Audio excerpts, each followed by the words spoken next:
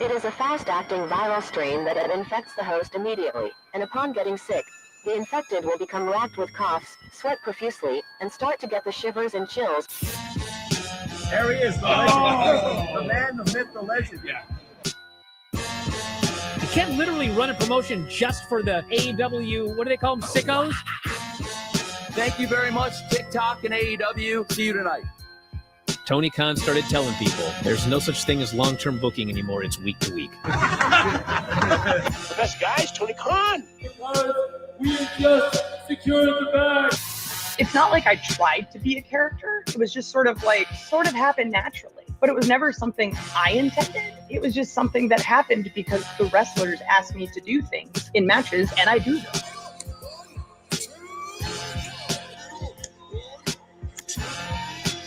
If you run a promotion just for the sickos, you're going to do 400,000 viewers eventually.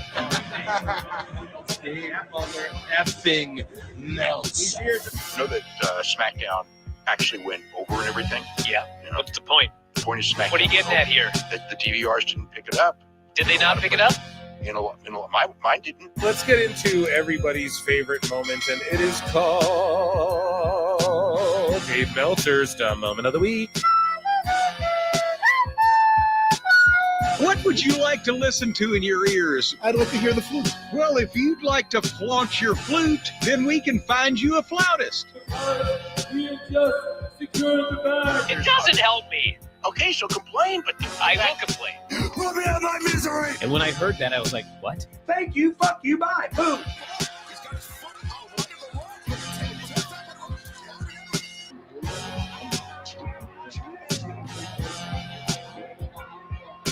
You got to run a promotion for everybody. The sickos can be the ones that buy tickets first and spend the most money on the merchandise. Because we just secured the bag. But, like, you got to promote for everybody. Then you'll have a lot of viewers. I think we proved a lot of so-called experts. We made them look like idiots. We're not going anywhere. Tony Khan's not going anywhere. You'll also be there on TNT. You'll be in 2 places at once. You'll be like my favorite movie. Time. So great, Pittsburgh. It's not like I tried to be a character. It sort of happened naturally. the best guy's Tony Khan. Keep themselves safe. I look and see it's not just me. Jeff, why do you insist on doing this dumb internet shit on TV? I look and see it's not just me. This place is a fucking joke, man. You're a clown. I quit. So many of us have stood where I stand. We are the young, so raise your hand.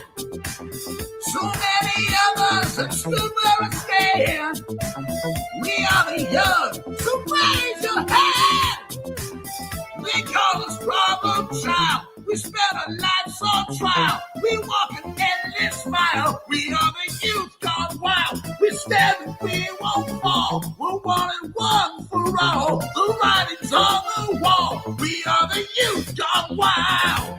No. It doesn't make logical sense. But it makes yes, of course. But it makes wrestling booking sense. Of course, this makes no sense. Of course, okay, it makes no sense. However, in pro wrestling booking, which often makes no sense, you would do that. It's about making money. It's not about anything else. Wrestling's always been about making money first and foremost. That's it. Yes, I look and see it's not just me. Last weekend was the greatest weekend in AEW history. This is the greatest week. I look and see it's not just me. Security, my safety, my life was in danger at a wrestling show. So many of us have stood where I stand. We are the young, so raise your hand.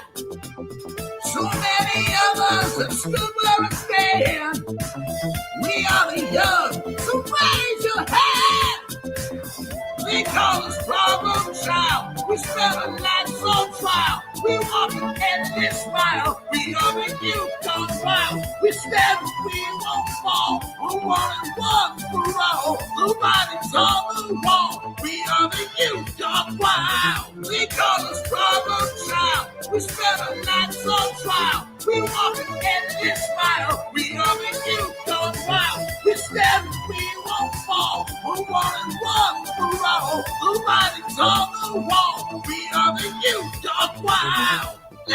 Wild. Yeah!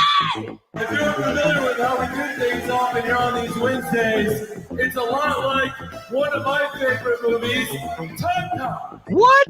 Fuck you. Fuck you. Yeah!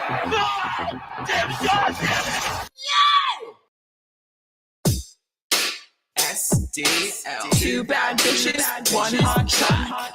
B3 CCA, bitch. Two bad bitches, one hot shot. Hello, hello. It's that B3 flow. You said you know me? I think you don't. My friends are rich and you're looking hella broke.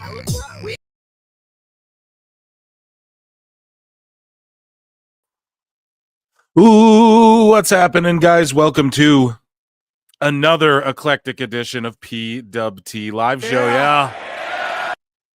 I am your host, the infallible Phil Marks. And yeah.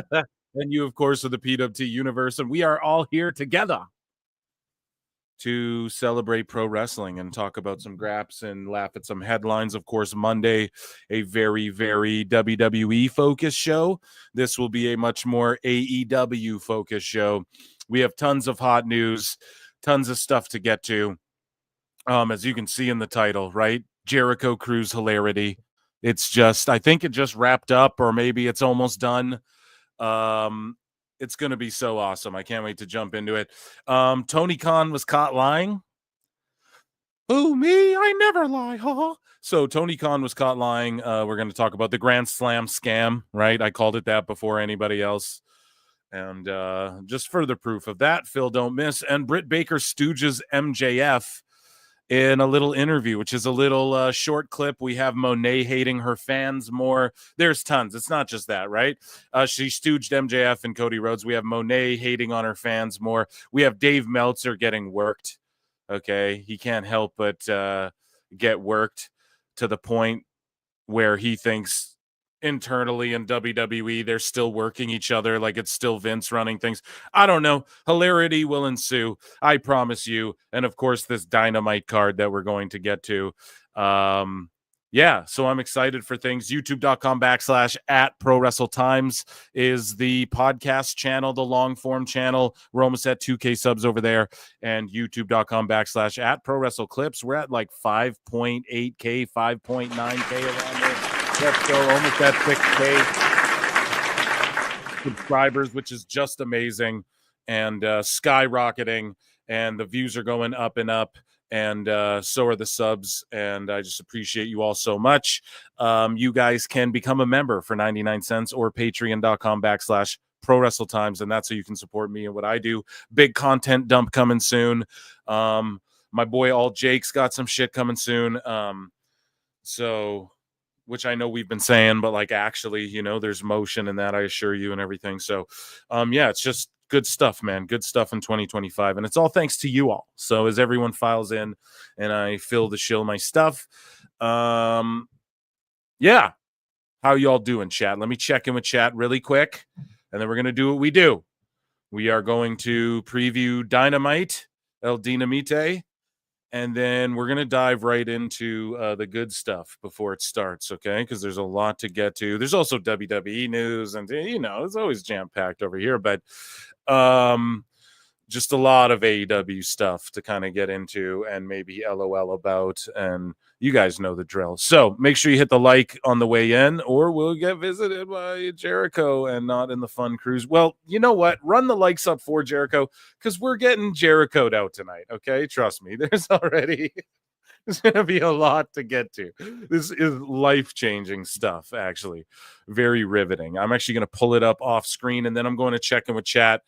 And yeah, I hope you're all doing well. I hope you're all excited for Cruise's Jericho, baby. So I'm actually just pulling it up here. Okay. And we're just going to go through pretty much the whole thing. I mean, I started pulling individual stuff, and then it was just like, no, we got to just roll through whatever they got posted. So anyways, okay. Chat, where you at? Chat, where you at? So Denisha Lane for 5 says, hey, Phil, just showing some love to PWT fam. Yeah. Everyone get a yee for Denisha. Thank you so much. And then Mark A. Hicks, a member for 10 months. Mark A. Hicks 2. Good to see you, buddy. And yeah, thank you so much, guys. 99 cents to be a member, or hit like because it's free. Okay, 100 likes. We run it up. That's the goal. So yeah, let's check in with chat really quick. Fill the shill with a heart. Yeah, dude. Yes, I got it, D. We just read it. Cheers. Test. What's up, Devo? Alt Jake. Well-ish. What's up? What's up? Hey, yo. Hey, Jake, Raz, everyone's saying hello. Okay, well, let's just jump into the goddamn shit, okay? Everyone's saying hello. Hippity hi. So basically, the taping for tonight, because they're just taping Collision, and I know that they've done it in the past, but it's just Rampage now. This is what Rampage was, folks, right? They would just do Dynamite, and then they'd tape Rampage right after, and if you were really unlucky, no, I don't want to, but you'd get some Ring of Honor. And then Collision, they would run that, but then they tape Ring of Honor around that for a bit, and then it just sort of, and they were also operating out of that studio for a little while, which was way better. That was way better Ring of Honor vibe. But anyways, though, not to dwell on the past, Penelope Ford versus Thunder Rosa on Collision. So this isn't tonight, but this is being taped tonight. So a 3-way trios match. So Shane Taylor Promotions, Garcia and Daddy Magic and the Angelo guy, or Cool Hand Luke Parker or whatever. I don't know these motherfuckers' names. Okay, whatever the Cool Hand Ange or whatever the fuck Jericho's calling him. We're just throwing shit at the wall here today, folks. And then you have the Undisputed Era, and they're in a 3-way trio. So that's on Collision. And then Mark Briscoe versus Fletcher. But then on Dynamite, so if you're in the building, you're watching them do double duty, because I believe we have Konosuke Takeshita and Fletcher versus the Hounds of Hell, no longer the House of Black, in an international all-star tag match. Like, where does he come up with these things? God damn. You what? Can't we just have a fucking tag match because we don't know like what the pecking order is in any division? Christ almighty. We have Timeless Tony Storm, who's back, who's doing like the Timeless gimmick on the boat. They just fucking fumbled the Return of the Timeless thing too.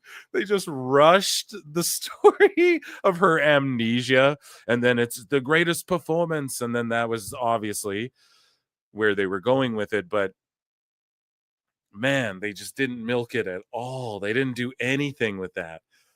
They had so much they could have did, you know, like Mariah May could have took her under her wing and stuff, like the same way that because again, they rushed the explanation as well of like, oh, Mariah May is under Tony's wing, and it could have been like Tony trying to imitate Mariah and shit like that, the way Mariah was trying to imitate her, which is sort of an imitation of her, is at least the way they pitched it. So much you could have did there. And then taking on Queen Aminata. So again, Queen Aminata's great look, solid, better. Hey, not to like lower one to raise the other, but better than some of the other girls, you know, just throwing it out there. There's some girls with belts in some companies, you know, that in AEW and ROH that might not even be as good as Queen Aminata. And she fucking just shows up to do the job. And it'll be a longer match, but she just shows up, loses. And it's unfortunate, man. It's not how you get people over, especially young talent, you know?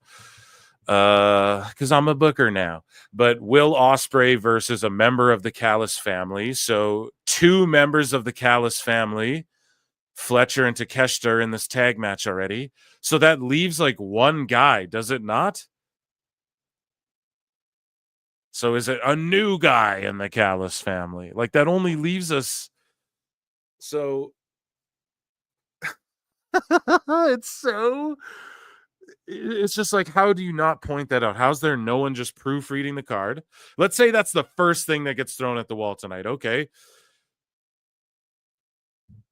You know, no one sees that and goes, well, it's kind of, unless you're introducing it. Well, we are.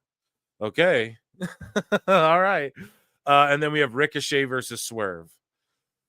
So we'll see, man. We'll see. I guess that will be you know what? I'm not even hating on Ricochet like at least he's trying, and it is better than whatever he was doing. If you want to stack it character-wise, like showing his range, is it the greatest shit of all time? No. There's a lot of gimmicks that weren't the greatest of all time, but it's just a matter of, I get it, people are over like stabbings and stuff in Minecraft. No, but like in AEW, right? We've seen this. So why is scissors a thing that Ricochet, you know? Why was like their hypodermic needle before? Okay. I get the house thing when they were going in each other's houses and shit, and the whose house and right? That was and I get it. They didn't flesh that out enough either, but just scissors, okay?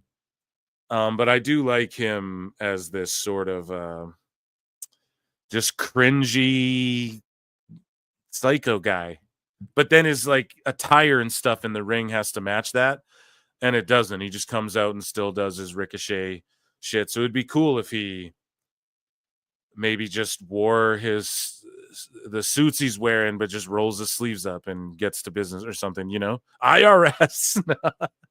But just change something about the demeanor in the ring too, and it would suit his more, because he's not doing all the crazy flips. Everyone thought he was gonna, and he is in like these triple threats. He does save it, and he'll do one or two a match. But is not, his finisher's a running clothesline, a sliding clothesline. You know, so he's not going there just hitting the 630 every fucking match. And probably because he doesn't want to do that. Like, why the fuck would you do that forever? But yeah, only 4 matches announced so the stopwatch marks for their wrestling. There'll be a lot of vignettes and promos and stuff, and then they'll complain, because that's what people are starting to do. They're complaining about, MJF and Jeff Jarrett are going too long. And yes, again, that's not the most compelling stuff, but, and again, I'm always the optimist here, but at least they're trying to like tell a story there, and then everyone wants to boo-boo on it. And I get it's not booked good either. They had 12 security guards run out on a show with a run-in after everything. And then they have 3 collision matches. I'm sure there'll be some random shit. Maybe Tony Khan was smart and he didn't announce. Maybe one of the matches gets made tonight, so there's a reason to watch the show. You watch it. Oh, fuck, later these guys are going to duke it out. That would be awesome.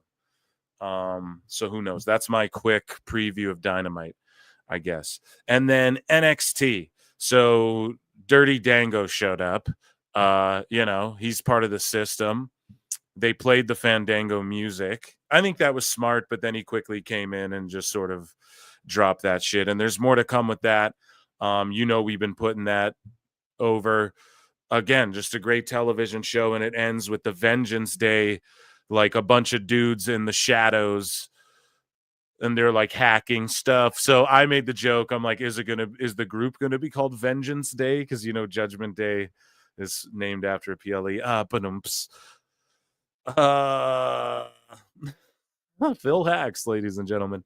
But Vengeance Day, there's gonna be this faction debut, tear shit up. Maybe they'll tear the ring apart, pal. Who knows with that? And that's my brief, quick review. I jump into it, but there's a lot to get to tonight. So, chat, how are we doing? Let me check in. 200 of you across both channels. So let's run those likes up to 100, please, on the Clips channel. I put a poll in both chats. Do you think Britt Baker will try to sign with WWE? Like, not will they sign her, but do you think she'll try to, or some news like that comes out, I guess? And less characters. So let me know what you guys think. Devo for 5 says, so I went back and watched all the Punk promos when he came back, and he definitely called out MJF in the first one back, and the Bucks L-Boob is a liar. Okay, well, I'll give you a liar for that. You'd have to cite specific shit and show me. Liar! I'm sure if the IWC called it out, though, Tell us what you know, you goddamn liar! we likely covered it on the show. I fucking forget a lot of the shit. So, but that's good. You went back and listened back, and we'll take your word for it for now. And just let us know in chat in what ways, like if you can remember a specific line or something. But he was taking barbs, and his whole entrance where he comes out and does the victory lap, I mean, that's clearly a shot at the Bucks. So yeah, no, unsurprised. F1WGP7, that sounds like a totally insane wrestling fed on the moon.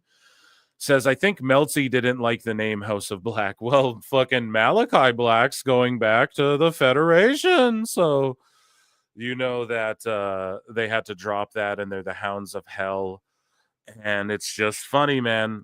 Brody King put that tweet out when House of Black from Temu or whatever, speaking about the Judgment Day. Fast forward 2 years later or whatever, and now Edge is approaching the Hounds of Hell and like, hey guys, you guys need to go your own ways, and or whatever, you need new leadership. And so is he gonna I mean, I know he's with FTR, but God forbid Tony Khan doesn't try and replicate that as well. Pete in Texas says, scissors, screwdrivers, pliers, toxic cleaner, plastic bags, fire guns, car crashes. He pivoted from rankings to 1998.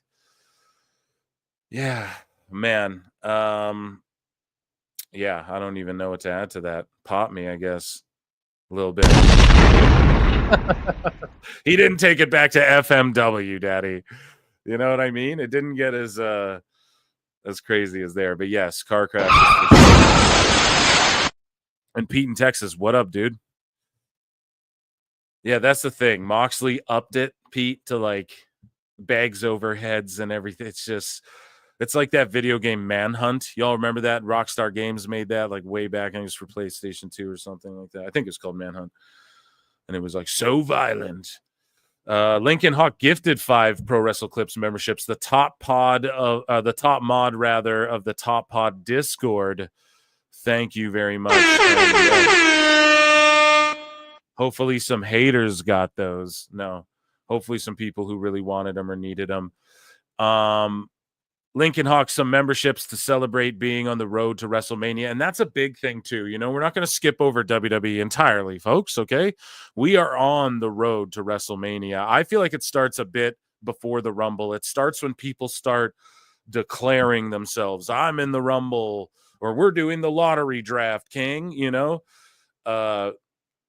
Here comes the pain, right? They spin the fucking wheel and then you get your number picked, and it's always 15 or 16.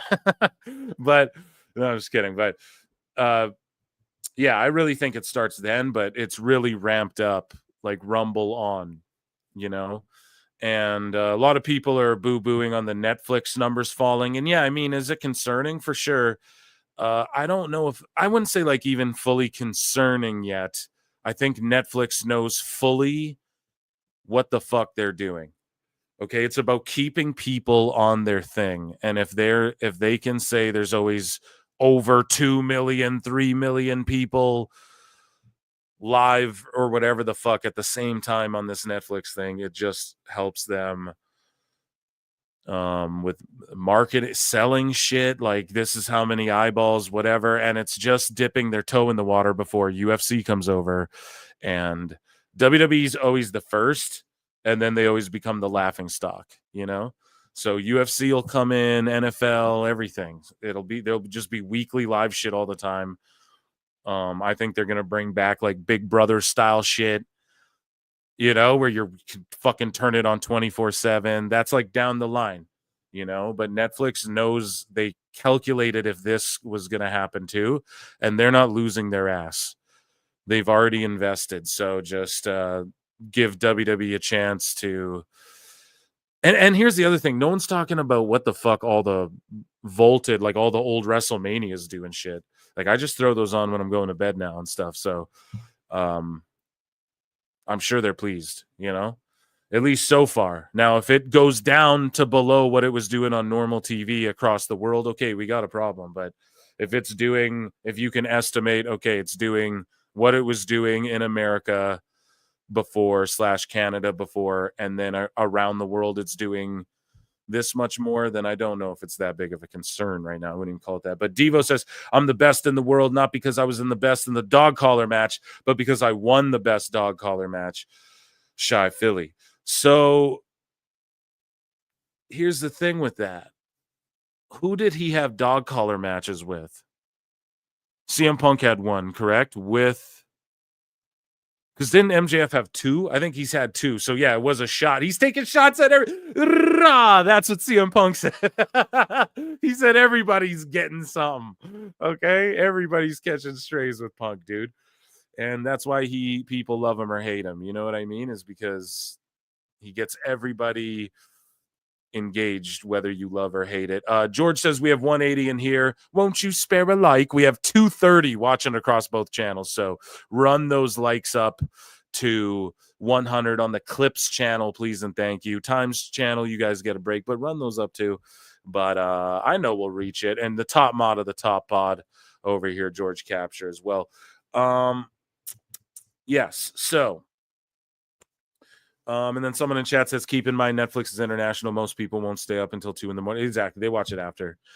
And it is what it is, man. It's in everyone's faces. Speaking of in everyone's faces, let's head over and let's run those likes up to 100 for Jericho. Okay. Let's head over to, I guess, do I play Jericho to set up? Stupid idiot. No. So we'll go over here. Catch a wave, man. And 6 on the beach. Okay. The rockin' ragin' wrestler at sea in comedy or whatever went down. Okay. And there was a bunch of hijinks. Will Ospreay's lit as shit. There was craziness that went down in the overseas, abroad. Lots of talent that I was like, holy shit, Tony let them go and do this.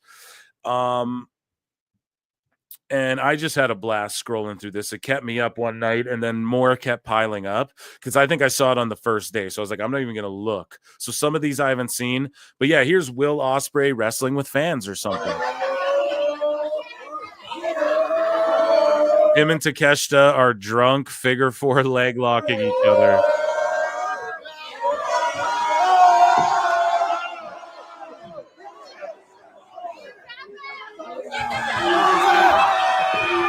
Oh my God, this guy just face plants. Oh, Jesus Christ. Yeah, I didn't see this. Wait till we get to the musical performances.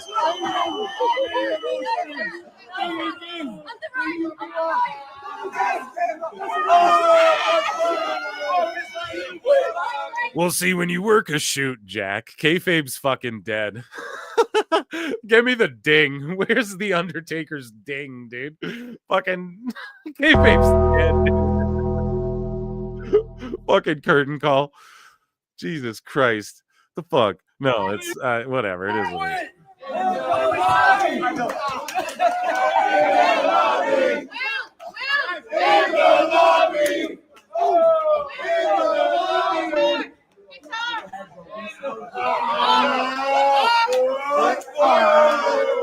Oh my God, chat.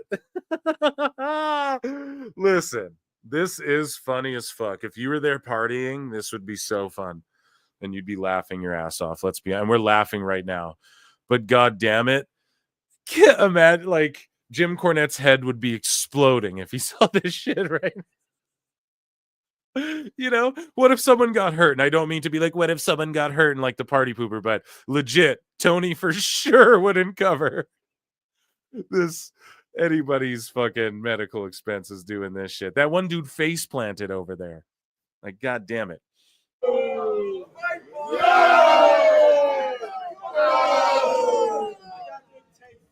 Come out!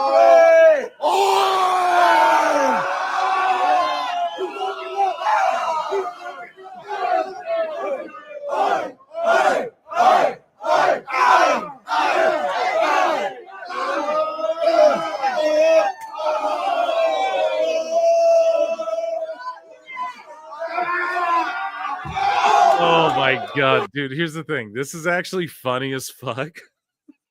But what isn't funny is when they do the same shit on Dynamite. Like, okay, do this. This is fucking funny, but then don't do this.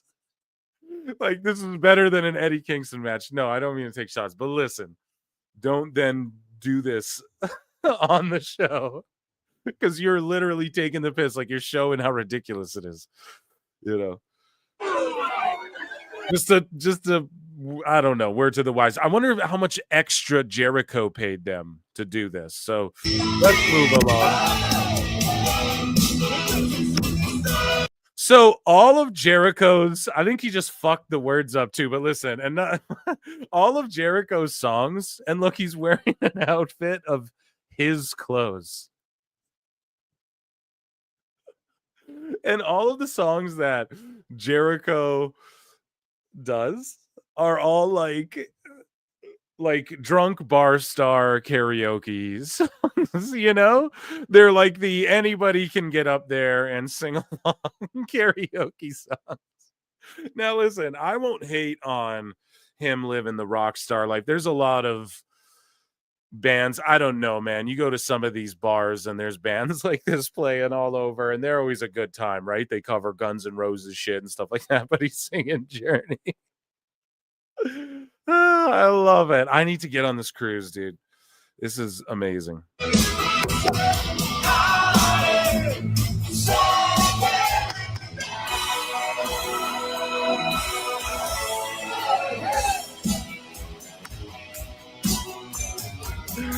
Oh yeah, we're getting yellow flag tonight, dude. Daniel Garcia's here body surfing.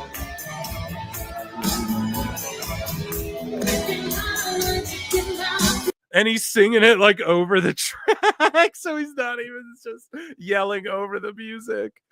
Oh, I love it. It's amazing. Is that actually Daniel Garcia? I was kidding.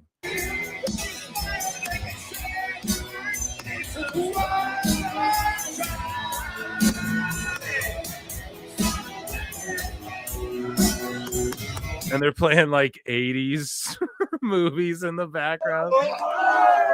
Oh man, these two guys throwing down.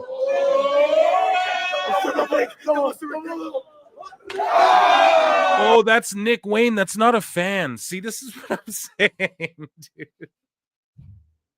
This is what I'm saying, okay? I don't know. Stupid idiot. Are they fans? Are they wrestlers? I don't know. Oh my god. Hilarious shit. Yeah, I want to go on this cruise, man. This would be awesome.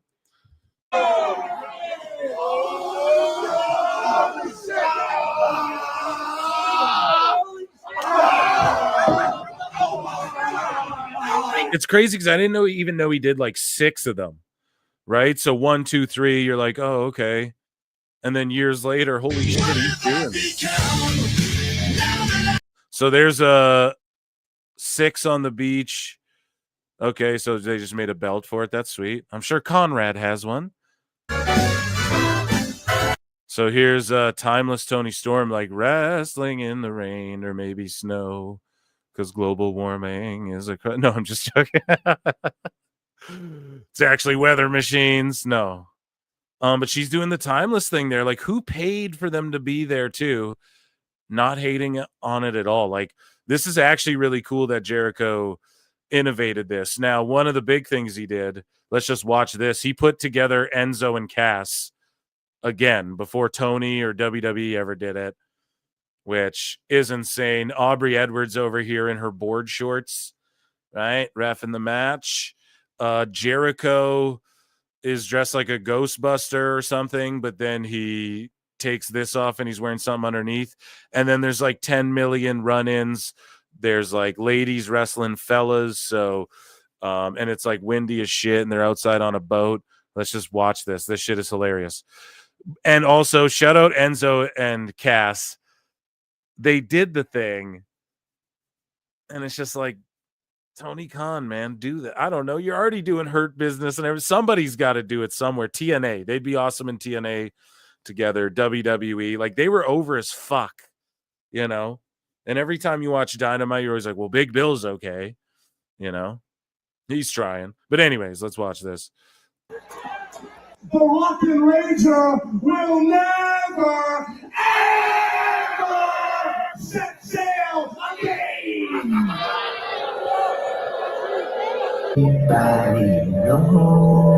Enzo, dude.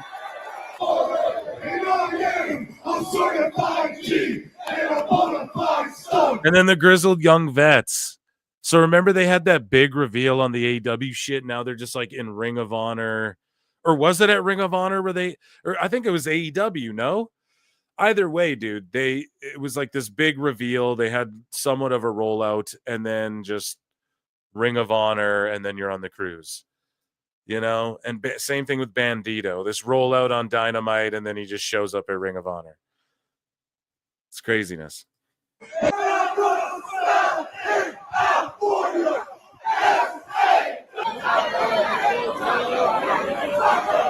Taco Cat.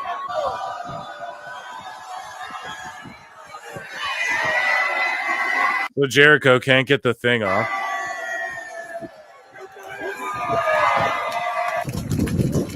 And he's wearing a Taco Cat onesie. You guys see this shit?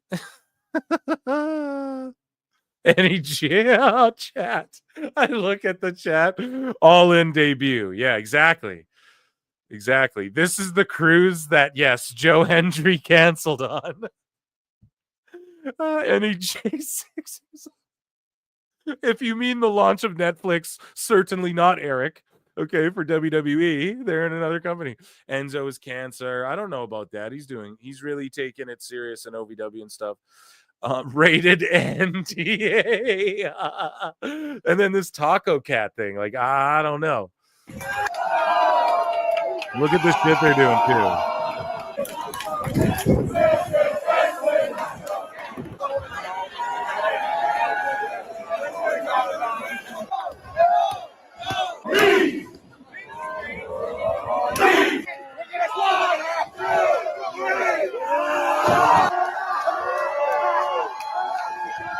Jericho's wearing Tony Khan's pajamas. Like, where the fuck did he get those?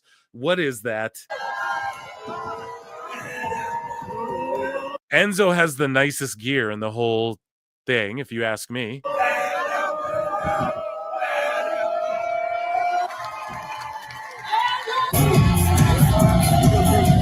Curry, man. Yeah. And hey, guys, Hendry couldn't do this cruise, quote unquote, but he could do Ariel Helwani show. We'll let you decide. Oh yeah, you needed extra visa work. No, for real.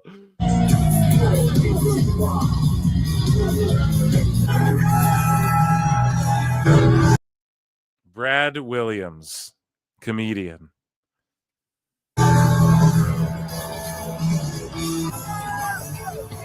Jushin Tiger Liger. Oh my God. So not even, it was like report a problem. I don't know if that's phantom button presses or what, but I don't know what the fuck. I'm not trying to report nothing, son. We love this. We need more of this. I'll report it to get more of it, please. Phantom button presses there. Sorry, chat. But Jushin Tiger Liger. Now, this isn't Jushin Thunder at all. Like the dude coming out here. That's someone in a costume. Yeah, I don't know. So who's maybe take the mask off? So see, spit mist. It's Malachi. I actually re-signed him. This is his big re-debut and his new gimmick. Jushin Tiger Liger. And then Timeless. Or unless that was Jushin, who's a legend. But Tiger Liger, that's Jericho, no?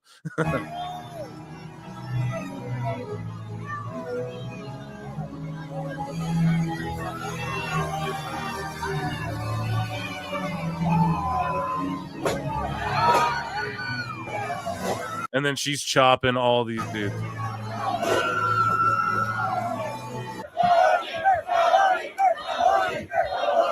Sexy Luther. They're chanting Sexy Luther, and then Luther's there.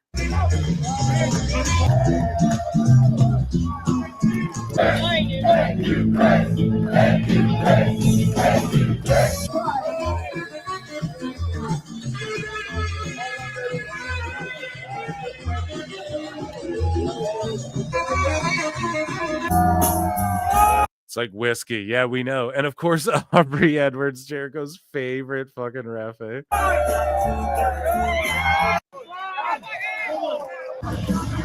And then Daniels, and isn't he like talent relations or whatever? So, women's Oceanic champion Natalia Markova. I believe she's an NWA talent.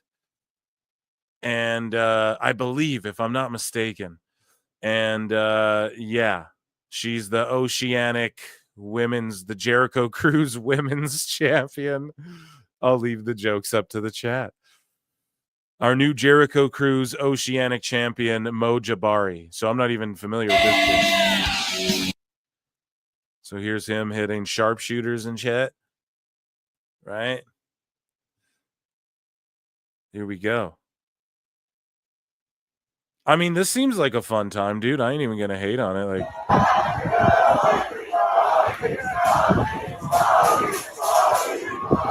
it's just outrageous that Ricky Starks can't work GCW because you're fucking mad at him. But Tony Storm can go do this gimmick that you've been fucking... Oh my god, it's just ridiculous. It's so crazy. You got Osprey, the guy you're paying fucking how many million to, and he's like having a wrestling match with who I thought was fans in a lobby. Turns out it was just Nick Wayne and some other guy. But like, Jesus Christ, man, it's crazy.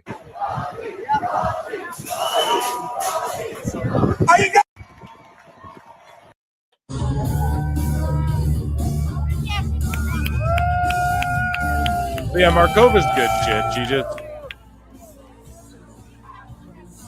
She's like, she would do really well, probably. I don't even know. She's just a little green, you know. But here we go. Conversation with Tony Storm, hosted by RJ City. All right, okay. Give me a second. Let her prepare. Quiet, please. You're wrestling. I don't know, there's Beefeater Gin. Please be quiet. Is everyone ready? Yeah! Okay, begin. You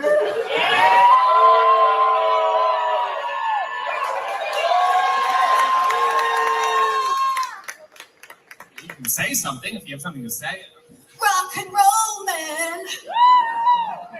Are you ready to see the next part, though, where I Are you ready for the metamorphosis? Yeah!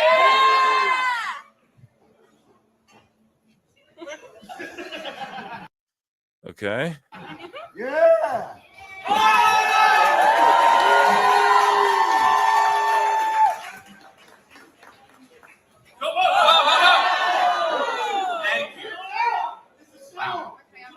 Yeah, Tony's fun. For a while on Dynamite, her just running around doing shit was the only stuff. Harley Cameron there was the only stuff worth watching. Jesus Christ, no, I'm not trying to get phantom button press. Dressed when fans show up in PJs with Chris dressed up as David Bowie. Oh God. It was actually just supposed to be David Bowie, but the print came out fucked up. So they're like, hey, Chris, it's you. So here's all the merch. Hi, guys, merch. Here we go. Let's listen to this. Oh, yeah.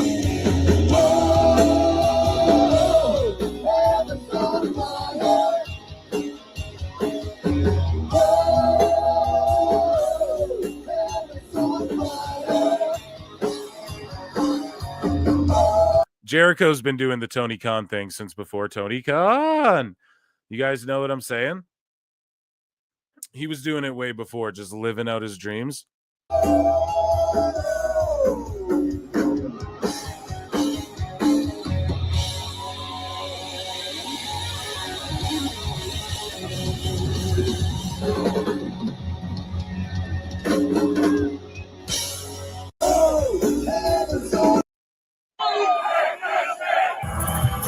Like Ricochet's on this shit.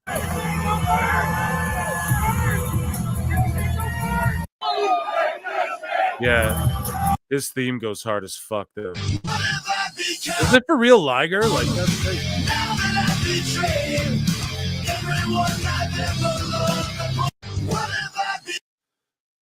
That is insane. Amazing. If that was him. And he stayed in gimmick on the boat the whole time.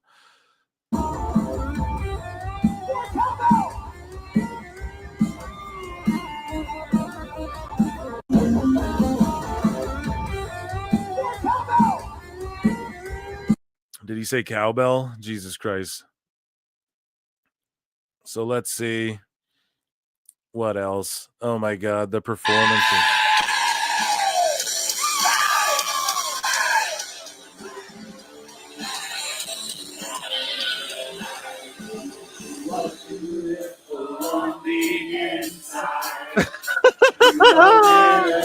Yes. And I will drag you down and sell you out. Run away. I am cold like self-bestowed. Yes.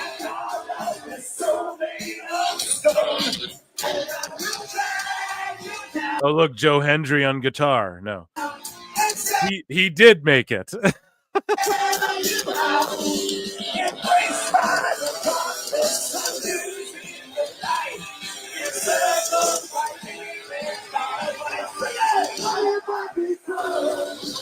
The kick, the Jack Black kick.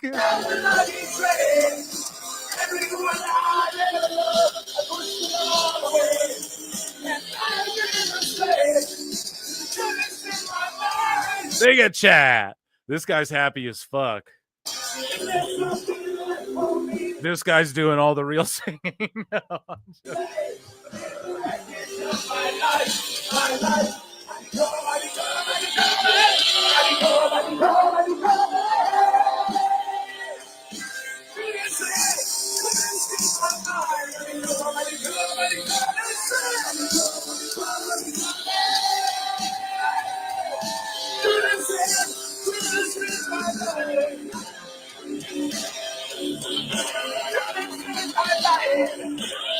Judas in my mind. I love it. I love it. It's the whole fucking performance or what? Okay, let's move on here. So they're toasting. Oh, like double. She's doing back-to-back shows. And like, are you getting paid per match?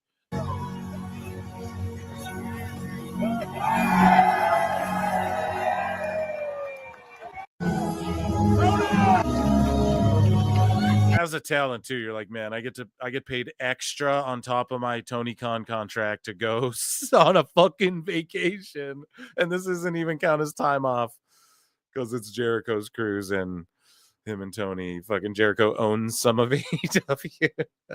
No, alleged. No, that's not even. That's me just talking shit.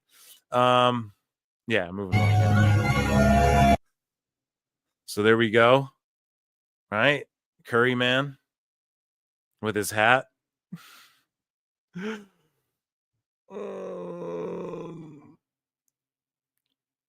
don't want to be that guy. With the hat, no? Oh, thank you so much. Coffee, everyone. Coffee break. Excellent stuff. Curry Man with that hat on. I wonder if he wrote her. All right. I'm a dick. I gotta go. Okay. Let's see what's going on here. The Outrunners. Yeah, I'm such an ass. Jealous, don't like looking like a clown. I give you every night and day. You broke my heart, you took my life away. I hate myself. Harley Cameron can like actually sing really good. Of course, Jericho's to come up here and duet with me. They do the down. Devo says, LMAO, that's Nick Wayne, not a fan, dead. Yeah, I'm sorry for keeping you waiting too. So much Jericho Cruise. We got lots more too. We're going to have fun tonight, ladies and germs. And I'm being for real, okay? I'm being for real, okay? I just got to say my truth, and that's what it was in that moment. Rabid Wolverines LC Killer 17 for 5 says, breaking news, okay? The Dark Side of the Ring boat ride from hell episode coming soon. You what? Yeah. Jeepers, man. One of these days. No, I think they keep it profesh, but that match, come on, in the lobby, and they're chanting like in the lobby. You know, Cornette. Thank you, fuck you, bye, boom. Oh man, yeah, that's funny shit. Thank you guys so much, and you just check with chat. Oh my, I'm sorry, guys. Joan Jett just sang with Nirvana, dude.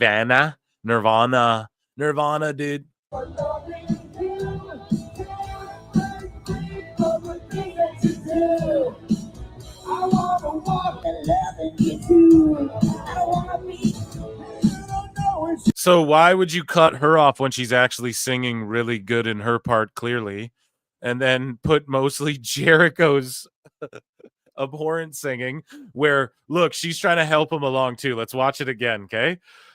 Where like the easy part that anyone could sing, he is singing it, and then when it gets to like actually hitting notes and he goes and grabs her on the shoulder like, please save me, and then she carries him along. Watch. You were missing last night. Wanna say forget it. Just for slide. The duet.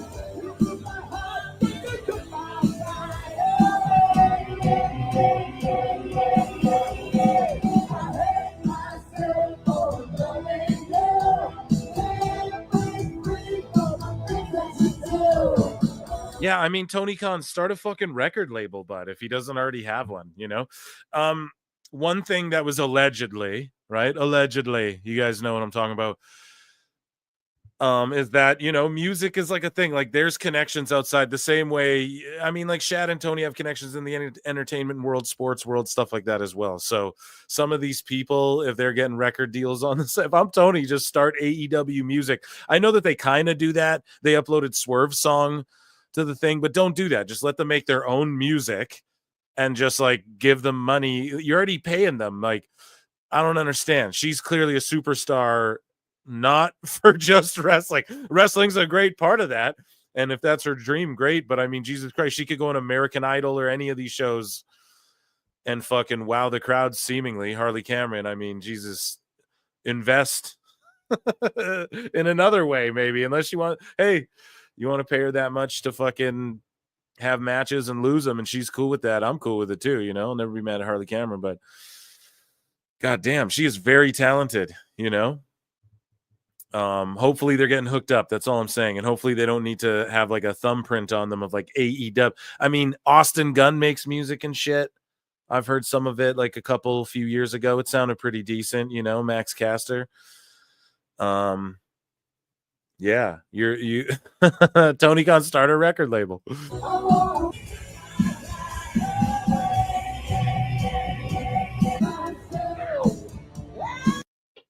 my suit and tie. I'm gonna leave it all on the floor tonight. And you got mixed up too nice. Let me show you a few things. Oh,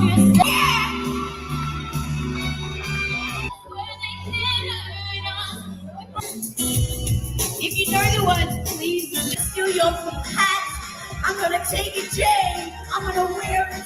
I'm gonna wear it all day and all night. It's gonna be fun. Yeah, she should be in movies and stuff, no? She just seems like if you put her in a room with like fucking Kristen Wiig and that cast of characters, she'd be like able to riff off them and be funny and shit, I think. I don't know.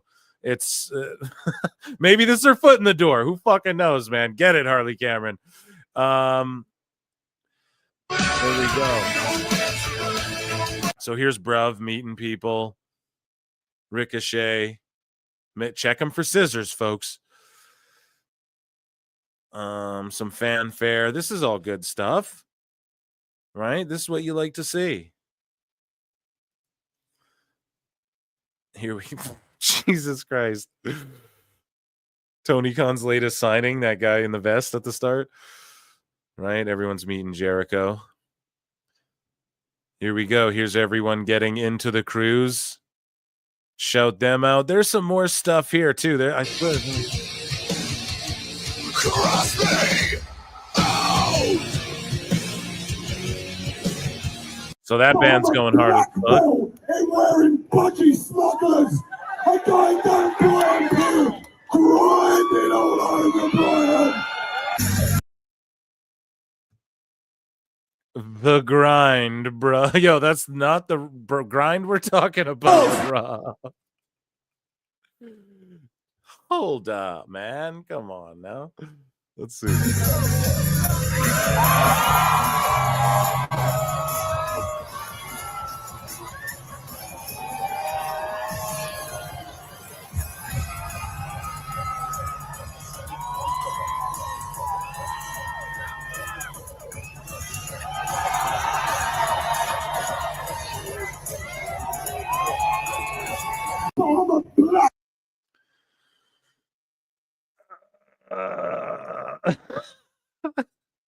Hey, man.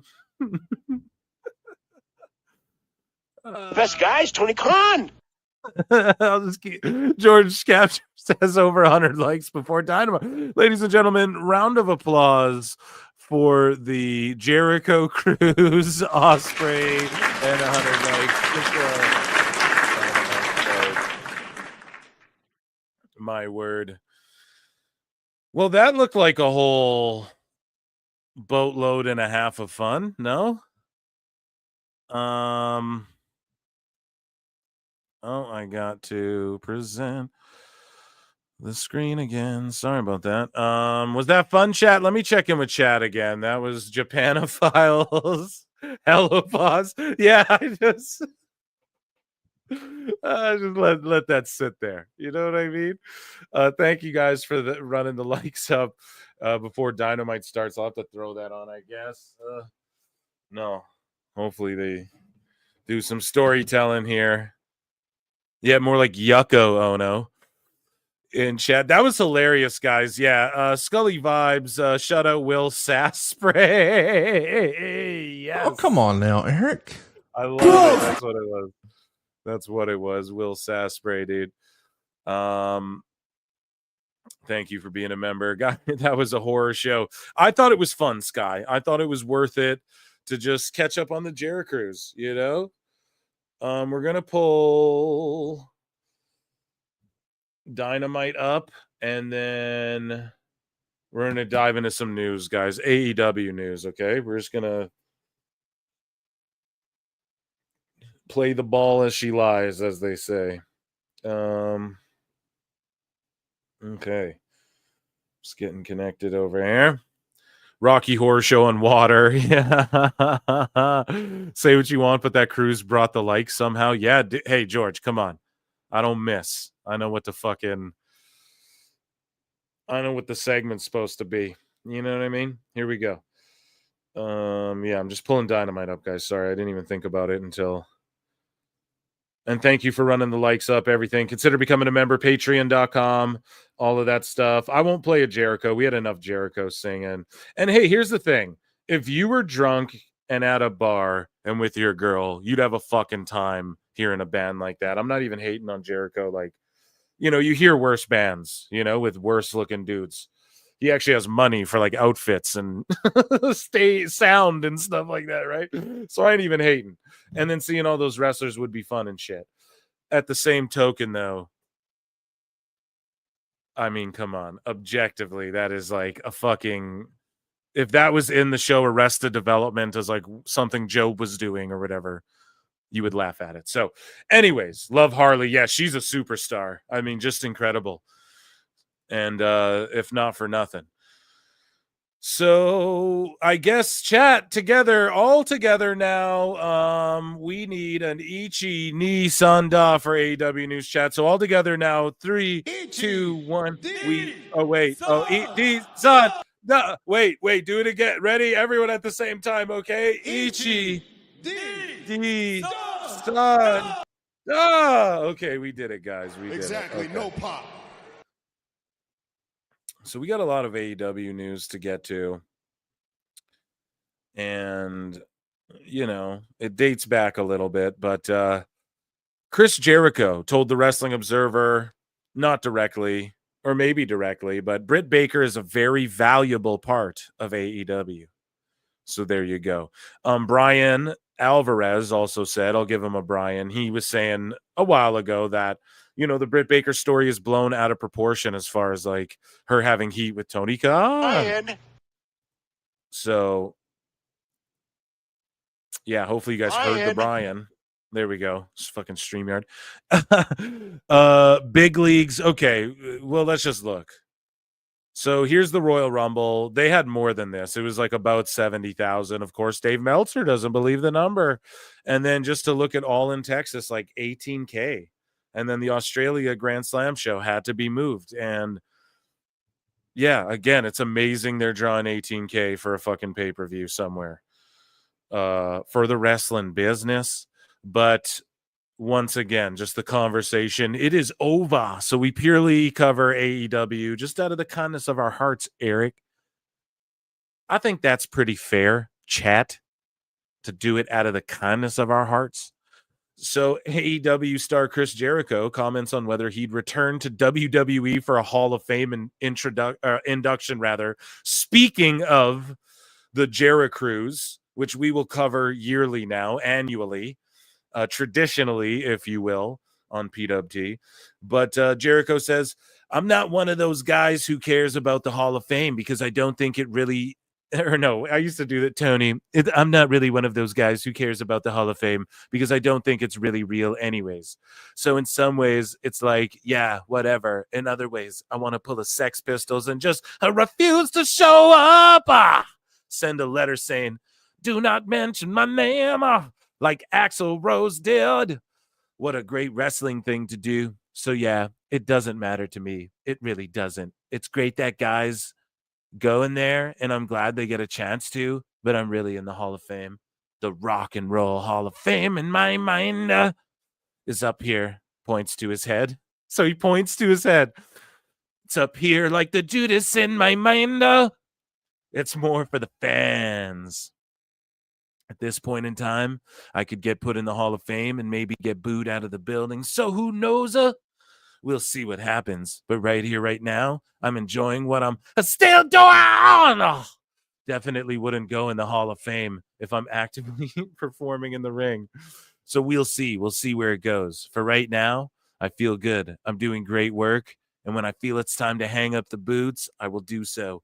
Until then, I'm just enjoying being being a part of the business as I always have for the last 34 years. The youth, and I'm still the youth gone wild. Tomorrow.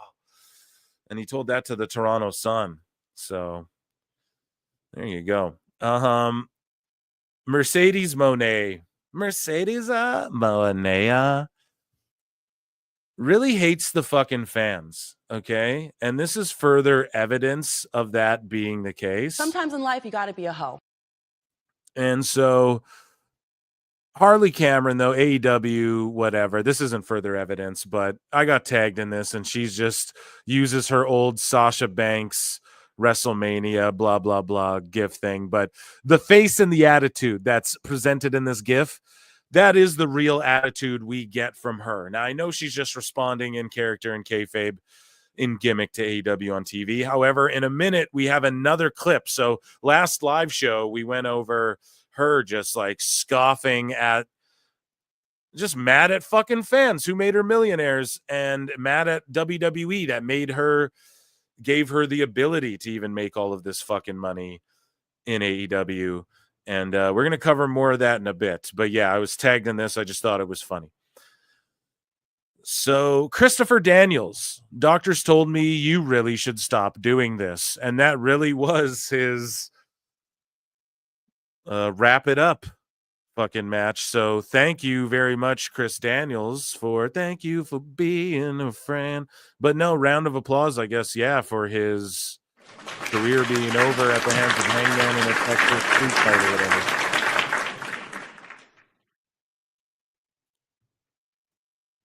So moving along. Let's see. Collision, Fast Nationals. 100. Now we have the real ratings. So for people who are like, the Fast Nationals don't mean nothing, they still indicate, Alfred has broken it down on the show. We talked about it ad nauseum. But the Fast Nationals, 186,000. Okay, look at the shit. I skipped this Collision this week. How about that? I just fully admit it. Fuck it. Maybe I'll throw it on because I feel guilty, but fuck it. It's already Dynamite. And look at, they're doing this stuff. They're doing Batista and Triple H. This was, I think, head-to-head with the Rumble. We're trying to be different. We're trying to be different, guys. And listen, I definitely didn't do a rah-rah speech again before this match, but I will do one tonight. Just watch and see. And it's okay if Tony Khan wants to relegate me to fucking Collision, as long as I can feed my daughter and my family. So, I don't know, man. They're doing plier nose stuff. That's just not going to win anyone over. AEW announces that AEW Dynasty will be at Philadelphia. So their Philly pay-per-view debut. Dynasty comes to the Leah Kouros Center April 6th. Be a part of history, etc., etc. And yeah, I don't know. That is on April 6th. So the week after Mania, the weekend after Mania, I guess. So back-to-back streams on Sundays, I guess. No, we got to figure out the Mania thing. I still don't know what I want to do. Right? So anyways, Tony Khan congratulates Megan Bayne, who is officially All Elite. So there you go. Hopefully she's featured on Dynamite and stuff like that. Surprised she wasn't on the cruise. Danhausen breaks his silence on his extended television hiatus. He was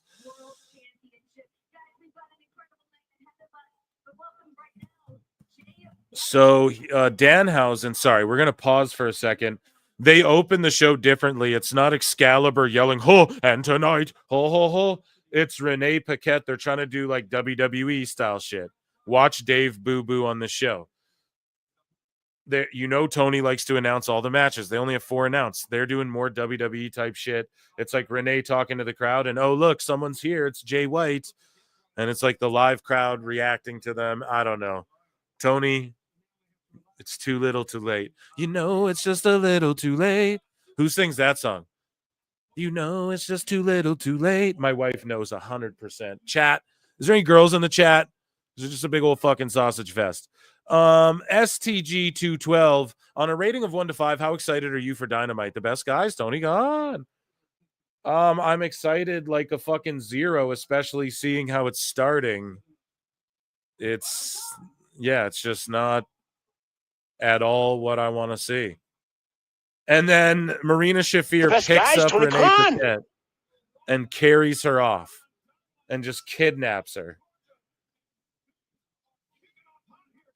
So it's just starting with these same guys brawling back to the well, the same old shit over and over and over and over and over again. They don't get it that no one wants to. Sky's been a member for 5 months. Thank you for the super chats. Thank you for becoming members, guys. Keep doing that, please. Support what I do. I don't have to do fucking ad reads and shit like that. Although I am shilling my WWE affiliate link a little bit more because it fucking does work. And also, just Patreon and shit, please. And I appreciate it. I'm going to do more and more shows, more and more streams, guys. Okay? You're all so lovely. JoJo sings that song. Thank you so much, Diamond J. You know, it's just too little too late. That's what that shit is right there, okay? So they're brawling it out. Who's seen this 30 fucking million times? So Danhausen breaks silence on his extended television hiatus. He was on Giga Chad Van Vliet's show, okay?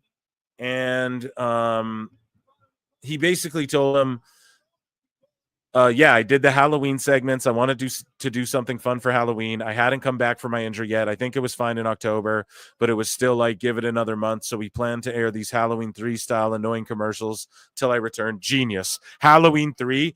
If you guys are fans of the Halloween franchise, Halloween 3 has nothing to do with Michael Myers. It has to do with like fucking these masks that like take people over. I believe it's Halloween 3 or 4. 3, I believe. And so, yeah, that would have been amazing. Danhausen would have crushed it, but nothing came of that. And he was like, for a long time, I was just there, not doing anything. If you don't have anything for me, that's fine. But I felt like I needed to find something. Yes, I was backstage for some of that, but not all of that. And you know what's crazy is that even when he debuted, he was like hurt and shit, and he still did it for them. You know? I always looked at it as still representing the company, even in a way, even if I wasn't on TV. I came back at Hammerstein and there was a big reaction. Now it's about seeing where things go and what'll happen next. So get Danhausen on fucking TV. People want to see him. He's a Punk guy. Okay. You know, when that shit went down with Punk and them, and Punk's like, I got guys behind. I'm not going to say who they are. It's fucking Aleister Black and Brody King and Danhausen, and the people you think it is, that's who it is. Okay. So it's fucking years later. How long was that brawl out shit? Okay. We can talk about it now. Fuck it. And so, yeah, Danhausen, book him. I know he blocked me and shit. I'll still forever be a fan, and get him in NXT even. He would just be funny, like invading the show the way Hendry did and stuff, but in his own way and just messing with people. And then how you get the curse thing over is he curses people, and then something happens where it's totally explainable. Like he curses you, you get the Miz. Like, let's say he's in WWE. He curses the Miz gets freaked out. Who is this? Turns around, trips into a pin or something, or like distraction pin, or like dude's lace is untied, or so, like, so any shit that's explainable rather, so that it suspends disbelief still, right? It's like, well, he's not actually cursing people. That's how you do it, you know? And I know they tried to do a little bit of that in AEW, but it just they didn't get it across. They didn't run with it enough. Speaking of AEW, Elijah, FKA Elias, walk with Elias, right? Now Elijah on the Indies is with the Righteous, okay? And I like this. I think they should have left Lance Archer and Jake the Snake with them too. But he's like the guitar playing dude in this creepy faction, and I fucking love this. Of righteous men, and they were of one mind and of one spirit. If you guys can see, I know it's little on the screen. I don't want to get Don Stevens, but if you guys can see, like, he has a white guitar in all of this. I love it. Bring him into Ring of Honor, bring him into AEW, whatever you're gonna do. I think Elias would be good in TNA or whatever, and I'm surprised they didn't jump at him, or Elijah, I guess now. But it's good to stick him with these guys. Like, this is 2K fantasy shit where you go, nice move. And I don't know whose idea this was. I'm sure it was pitched to Tony McCon. Amongst the dead, spreading their message of truth in a world full of wicked lies. And to those who responded to the call, and remember, they had the Righteous come out like breaking people's legs, ankles, and shit in Minecraft leading up to that match with MJF, just for them to completely drop it. And then no fucking MJF, like no MJF story, no push, no main roster, anything. He 2-on-1 them at a pay-per-view just to fucking, for them to go back to Ring of Honor. Like, just terrible.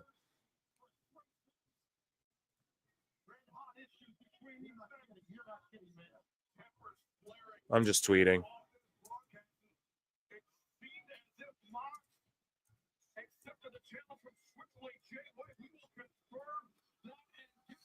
Here we go. Sending out a tweet. Boom. And then something to bookmark that I see here. Really quickly. You guys will enjoy that. I'll put that in miscellaneous, I guess, because we don't really know. Okay. So we have the world title match set, Edge and Moxley. So is that for Revolution or another show? I have no clue.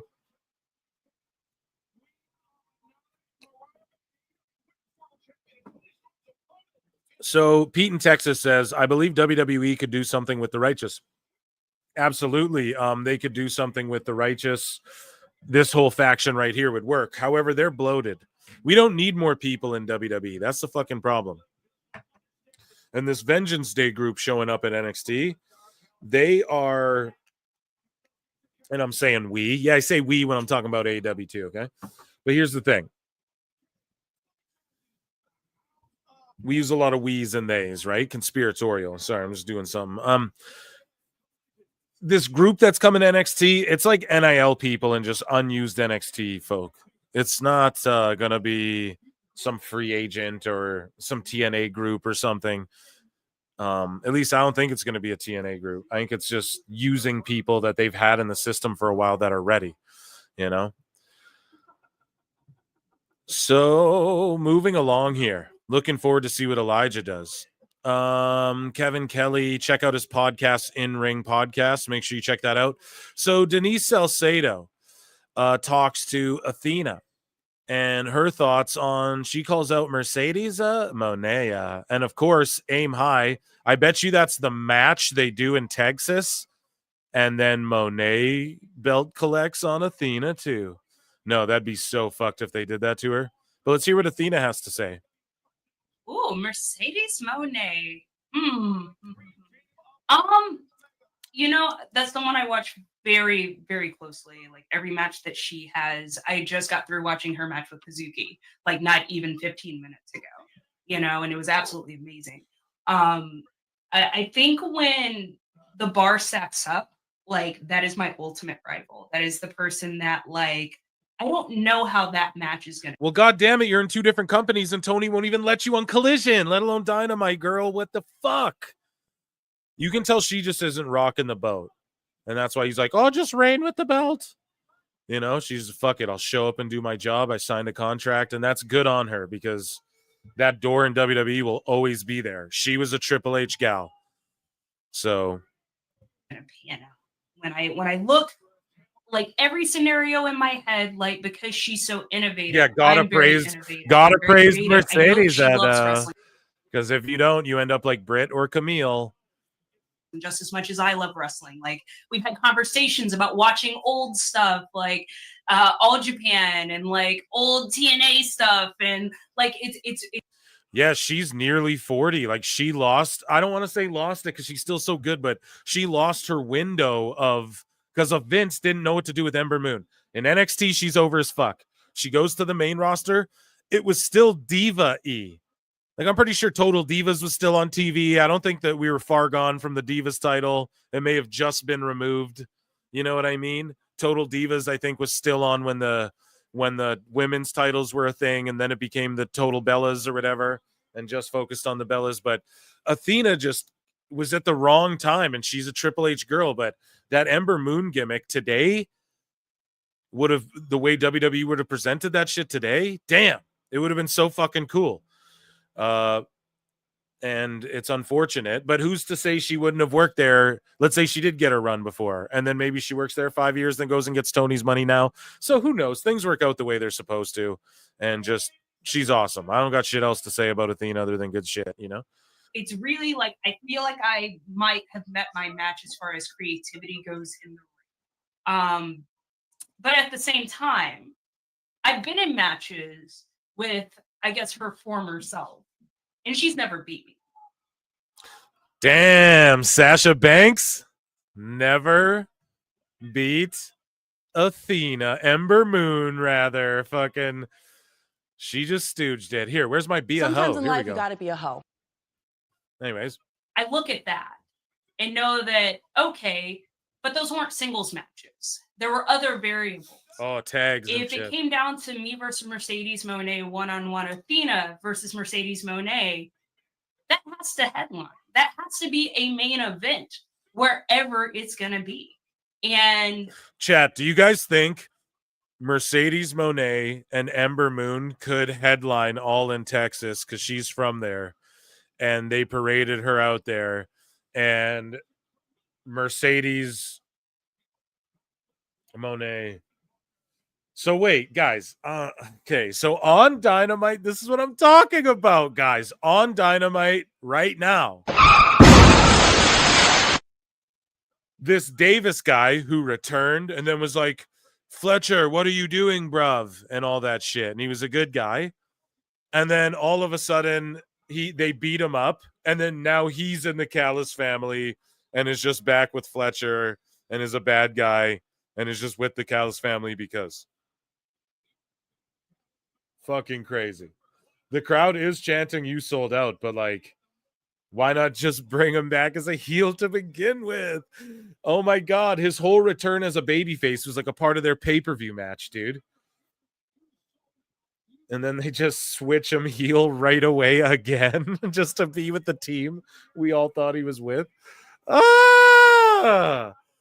Jesus, man. There's never... The best guy is Tony Khan. It's never going to get better. I'm down, though. Like, listen, I'm down with Aussie Open just being a fucking team. They always should have been. But listen, they shouldn't have brought this guy back as a babyface and then had Fletcher and them all beat him up, and then he goes to Ring of Honor as a babyface, loses that in that 4-way, 5-way match or whatever, and then now he comes back as just a fucking heel out of nowhere to the Callis family, with the Callis family, who he's like who he was beefing with. So stupid. And then he came back in that pay-per-view, dude. Am I wrong? Am I missing the story here? Like, wasn't he...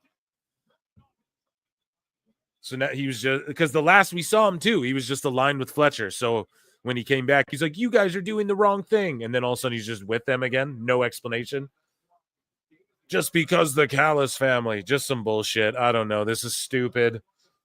But yes, this guy should be a big, nasty, snarling heel who is, I don't care if Ospreay's, he should be with Fletcher and shit. And healing. That's his moves set and everything. So yeah, I don't know. There's nothing wrong with this, but like, what the fuck, Tony? Short-term goldfish brain fucking booking over here. God damn it. I can't even focus on Athena anymore. Athena versus Mercedes, folks, okay? I don't know what we were babbling about, but now... Oh yeah, would Tony Khan actually let women main event the show? I just don't see it happening. We went over the Jericho Cruise stuff. Here's Aubrey Edwards' shirt here. We already talked about that. So Jeff Dye, who... he's a comedian. He does the podcast WWF Wrestling with Friends or Wrestling with Freddie Prinze Jr.'s podcast. He sometimes co-hosts it. And Jeff Dye says AEW used to feel like a house show in a good way, and now AEW feels like a house show in a bad way. And that's what I'm saying. It used to feel like a fun indie, and now it's just it's like you can't do that on TV week in and week out. It's just going to drive someone insane. You know, that's why an indie's like, oh, they're doing a show once every 3 months or 2 months or once a month. And you're like, fuck yeah, this local thing. I want to support this. But when it's constantly, because that's what I mean. If you're on the Jericho Cruise, I know it's hilarious. We're mocking it and some of it and shit. But if you're there, you're having a blast, dude. You're singing right along. You're so drunk. It doesn't matter if Jericho can sing good. You know? So, and it looked like a good mix of people there and everything. So, but anyways, Jeff Dye nailed it right on the head there with that one. So here's a little more Jericho Cruise stuff. It's just basically the full clip. We didn't get the full clip. If you want to mess with this, yes, one of the best. Enzo and Big Bill reunited during Jericho's latest cruise. So let's just watch the full minute-long clip here, because reunited and it feels so good. My name is and I am a certified G and a bona fide star, and you can't teach that. And this right here, this is and he's 7 foot tall, and you can't teach that. But who really got to the room? How you doing? Over as fuck still.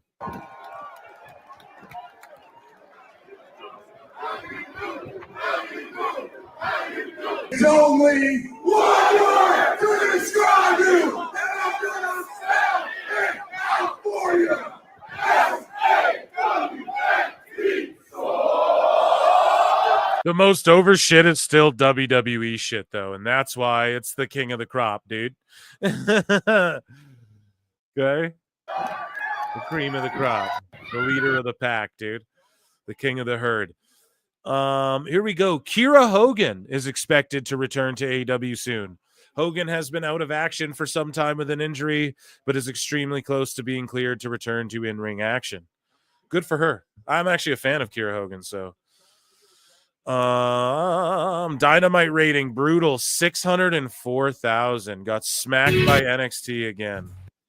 Mercedes, congratulations on the win. This was your first Dynamite main event. How did it feel going out there, and what are your goals heading towards this year? How did it feel? It felt like, yeah. What the fuck? Is that some sort of meme or something? Shut up, bitch! What was that? Here, I gotta play that again. Mercedes, congratulations on the win. This was your first Dynamite. Where's my eyelash? Yeah. Main event. How did it feel going out there, and what are your goals heading towards this year? How did it feel? It felt like, yeah.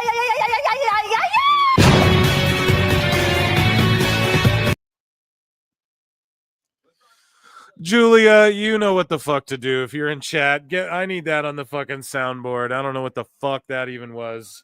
You know what to do. Let's go.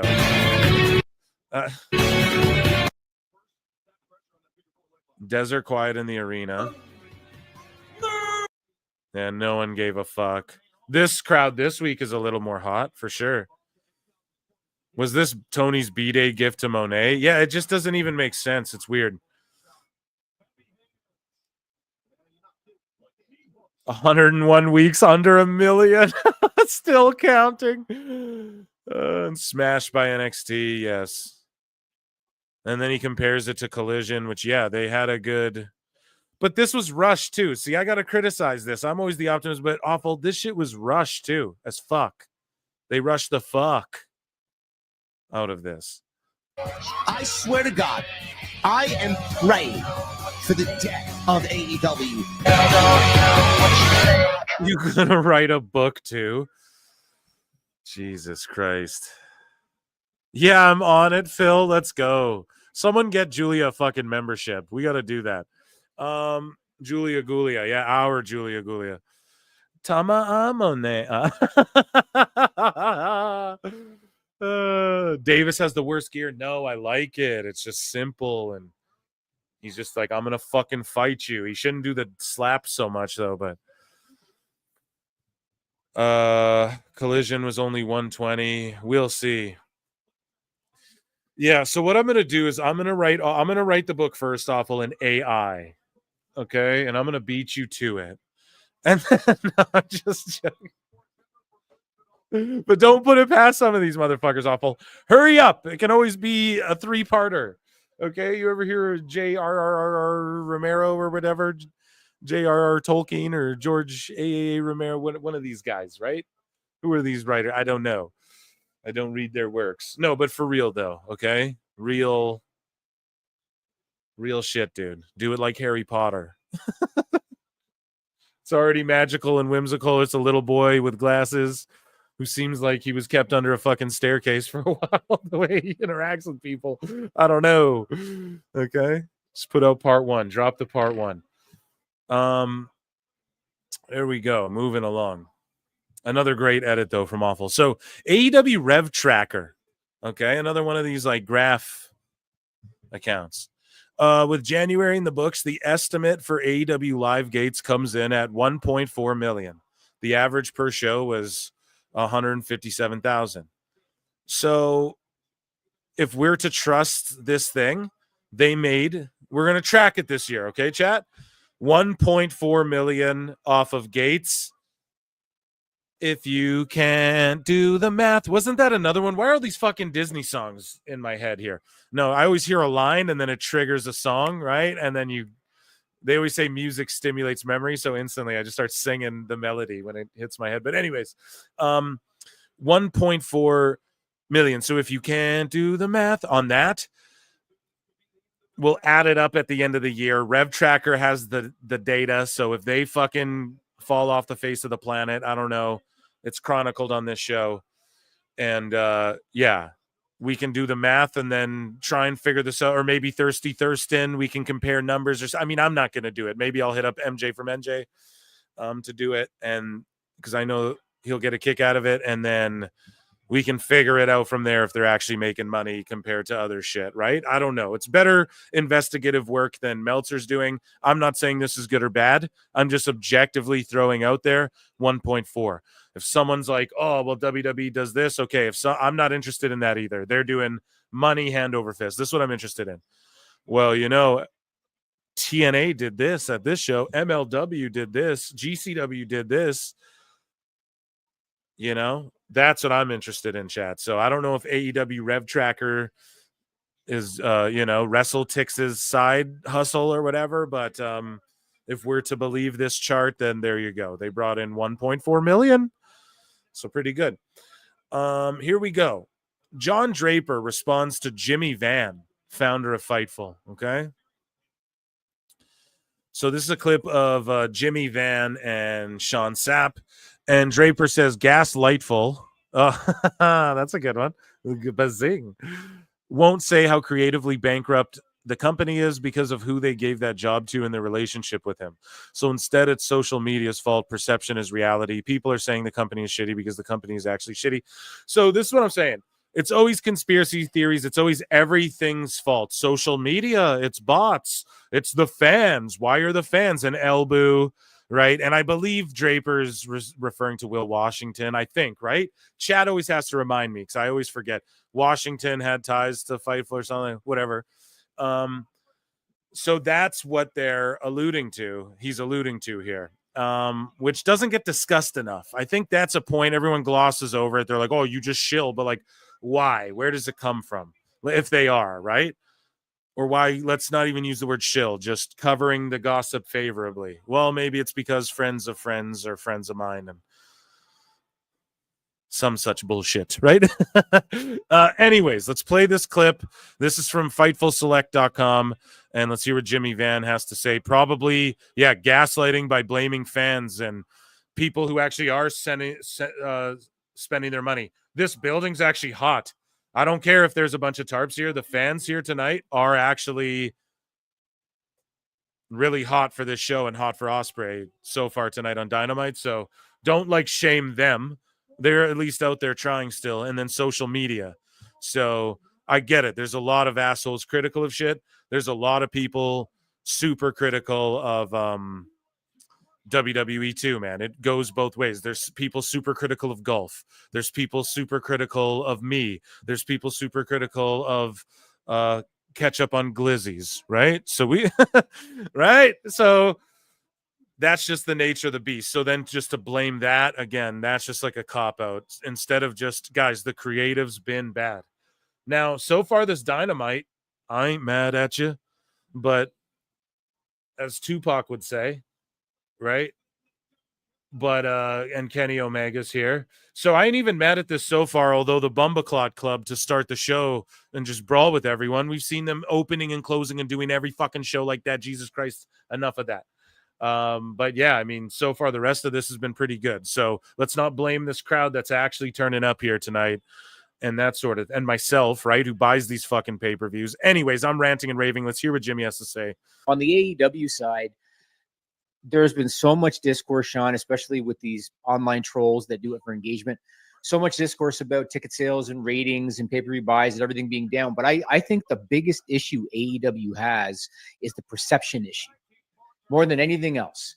I think that when they came around 5 years ago, they were the hot new company. They had a roster that was predominantly made up of wrestlers that were not known on the worldwide television stage. It was considered like a fresh new thing. They're not considered the cool company right now. Sure. And I don't. They haven't been for a while, dude. Get with the times. I don't think the perception is the same. And I've seen people, and again, it's always the troll saying, oh, they're never going to come back from this. They're dying, whatever. Listen, people are saying that in jest, man, but also it's not just trolls. Like, fuck you, man. It's people like Eric Bischoff. He's not a troll. It's people like Jim Cornette. They've been wrong before, Dave. So have you. You said people were dead that weren't dead. Everyone's been wrong, bro. You ever fucking went to school? We're all wrong once in a while, bro. It's not about that. What it's about is what people are trying to say is that if Tony Khan won't relinquish the fucking creative, okay, it's hopeless. It really fucking truly is. They can't. It's not like one day you just figure it out. Even in Hollywood, right? There's a shitty director that keeps. It's the same thing there. When there's a director or something who just keeps banging out shitty movies and keeps getting lots of money for it, it's because they're like a relative. They have ins with a studio. They made one good indie flick and then they just keep banging it out. There's fucking hacks everywhere. This isn't a new thing, and there's lots of people. There's more people who suck at doing things creatively that saturate stuff. So Tony Khan's able to like force his way because of the money into the conversation, and that's fine. And that's sometimes worked in the past. More times than not, it hasn't. It's not working this time. And it's just hopeless as far as there's no reinventing it. Like, it doesn't even have its own identity anymore. And I don't know, man. I don't know. It needs a better creative filter. It needs like a team of guys. I know people go, well, WWE isn't a team of guys, or booking committees never work. Well, because we're in 2025. And I don't care if you want to call it booking committee or team of writers or creative leads or whatever the fuck you want to call it, executive producers. We just need a group of people who know what the fuck they're doing and are on the same page and can at least get this trending the other way, even if that means a growth of 5,000 to 10,000 viewers per week on TV or on Max. I don't fucking know. I don't even care. If they're going to do buildings like this looks like a smaller building. Maybe I'm wrong and they have everything curtained off and I'm an idiot. But as long as they just stay humble, keep their heads down, keep doing what they're fucking doing, I'm fine with it. I'm just comparing it to TNA and shit. As far as the gaslighting, like people having this conversation, oh, they're not the cool product. Yeah, we know, dude. Everything else, like fucking MLW's been cooler than this shit for a while. GCW's, making waves and shit on the internet. You just got to get with the times, and just Tony's unable to do that. And yeah, I mean, that's my criticism. Anyways, let's let this guy continue. All I got to do is point to early 90s WWE. For anybody that wasn't a fan. Let me just point to WWE real quick to explain it why. Let me go back to the early 90s instead of getting with the fucking times and understanding what's going on right now. WWE in the early 90s. WWE was in serious trouble in the early 90s in terms of popularity, in terms of finances. Vince McMahon was pulling out characters. You remember, Sean, the Goon? A guy who's supposed to be a hockey player. T.L. Hopper was supposed to be a dirty plumber. Isaac Yankem was Kane before Kane when he was a dentist. Who was Jim Neidhart with a mask on? Mantor was... We all know, bro. This guy's he's naming the DLC on this year's 2K. We know. Fuck you talking about? Why would you look backwards like that? Like, yes, you look backwards as far as like what works in the match, like what's old is new. We've discovered that everyone wants the storytelling. We want the paced out matches, right? It's what's working. We want carnage and mayhem, but just in select doses. We want larger than life characters and shit. That's why Kenny and Will are getting big fucking, because let's be honest, those guys in WWE would be cooking too.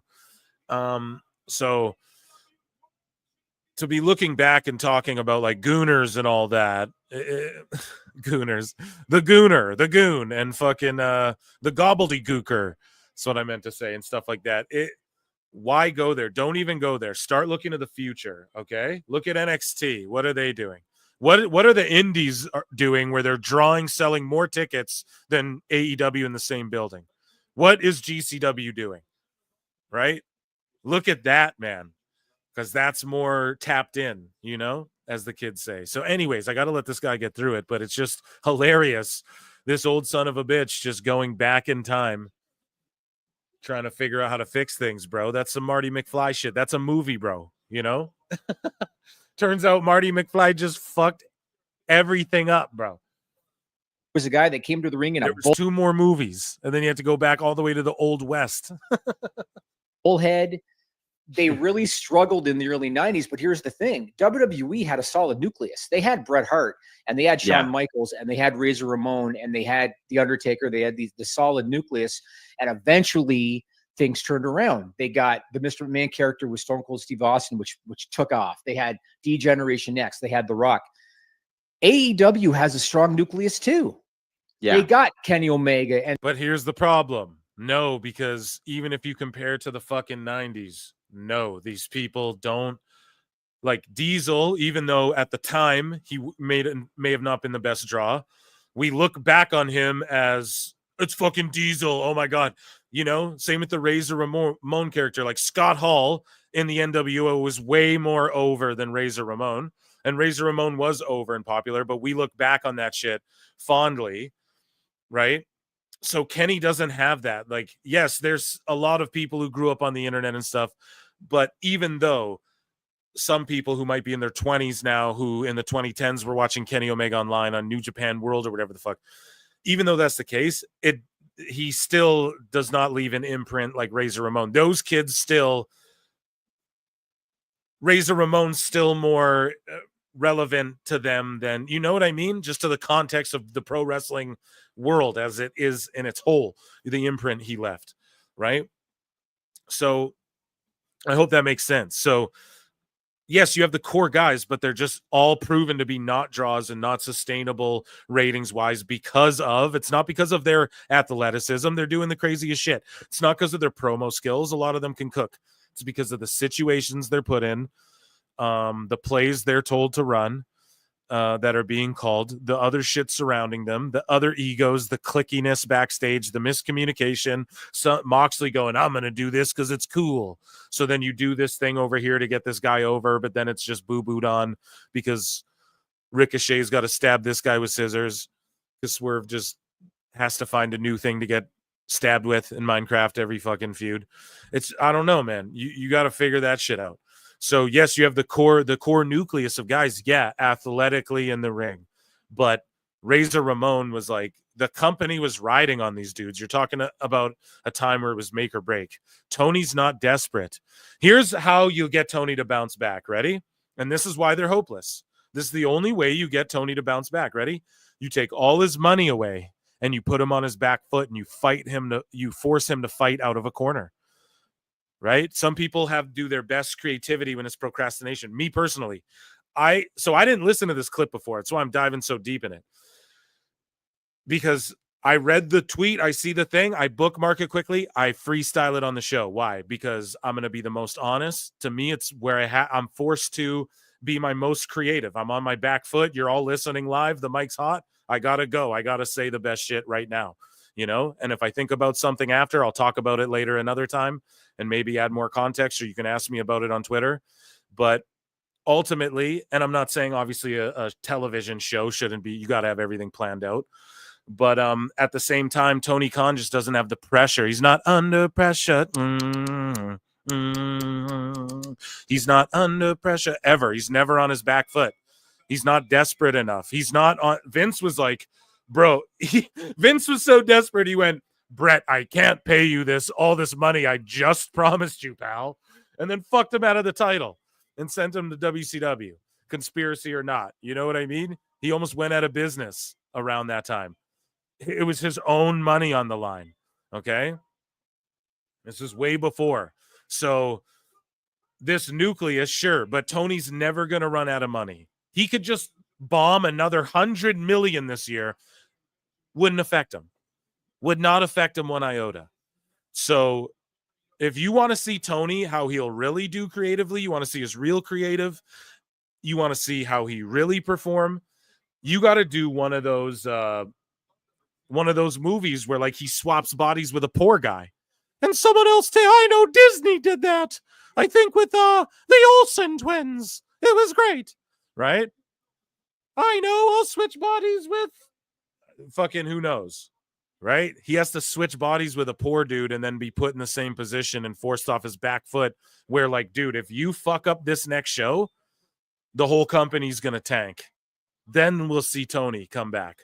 Also, when AEW was good, let's just keep it real. Cody fucking Rhodes was booking everything, just keeping it real, okay?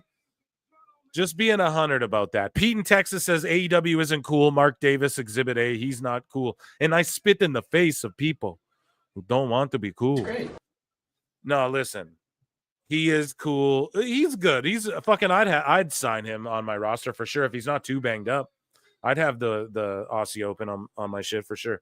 So you can develop those guys, and they have size and they look good and shit. Work well with each other. But yeah, dude. Let's let Jimmy Van continue. And I hope the shit I'm saying, I'm putting down, you guys are picking up. You know what I mean? And they got Will Ospreay and they got Mercedes and Tony Storm. They have a good nucleus. They need the stars to align like WWE. No. Oh, it's just the stars aligned for WWE. No, you have to have people hungry who are all on the same boat, rowing that fucking boat to salvation. All at row, heave, ho. That's what you need, people. Who are focused leaders, captains who are doing that, not people who want to rock the boat and shit. Okay? And that's the problem. You have people rocking the boat, and Tony's not desperate enough. He's not hungry for it. He doesn't. If this shit went out of business, he'd be like, oh, well, I guess I'll invest in slap fighting next. There you go. The Phantom just pulled it down. The Phantom of the Bookmark Opera just pulled that fucking video down. So unfortunately, we can't finish e-fapping it, but I went off on it enough. You guys get the point. And he's just going to sit there and cope and blame fans and talk about the nucleus and the stars align, and it's all luck. It's just all luck. And like Meltzer says, if you want to pretend that you're cool with all Matthew McConaughey at your SmackDown, random SmackDown show, yeah, if you want to see the two hosts of the #1 live podcast in the world, or one of them rather, Tony Hinchcliffe is there along with fucking Shane Gillis, the #1 selling comedian, the #1 guy on Patreon in the world. It's like him, I'm pretty sure it's Shane Gillis, right? Because he's so fucking funny. Those guys are just there chilling just because this isn't the cool thing. All the rappers that triggered Dave, right? Rappers with a hard R that triggered Dave, right? Because he's a fucking hard R. And then the Guns are back, which is awesome. But Dave is just such an idiot, you know? And it's just all cope from these guys. And Jimmy Van's doing the same thing. And these guys are old and out of touch. And the people who are older and have some semblance of like, here's the thing too. Cornette's not even, he just gives like booking advice, but he's never like, this is what could fix the TV business aspect of it. He just reviews and gives his goddamn opinion on it.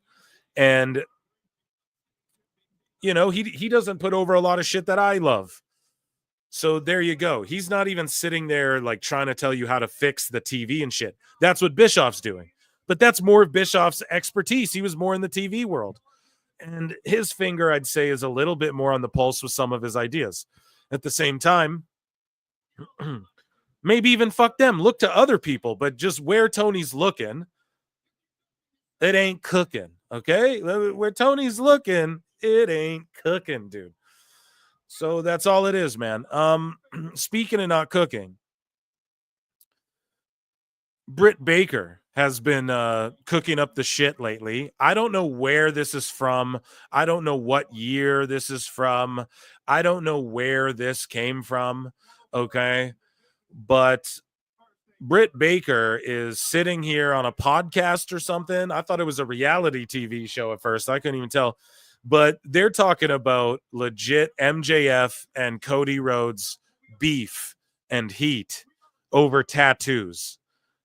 With a tattoo. That's another one. God damn it. I'm on it tonight, man. I got a song for every fucking line here tonight. No, but this is via @WrestleGuy and his TikTok and via Awful Wrestling as well. So shout them out.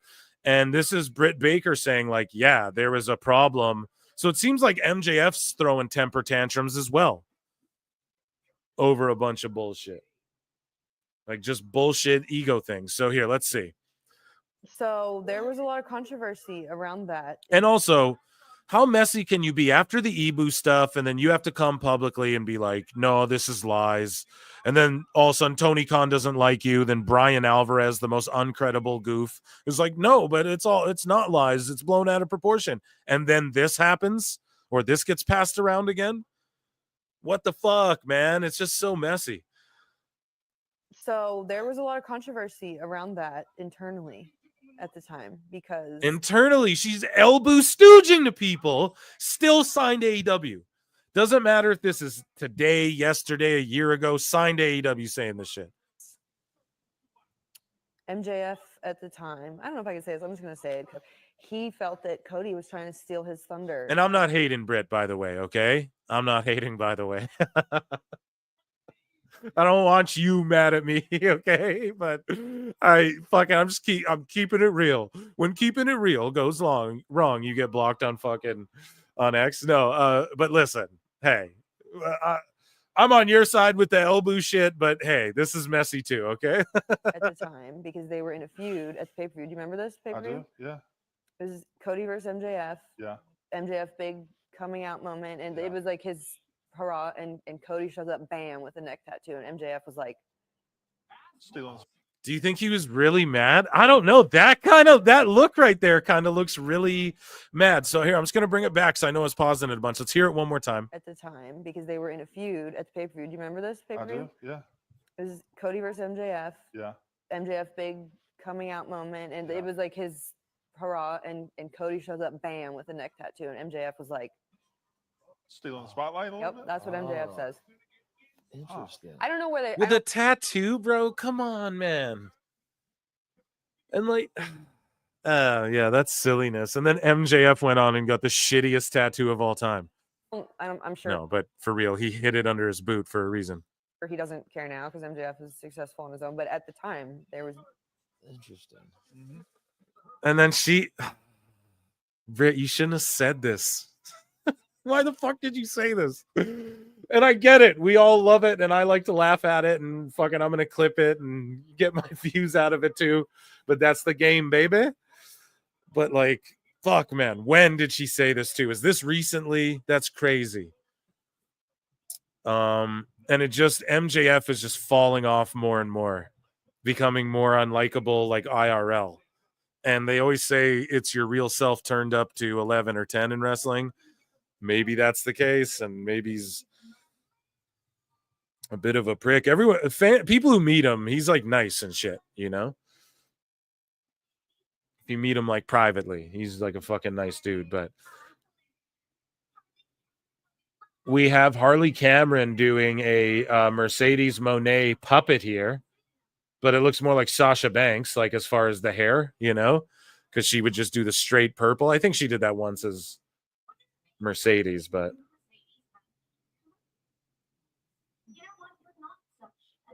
this is she's a triple threat. Harley Cameron can act, sing, dance, do puppets. So Moné's creeping up behind her. See, all of this Moné shit is so cringe. Are you a stupid? That's fuck, man. I'm telling you, are you a stupid? I'm a puppet now. Oh my god, the Phantom bookmark stole it from us. No, we got it on the side here. I remember my first ever win. Sorry, we got to listen to Moné. It's too funny.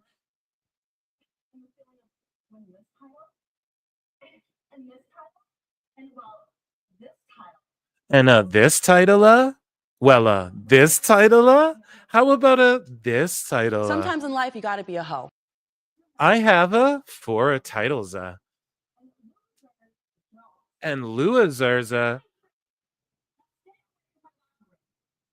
So like, why? I don't. Harley's great. Yeah, flips her the bird.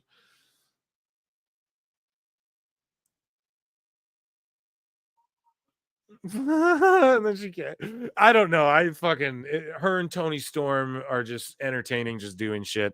I love Harley Cameron. Ed Brown says next CML champion Cuervo. I mean, he's like as popular as Cuervo. Yeah. Oh man, that was so funny. Yeah, I think he's in the Amigos. Holy shit. Oh my God, is that shirt for sale? Yes.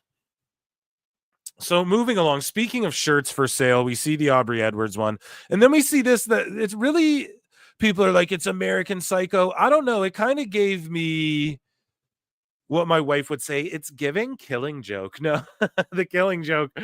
Like it's, like Batman, Joker vibes. You know what I mean?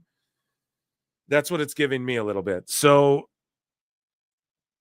I like this whole thing. If he were to wrestle like with his glasses on and sort of disheveled, and he just rolls up his sleeves and he unbuttons his thing, and it's not like Hitman, but it's like, yeah, I caught a body type. It could really work. And if he's doing this crazy face, like at the like while he's fighting, or he seems tame and he just walks down to the ring with some scissors, and then the ref's like, put him away. Then he's like got one hidden in a boot or something. You could really do something with it, man. I'm actually really not mad at this overall, but yeah, I was getting they're trying to copy sort of like Killing Joke vibes. And I just don't know who would wear this, man. This is the problem. Like, how the fuck? Okay, Jacob Fatu is 10 times more believable as a crazy dude who just fuck you up on site. Look at his shirt. Do we got to pull it up on WWE Shop? Affiliate link below for WWE Shop, guys. If you're buying any WWE merch, please use my affiliate link. No extra cost or anything. It supports PWT. You know what I mean? That would be dope. But like, do we got to pull it up? Samoan Werewolf shit. Do we got to pull up who's one of their, even like Wyatt Six gear? I don't think looks all crazy like this, because it's just people don't wear that. You got to understand. It just seems like Grok is designing their fucking t-shirts. I swear to God. So speaking of the Jericho Cruise, here are some scenes of Thunder Rosa wrestling. Who wears short shorts? Thunder Rosa does. And let's watch her new move of doom here. Alabama Slam.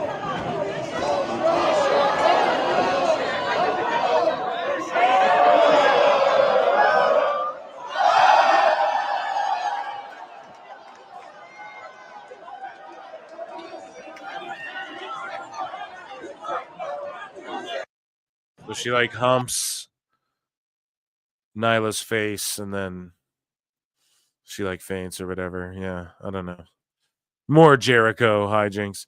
PW Insider saying that the Nielsen numbers for AEW that have been released since January 1st also include the max viewership. I don't know if someone can verify this for me, but PWI is saying that the Nielsen numbers for AEW that have been floating around every week, when they're like, oh, and with Max, that's in the millions.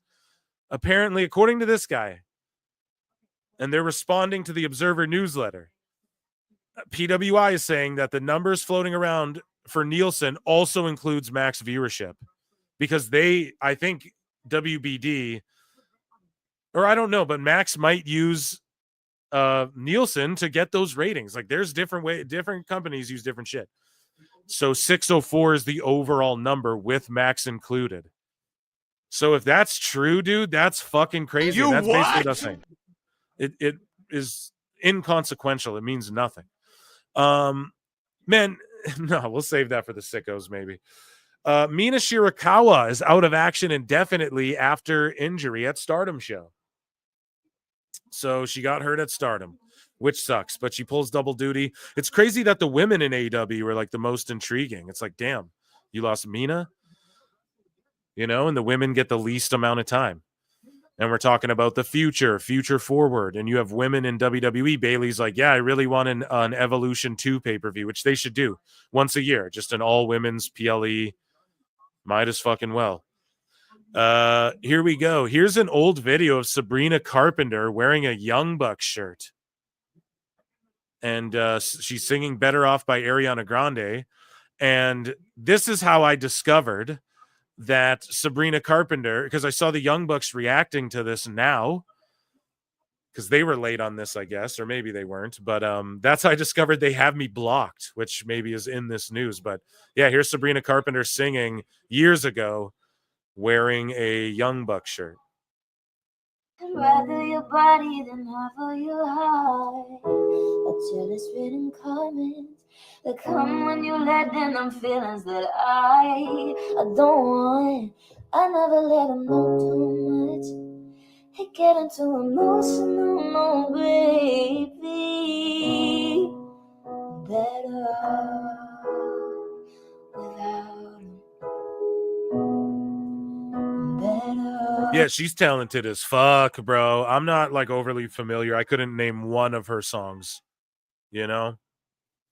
But she was on some Christmas thing on Netflix over the holidays, and I didn't watch. But NXT Vengeance Day that's coming up.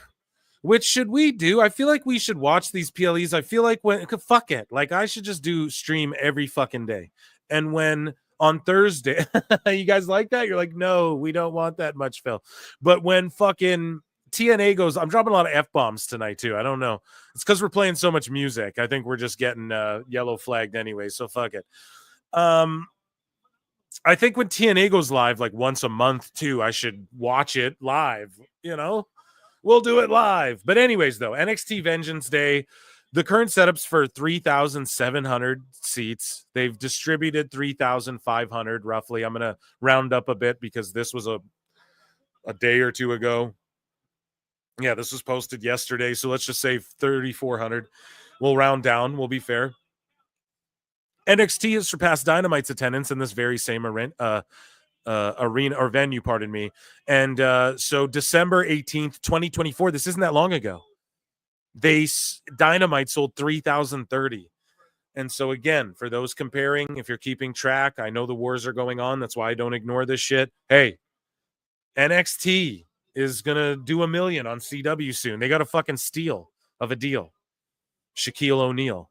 Holy feel, right? These guys did not. WBD did not.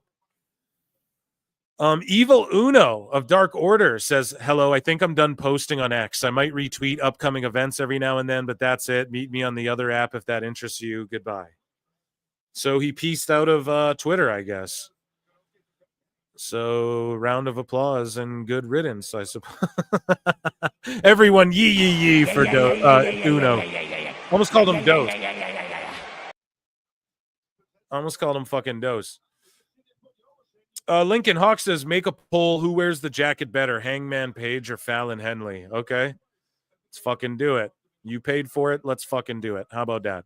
So I ended the current poll in the chat. Do you think Britt Baker will try to sign with WWE? 59% say yes. And I like that our polls are fucking fair. And 40% were like, no. And we had 247 votes on that, by the way. So amazing stuff, right?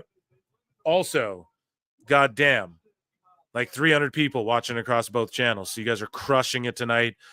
Yeah, get the Times channel on as much likes as you guys need to. And thank you for getting to over 100. It legit helps the algorithm. Hit dislike too if you fucking hate my guts. I appreciate you all. But anyways, let's add a new poll on the Clips channel. I'm not switching over to the fucking Times channel. I have to switch between two things. I need 2 monitors and shit. That's what I need. So start a poll. Who wears the jacket better? Who wears the jacket better? And then let's see if there's a jacket emoji. Yeah, there is, dude. Let's fucking go. Fallon Henley or Hangman Page. Okay, you guys vote on that on the Clips channel. Boom. Thank you so much. Round of applause for everybody tonight. You're just incredible people. I'll give you all an Ichi Nissan. So, you know, Mercedes Moné, as we chronicle here on the show. I mean, there's a lot of funny hijinks, you know, a lot of quotes. She's very quotable. She makes the show, I'd say, every other show. But what I'm on high alert for is her just hating on the fucking fans and being miserable. I've never seen a rich person this fucking miserable. So let's take a look here at people who call her Sasha and just her disdain for it, even though the only reason she's this rich and has her own fucking dressing room and just all of her streams are just her doing her makeup, her eating food, her wiping her ass, her on the treadmill, for real. And I'm sitting here like, how the fuck do you get this much money? And how are you mad at people who still call you Sasha when the only reason you got all this money from Tony Khan is because you were Sasha Banks? Now, we get it. Shed the skin. We call you Mercedes Moné. It's okay. It's your name. But just stop being so mad at the people who still hold that so fondly. See, I knew the Phantom bookmark was coming. Dude, I'm telling you, we're hacked over here. The black helicopters. And so let's just see what Mercedes Moné has to say as she chomps down fruit or something, some melon. It looks like, I'm not entirely sure. Maybe that's a piece of bread. It's something. Well, maybe it's some cheese. Maybe WWE sent her a big cheese wheel, and that's why she's so mad. But either way, here is Mercedes Moné just being a mad at her fans. Does it bother me when people call me Sasha? What is that? What is she eating? An orange. It looks like an orange slice. Or no, I don't know. Maybe was that a chip? A potato chip? Who knows? I don't know. Julia, did you send me an I don't know? Anyways, let's get I can get bothered by something crunchy. So maybe it's like a banana chip or one of those weird. Anyways, enough of that. Let me restart the goddamn video. Here we go. Mercedes Moné on Sasha Banks. Does it bother me when people call me Sasha?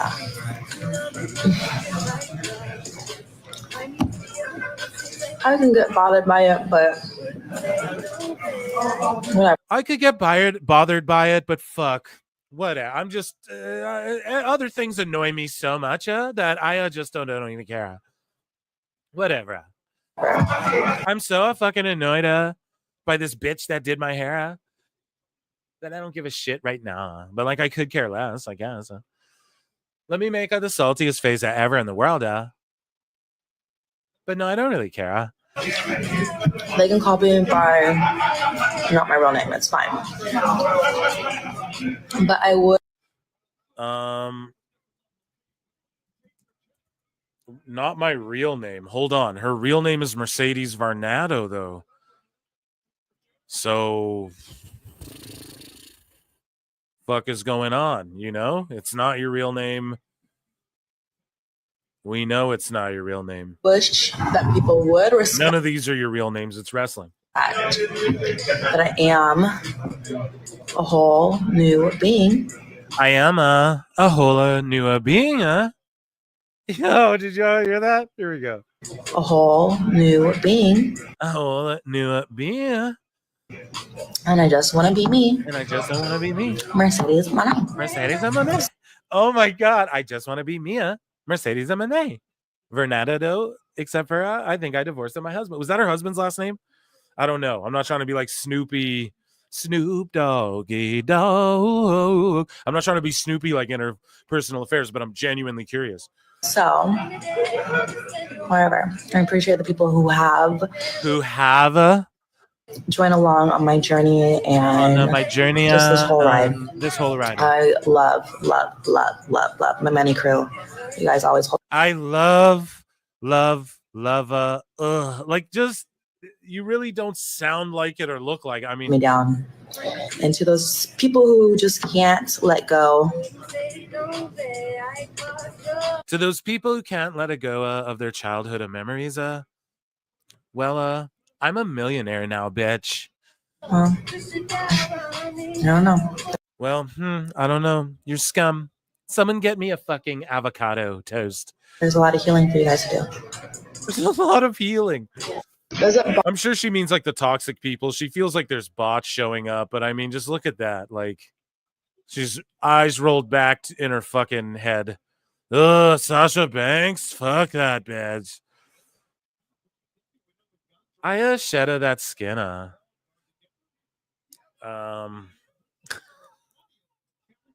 Hey, chat. You know what they say, right? Sometimes in life, you got to be a hoe.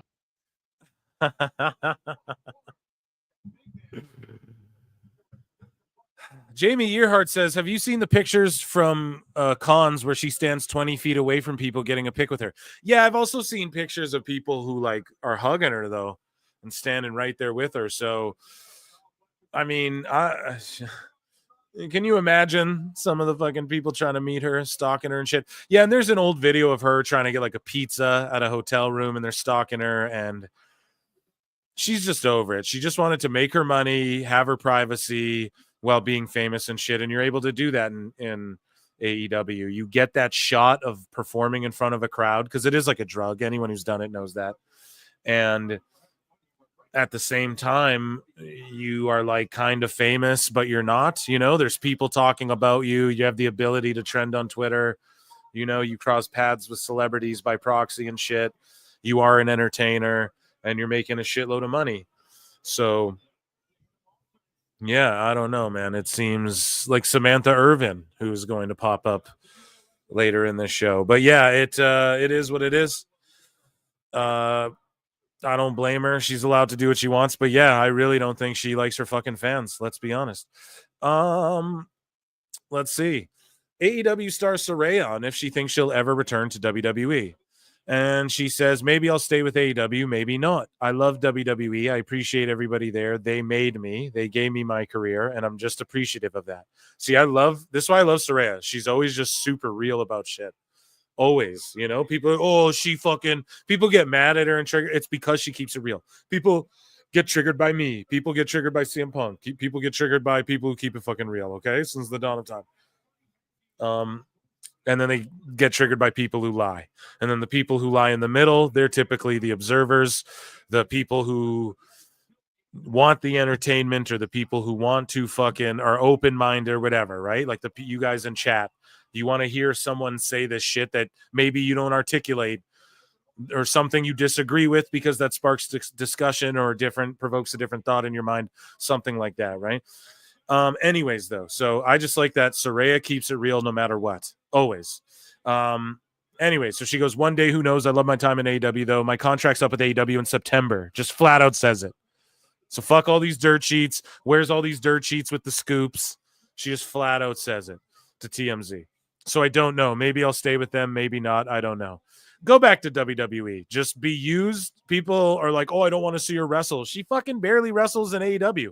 Just have her manage, or if she wants to wrestle sometimes, just let her wrestle sometimes. Let her show up in a Rumble. I don't fucking know, man. There's things you just use her if you can.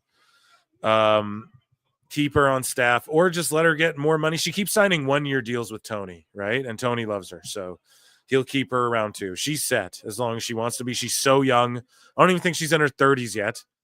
So how old is Saraya? Let's look it up. Saraya age 32. Sorry. So barely in her 30s. She could simply sign another year with AEW, go back. She'll be inducted in the Hall of Fame as well. She was an NXT champ who came up and won the Divas title and all of that. So if they just don't want to use her as much, hey, that's their prerogative. I think they'd use her better than AEW, though, for being honest. So AEW Collision ratings. So what did Neckbeard say? 180 some? And it turned out it was 197,000. So he was off by like 10K. There you go. It was close enough. You could debate the max. Plus max, it's over 1 billion. These fucking idiots. A 0.04 in the key demo. So the key demo's dying too. That used to be Meltzer's argument. Well, the key demo. Now it's just nothingness. And yeah, they're doing bullshit like this. And FTR will give another rah-rah speech after the show. For sure I lost my nose, but I lost it to feed my family. Tony Khan made the Costco guys delete this tweet. So the Costco guys made a fucking tweet where they're opening the tops, the Chrome cards, right? And then he's holding a WWE belt. And this shit got deleted when everyone started laughing at it. Tony Khan, God damn it! I don't want to sell for these guys, but you have to delete that shit. Fucking delete it right now. I swear to fucking God, if you don't delete this shit, the best guys, Tony Khan. You'll never be on a pre-show again. I swear to God. Crazy, man. So here is the Jacksonville. So look at this. Someone tagged me in this. I think George did. Shout out fucking George. Right? We gotta quote tweet this with just a whoa face. And I'm gonna post this. This is hilarious. So this guy, Darren Rovell, says that Jacksonville Jaguars owner Shad Khan has his $360 million 400-foot yacht Kismet parked in New Orleans. It has 3 pools, 4 fireplaces, a spa, a sauna, a cryo chamber, a gym, a yoga studio, basketball and pickleball courts, and a helipad. Sleeps 12 guests, crew of 37. Now, I don't want to get X-Files-y either, but this is why I don't believe all these people grifting off of like, oh, the sea levels will rise and it'll be like the day after tomorrow with the global warming shit. Like, I'm a proponent of, yeah, the temperature changes and it can make it drier, or fucking you get snow in Nevada for the first time. Like, it's always doing that. And I don't know. That's the extent of it. I don't know about, I don't know. I don't want to get conspiratorial or anything, but it's like all these rich people buy beachfront property. He just lets his fucking 400-foot yacht just sit here, dude. His big yachty. Fuck a lil yachty. Is Dave triggered by this? Right? We got a fucking big yachty here. Just sitting at sea. Like, does he hang out here, dude? I would live there. He paid $350 million for it. It's 400 foot. Give me $350 million, 4 foot with 12 fucking rooms and 3 pools and 4 fireplaces. What the fuck? Give me that boat and I'll be fine. I could retire on that. What the fuck? So this is just sitting here. There could be a hurricane. He could just lose this shit, but it's insured, buddy. I'm sure that would be his fucking response to me. You know, it's insured too. So if this shit blows away, your fucking grandma's dying of cancer, can't get money. This guy's boat blows away. They'll cut him a check for $3 million. You know, or $300 million. It's fucking crazy. This world is crazy. And this is why AEW will never go out of fucking business. It'll never go out of business, okay? Because they have shit like this. If Tony Khan wanted to, here, I'll play this 2-minute video of the boat. If Tony Khan wanted to, like, look at this fucking thing. Like, let's say they're hurting on their last leg. They could just sell this thing, and then they're richer than everyone in the chat and myself combined will ever be ever, okay? So I just don't want to hear this shit. Even if WBD cancels them, it just doesn't matter. Tony he'll sell this boat and create a fucking television station if he has to. You know? It won't be managed well, but look at this thing, bro. This is a shopping mall. I've been on ferries, okay? That take you to Newfoundland and fucking British Columbia and shit. Islands in British Columbia and shit that look like this. This is utterly in fucking insane that this is a real thing, right? And this just sits here. And sorry about getting conspiratorial before too, but it's like if these are the richest, most powerful people, like these are the people who go to these fucking climate meetings and all this shit. And you mean to tell me you're just leaving a 60? I keep saying 50. It's 360 million. Imagine 10 million difference. Oh, 10 just off by 10 million. That's like 5 people could live off that for generations, you know. Crazy, man. And yeah, I'm just not to get all Illuminati and shit, but the black helicopters, that's why the Phantom bookmarks started pulling it down. But like, you mean to tell me these motherfuckers aren't worried about their houses and big boats like this getting blown away? There's no one even there. Is Shad Khan in there hosting a cocktail party? You just you have a $350 million, $60 million fucking yacht. You just hire 4 friends to live on it for you until you decide I'm going to throw a party, you know, get the fuck out for the weekend. What do you do? Like, how do you make sure no one just walks up and starts fucking with your boat? Are there guards for it too? Do you have staff to maintain it? There must be cleaners. This shit probably costs $100,000 a month just to maintain and keep functioning. And I bet you people rent the yacht out for parties and shit.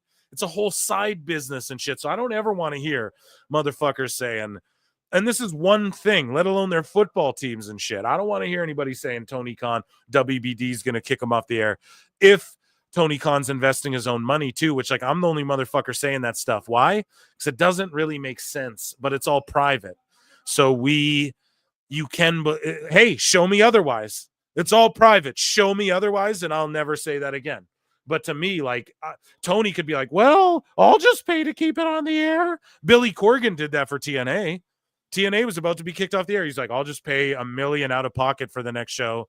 Oh, I'll pay $1 million again out of pocket for the next show. That's why he thought he had ownership, right? So it's not like it would be the unheard of, even in wrestling. Just this would be on a larger scale. So yeah. We have a super chat. Cleric of Chaos seems like they yacht to do better. Much Cleric, yeah. Seems like they yacht to do better. Dude, that was amazing. Thank you so much for that. And Cleric. Yeah, I'm gonna. Yeah. There's a show going on in Toronto that I'm gonna fucking talk to you guys about. I'll throw in the bookmarks here and post about this week, and we'll talk about which will be amazing too. And shout out Cleric. So again, here's Will Ospreay doing his thing. Let's just watch the dance again. I'm a black belt and wearing budgie smockers. I'm going down to MP, grinding all over the brand.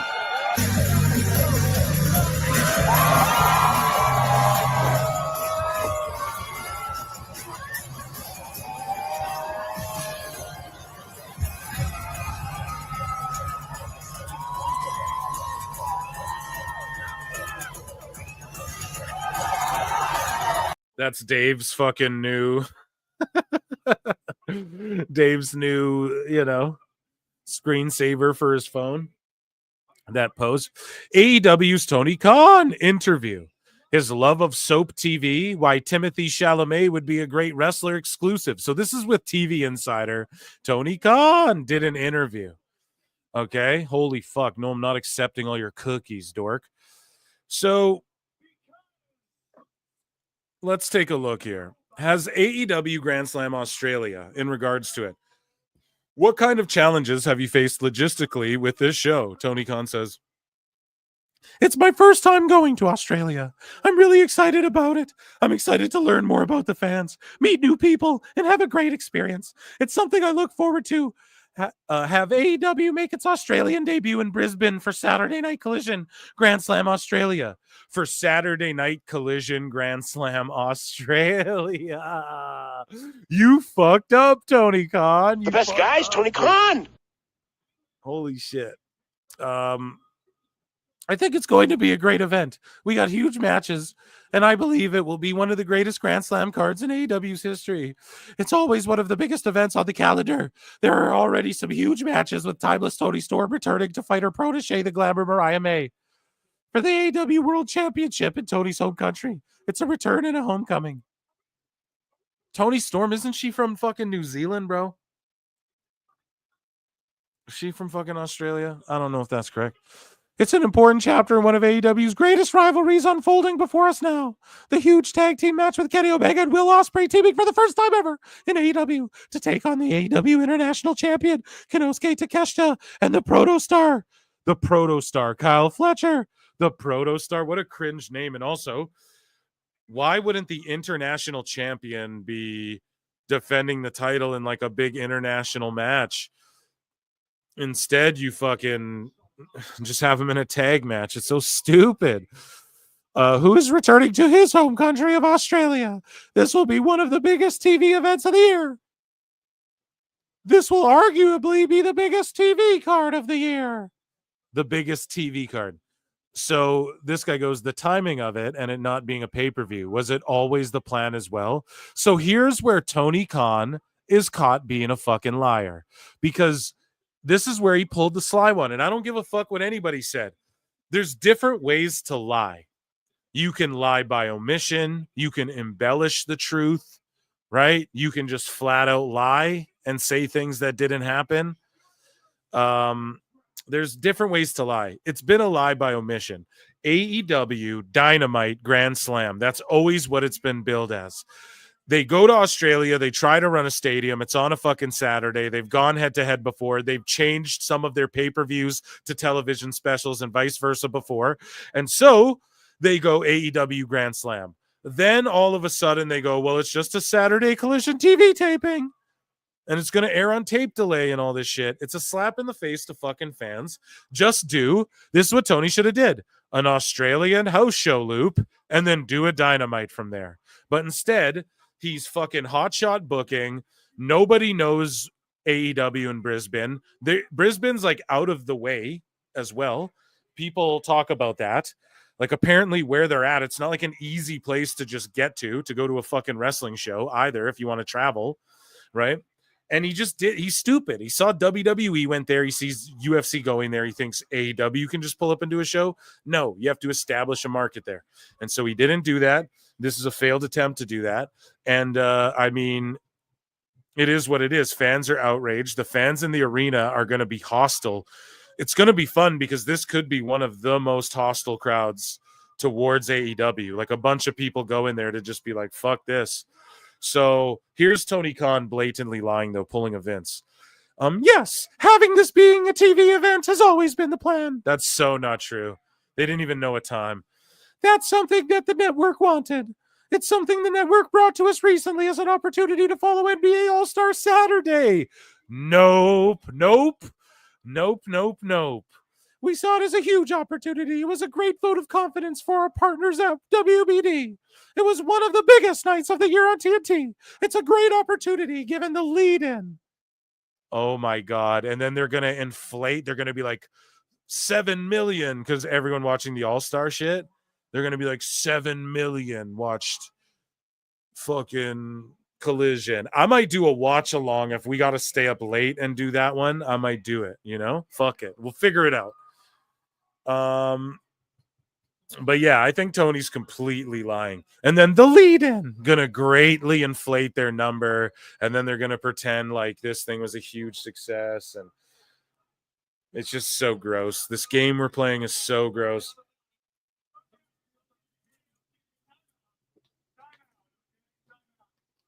Now we get MJF and Dustin. What are they doing? Like the Legend Killer thing with him? So he gets asked, what can you tell us in terms of what AEW is working on with the network in terms of synergy and the like to get the company out there? So Tony says, I expect AEW and Warner Bros. To have a strong partnership for many years to come. We have a great relationship with management there. Since 2019, we've been proud. AEW has been a part of the Turner Sports family. This is the greatest step in our partnership. The launch of AEW on Max. The simulcast has been a huge success for everyone involved. No, come on, man. We've gotten a great audience Wednesday nights on TBS and Saturday nights on TNT. Now those shows are also streaming live on Max. It has made AEW available to a new audience. We don't have all the numbers for the Max launch, but we've been told we don't. Tony's saying he doesn't even have all the numbers. So either that's a fucking lie to avoid the inevitable question next. Well, what are the numbers looking like on Max? So that's either a liar, or even he doesn't know and they're not telling him. Whoa. Tell us what you know, you goddamn liar! That is not good, man. Tony McCon in full effect, which everybody says now. Credit to fucking PWT, bro. It has made let's see this. Now those shows are also streaming live on Max. Has made okay. We've been told that AEW is one of the top sports leagues for Max. So they're among the top sports leagues. Remember when Meltzer was saying that they're among the top sports leagues, and even fucking the best guys, Tony Khan. What sports are on Max streaming? Here, let me just type that in. So you have NHL, but what games? So that's like select games, right? NCAA March Madness, okay. MLB. So what sports leagues though? So NBA, you're not among the top of that. Bellator MMA, that's not a fucking company anymore. Can someone in chat tell me, I think better than me Googling it from Canada, can someone in chat tell me in America what sports are on Max? Okay? Stupid idiot. Because, like, what sports leagues? Is he talking about Bellator that doesn't exist anymore? Basketball. Okay. So you're among the top. So let's say, how many sports leagues are there? 3?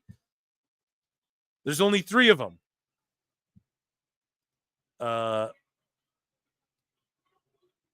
Yeah, dude. Bailey will be playing in the All-Star game before Collision, promoting WWE and shit. There you go.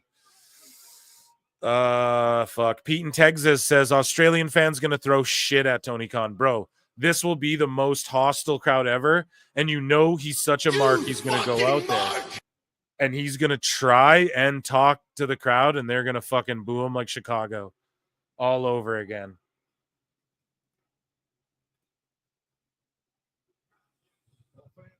Yeah, this crowd is hot for this Dynamite tonight, though. Good for them, man. They've been engaged and chanting and everything. MJF spit facts. This is better than the Jeff Jarrett shit, but yeah, he's just the legend killer now, I guess. Anyways, what can you tell us in terms of what AEW is working on with the network in terms of synergy? Oh, yeah, we already read that.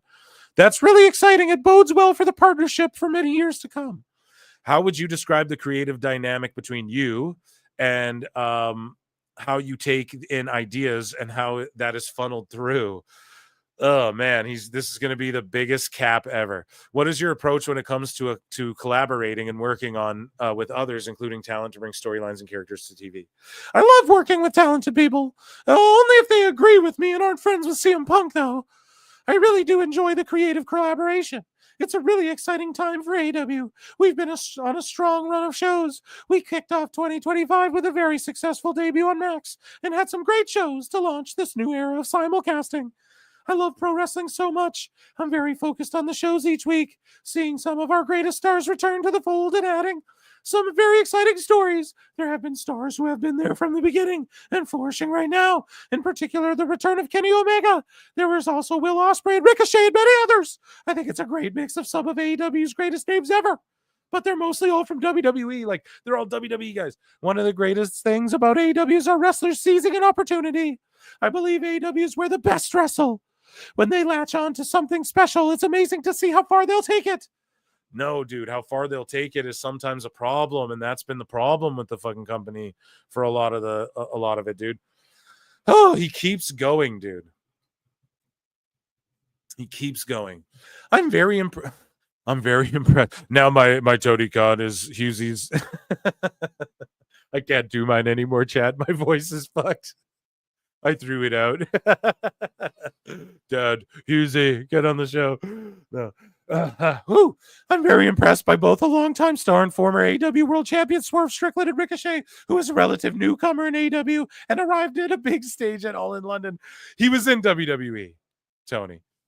I offered a new opportunity for Ricochet in recent months, and I'm so impressed how he has seized it. In November, when we announced the Continental Classic participants and upcoming matches, I had an opening for Ricochet. What he did with it was very impressive. I thought Ricochet had one of the strongest stories coming out of the Continental Classic with Swerve Strickland. There are a lot of times it's possible to create specific opportunities for wrestlers to thrive, but it's really a testament to how the wrestlers and their talent, when they seize those opportunities and score big. I love collaborating with talent and giving them those opportunities and trying to take the best ideas, my own ideas, or suggestions that people make along the way. Either the staff or wrestlers themselves are trying to build the best version of it. Ooh, listen. There's certain people who get their ideas through. Tony does give people chances. Some people, I'll tell you this for a fact, even go out of pocket to like shoot vignettes and shit. Don't get reimbursed for them. Tony airs them on TV and then just deads it right away. So the problem is that Tony stop, start, even when he's collaborating with other people, and the people he's listening to are like the Bucks, Moxley, Moné, and Peppermint are just doing the same shit garbage 24/7. The only good stuff has been like Timeless Tony Storm. Athena would give him good shit if he would listen to her. And I don't know, man. The longer that Tony is the filter, and that's the problem. But he just had this huge fucking 2-paragraph thing, right? Instead of he just will never admit that he's the filter, and that's maybe why things haven't been going in the right direction. But at the same time, he's really proud of it, and he thinks these are great shows and everything, and that's on him. I mean, this Dynamite's been pretty good, I guess. I think so. But Mariah May Thirstcast, like, god damn. You guys see Mariah May right now? You Jeepers. what? This shit is crazy.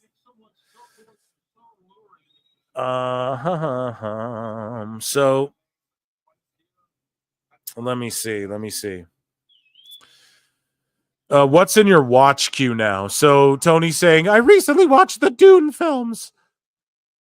I thought they were absolutely fantastic. Of course, I watched Time Cop and Time Cop 2. No, but for real. Of course, Time Cop's in there.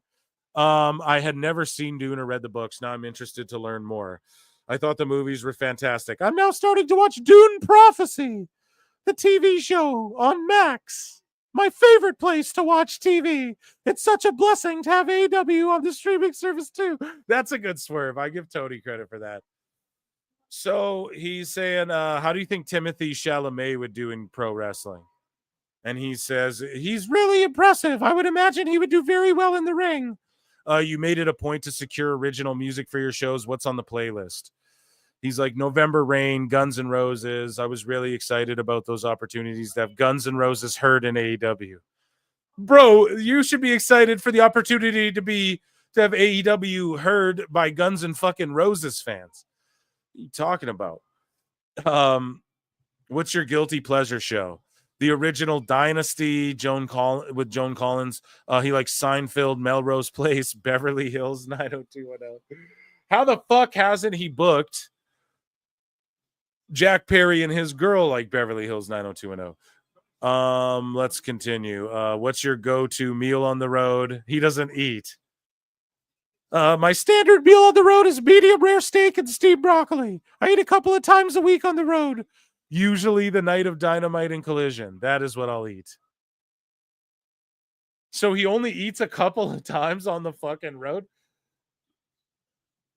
Oh, is this Tony Storm doing? Yeah, so I called it. See, this should have been before time. See, they fucked up the order because no one knows how to write a fucking story, for Christ's sake. Phil called it. Phil don't fucking miss. Give me a yeet. So the move was you have her do this, and then you have Mariah May let her guard down and be like, fuck, maybe this is real amnesia and shit. Team up with me type thing. Or not that, just she's driving me crazy. Now she's doing my shit, and she won't leave me alone. She admires me and all this shit. And then Tony Storm goes, it was all a ruse. It was the greatest performance ever. But instead, they already revealed it. And then she went into Timeless on the fucking Jericho Cruise. And then I wonder if the fact that she was booked to do the Jericho Cruise, to do the Timeless act, is why she stooged it so early.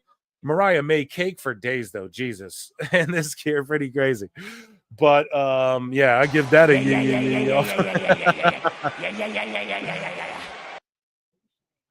So they just stooged it by fucking up and just telling the story improperly because they rush everything. Tony Khan doesn't know what the fuck he's doing. So that was Tony Khan being caught lying. Tony Khan tweets out, according to ITV Sport. So again, this week's Dynamite on ITV4 set the all-time record. So they had a lead-in of like darts or something like that. It sets the all-time record. He brags about it like he had anything to do with it, but it was just the average of the fucking lead-in, which was like darts, and it was like 10,000 people or some shit like that, somebody said. It's so fucking gross the way they do this. Don't tout that shit. Those are small victories you shouldn't even be worried about. Tony Khan, AEW Grand Slam Australia was always planned as a TV event. Fucking lying. Through his teeth, bro. Liar! The Young Bucks have blocked me. So there you go. And then I botched. I said, oh shit, now way instead of no way. Tony went from publicly announcing it's a pay-per-view to fucking lying about it and saying it was never intended to be one. So here's Tony Khan saying at the Full Gear Media Scrum, Tony Khan said, we're very excited to make our debut there. Speaking about Australia, we have sold thousands of tickets in the market. and it'll be a great debut for us in Brisbane, and hopefully the first time for many shows down there. As far as how it's going to run, I think it will present some challenges in terms of the timing of the event and the time zones, as far as presenting it as a conventional pay-per-view here domestically. I think it's something to keep an eye on. Tony Khan, you're fucking Liar! Tell us what you know, you goddamn liar! fucking lying through your teeth. And it's okay. Just say, yeah, we fucked up and didn't sell enough tickets, so we had to do a TV show. Because WBD saying, no, we want a fucking TV show out of it, or we fucked up and we can't do a pay-per-view because it's going to look like shit and cost us too much money and we're going to lose our ass on it. So now we decided last minute to do it as a TV special to save our fucking asses. Tony Khan shares major insights on AEW's Grand Slam Australia pay-per-view. At the AEW Full Gear Media Call, Tony Khan shared some insights on the upcoming debut in Australia with the Grand Slam pay-per-view. He made it clear. Tony Khan says, this is Fightful, AEW Grand Slam Australia was always planned to be a TV event now. Fucking lying. Here's Drain Bamager. The Sporting News report AEW has lined up a stadium show. It's understood for the company's Made in Australia show or well in advance. The sources confirming AEW Power Brokers have been scouting venues Australia's East Coast. And then Matt Hustwaite says, absolutely terrible idea when you can't even crack 20K viewers for your weekly show. How could you possibly expect to be able to fill a 40K or 50K seat stadium, do a small mid-sized arena, tour of Melbourne and Sydney, while the broad brand awareness is still virtually non-existent? Do a fucking tour. This guy responds, and I got creamed in the replies too. The fucking sickos came after him, tried to ratio him. Look at this goofy shit, lying about it not being a pay-per-view. And then it's not even a Dynamite, it's a Collision, going head-to-head with the All-Star Game. You can't make this shit up, bro. You can't make it up. The best guy is always The best guy is Tony Khan. And you all know that. Okay, moving along. Here is a AEW disciplinary committee. Here's a video of Costco guy selling AEW down the river and saying he basically went there so he can eventually go to the WWE. See, we covered this a long time ago. We covered an interview where he was saying, now I don't know if this is the same one or if this is a more recent video. Maybe chat can correct me. But a long time ago, we watched a video where he was saying WWE was always his first choice. Sanjay Dutt gave him the call. I think this is the same video. So we already covered this here on the show, but it's making the rounds again. We are Pro Wrestle Times. So because it's relevant, throwback, or if this is a new video and he's reiterating the same thing. But I'm fairly sure we covered this a long time ago where he said, like, Sanjay Dutt came and said, like, I'll bring AEW to you, you know? So we know he wants to eventually go to WWE. Who doesn't? It's the most mainstream shit. I put out there, you know what? I would love to make one. God damn it, the Phantom. Fucking bookmarks of the Phantom Bookmark Opera, dude. What the fuck? With such a nice setup, too. Here, I'll get it. Don't worry. Big Boom AJ, man. See, they're deleting everything. They're deleting pics with the WWE title. They're deleting everything, man.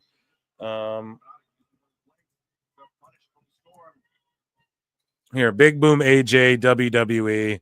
We'll find the video in 2 seconds. Just give me a second.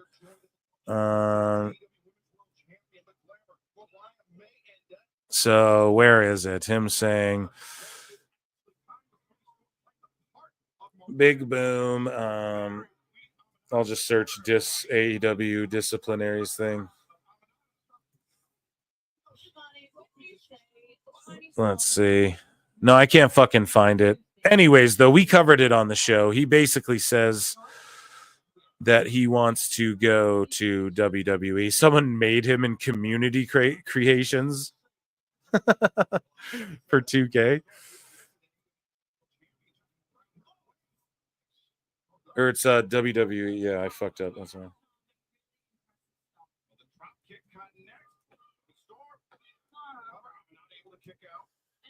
Let's just see. We'll find it.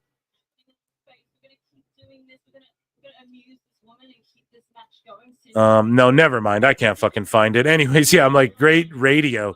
At least you guys can fucking watch Mariah May or Tony Storm in the meanwhile. But yeah, basically he just is backdooring his way to WWE eventually. And that, ladies and gentlemen, Round of applause for AEW. A very long, I told you, AEW news segment. Round of applause.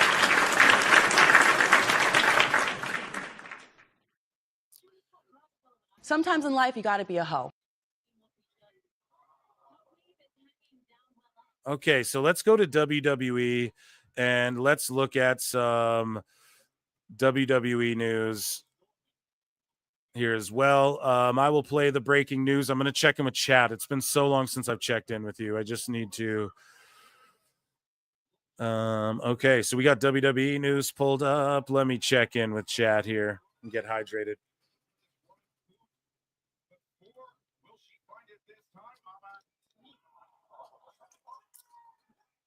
Rizzler looks like the poster boy for juvenile diabetes.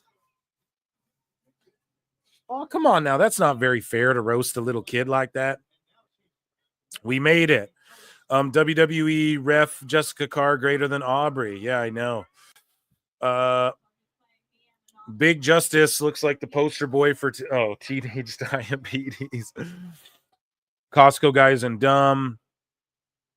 Okay, guys, you're all tapped in. Here we go. Let's see this. Ed Brown says, I went on Max and it's my Bruins losing in AEW, so I guess technically top 2 tonight. Exactly. All the top sports.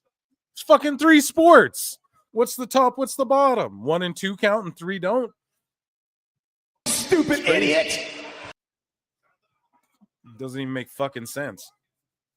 And sorry for your Bruins. I'm an Oilers fan. You guys know that, so. But sorry they're losing right now. So cheeks are cheeking here. The finish to this match as we refresh before WWE hot news.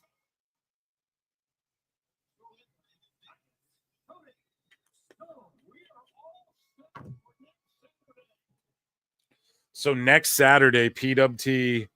So not this Saturday, but next Saturday, PWT watch along for Grand Slam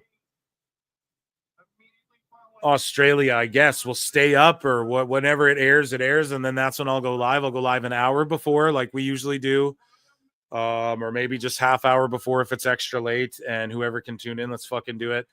What's going down for this Saturday coming up, chat? You guys let me know in chat. What is there this Saturday upcoming? Is there a UFC? I can't remember. Is there a WWE? Is there a NXT? Is that Vengeance Day? Let's see. UFC 312 is this weekend. Oh, Dricus Duplessis versus Strickland 2. Yeah. So we'll have to peep that out. I might be watching UFC then, chat, for that one. Better than being a Canadians fan. Yeah, fuck the Habs, dude. Yeah, there's a UFC. So yeah, I'll put Collision on and then maybe watch the fights after for you guys, and we'll actually watch Collision. UFC Sydney. Are they in fucking Sydney? Yeah, right before AEW, and then AEW will have nobody in Australia. Yeah, dude, we're gonna watch that, I think, instead. That's way better. And then we'll just read news and then react to fights, and I'll bring Chris Connors on or something.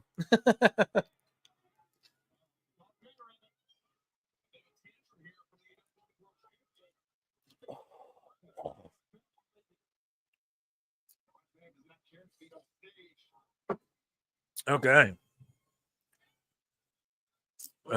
Is Vengeance Day the same day as Grand Slam? Are they both? Oh my God.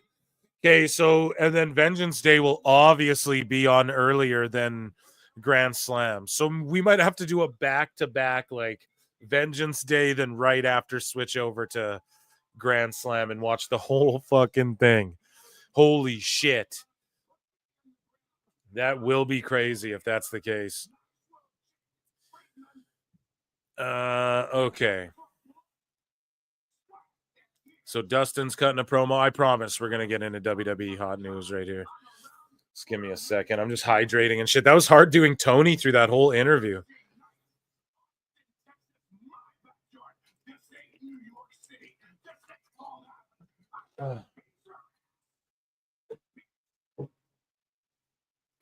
He just said, I'm going to beat your ass, bitch. Stole Okada's line.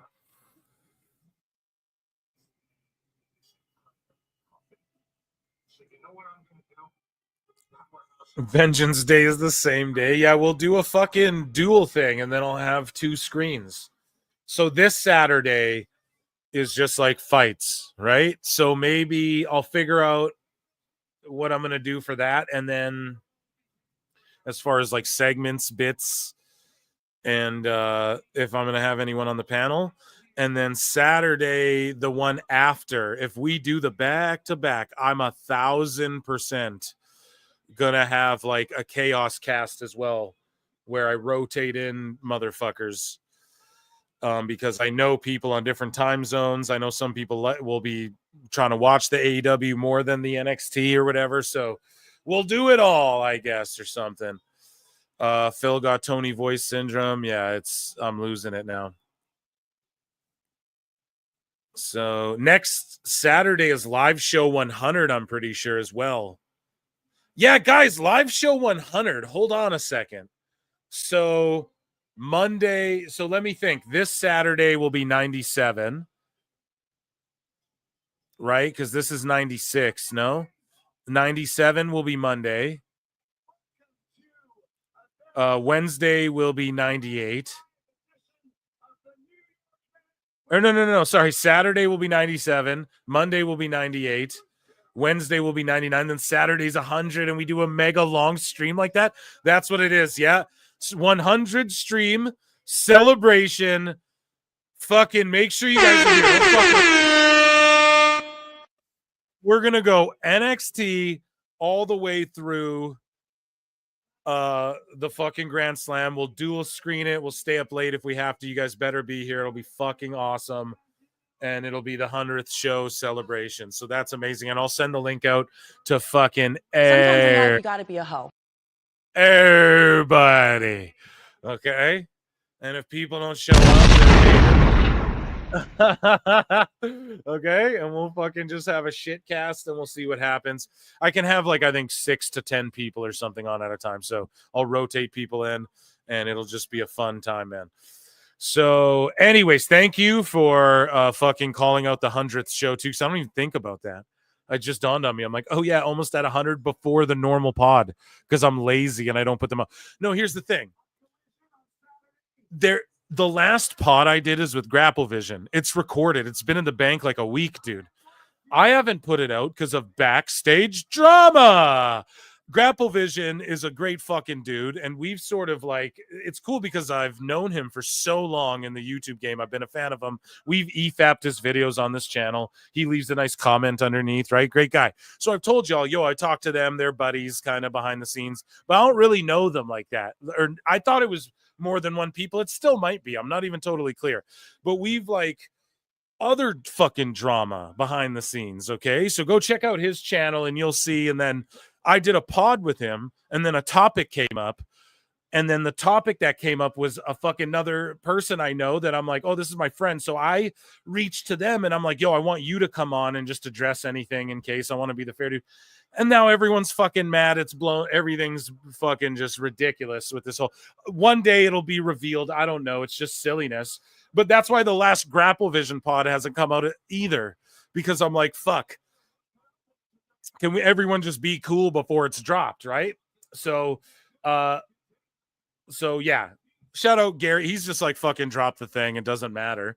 And I'm like, right. But guys, go look at his streams he's been doing. And a lot of the videos, man, he's been dropping crazy dope videos about like the real list, which I'm going to have him on to talk about. You guys are going to fucking love that. The real list, man, like the real who made the list. We're going to EFAP that video. And I want you guys to watch it as well. And he's going to explain shit. You just made the list. Okay.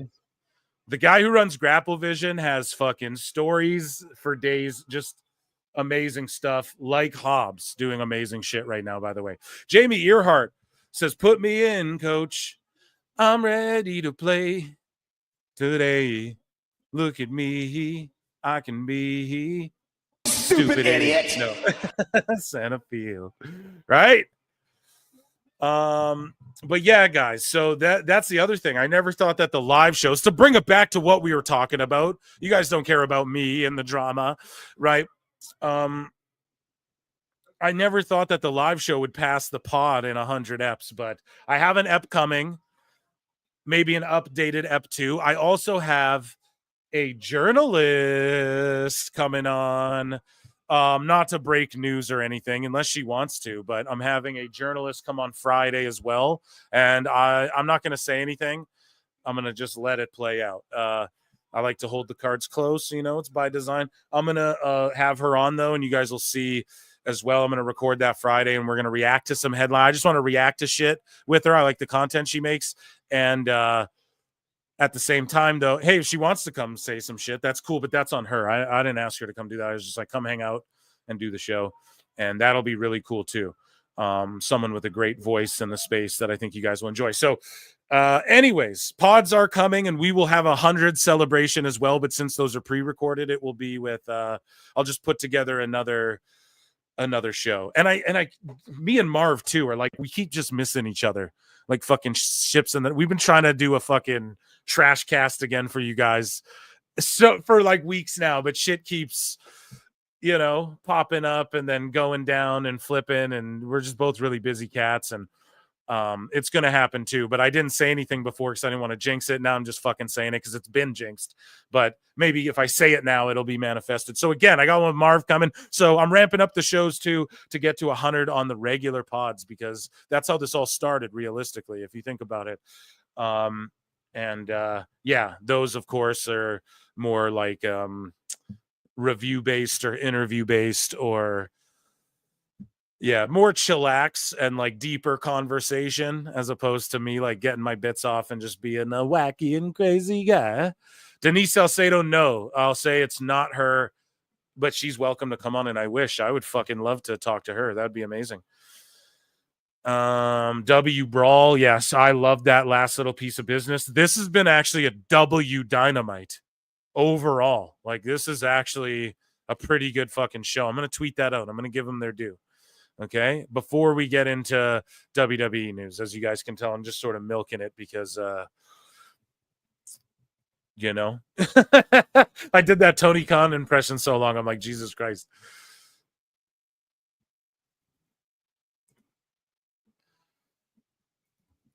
This Dynamite has been...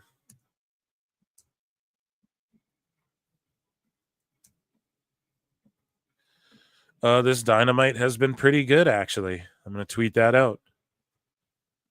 We could nitpick it, but if you're just giving them a chance here and just based off this show, pretty good. Like, not too bad. Elboot, no. It's not like a name. It's not someone you guys would. Well, maybe. I mean, she's got a lot of fucking followers. So, but I stumbled across her content. I didn't even really know who she was, and then I just I was like, yeah, let me reach out and fucking see. And she has a journalist in her bio and shit, so that's why.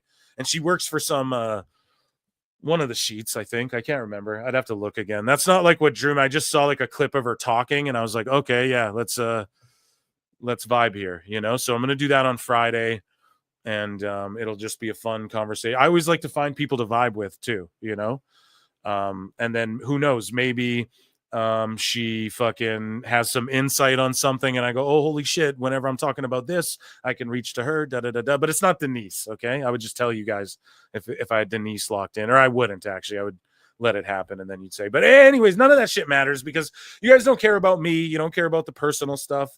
What you guys care about is you guys care about the hot news and the headline punchline. So fall down, get up, headline, punchline, bruv. It's like I figured it out, you know what I mean? But here we go. Breaking news.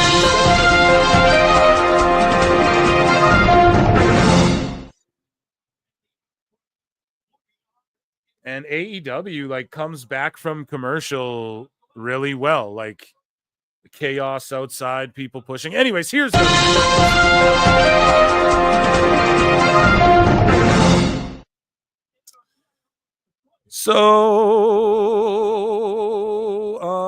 Styles to Raw. Ill versatile with the skills no more. Whack MCs want to flex, but their styles ain't raw. So Styles to Raw. This chamber is about to be generational. Yeah, if he's in the chamber. But yeah, all the dirt sheets as well were like, Alexa Bliss is going to be on Raw. Next day, she's on SmackDown. Fucking assholes. It's hilarious, dude. So Sami Zayn was attended to. So during the Raw stream, I was like, hey, can someone get me the video? We didn't end up watching it, but he was attended to after Raw went off the air. Here's a little clip.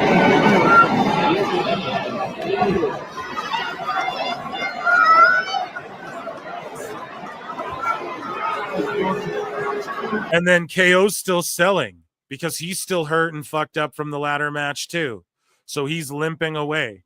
And then this pile driver sort of puts them on even footing, and then they'll battle it out and we'll get that blood feud all the way to Mania.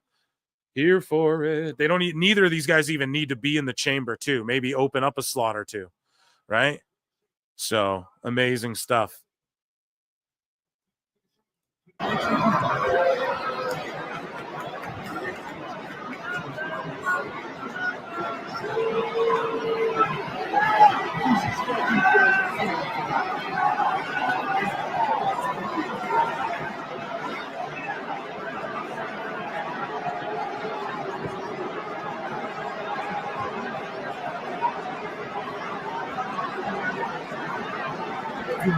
Pretty crazy. So that's good. They're just selling it. They're keeping kayfabe alive. I don't know. All the doom and gloom about the ratings as well. I know I covered it at the top of the show a few hours ago, but I would just think that they already knew that could possibly happen. I think they were prepared to have WWE not be in the top 10 at all. I think that this is just sort of them dipping their toes in with the whole live thing and experimenting, and then they can integrate some of these stars into other stuff. Here's the other thing, man. Everything's social media based as well. If you combine TV, Netflix, social media numbers, all of that, that's the true numbers, you know? And same with AEW. I'd argue the same. So, and then like people streaming shit illegally still because it's just so easy to do. Like I get sent links for shit all the time. Shit I don't even ask. I don't ask for fucking because I know where to find them myself, but people still will send you like, here, dude, in case you're trying to watch whatever, you know, especially for UFC. You get people sending you shit all the time. It's like, dude. So yeah, let's just continue along. I guess Sammy gets carted out. I think they get him on a cart. They play it really well. Bring out the stretcher, keeping that move powerful, right? Let's see him pin someone with it. No, because it'd be like illegal in a match, maybe.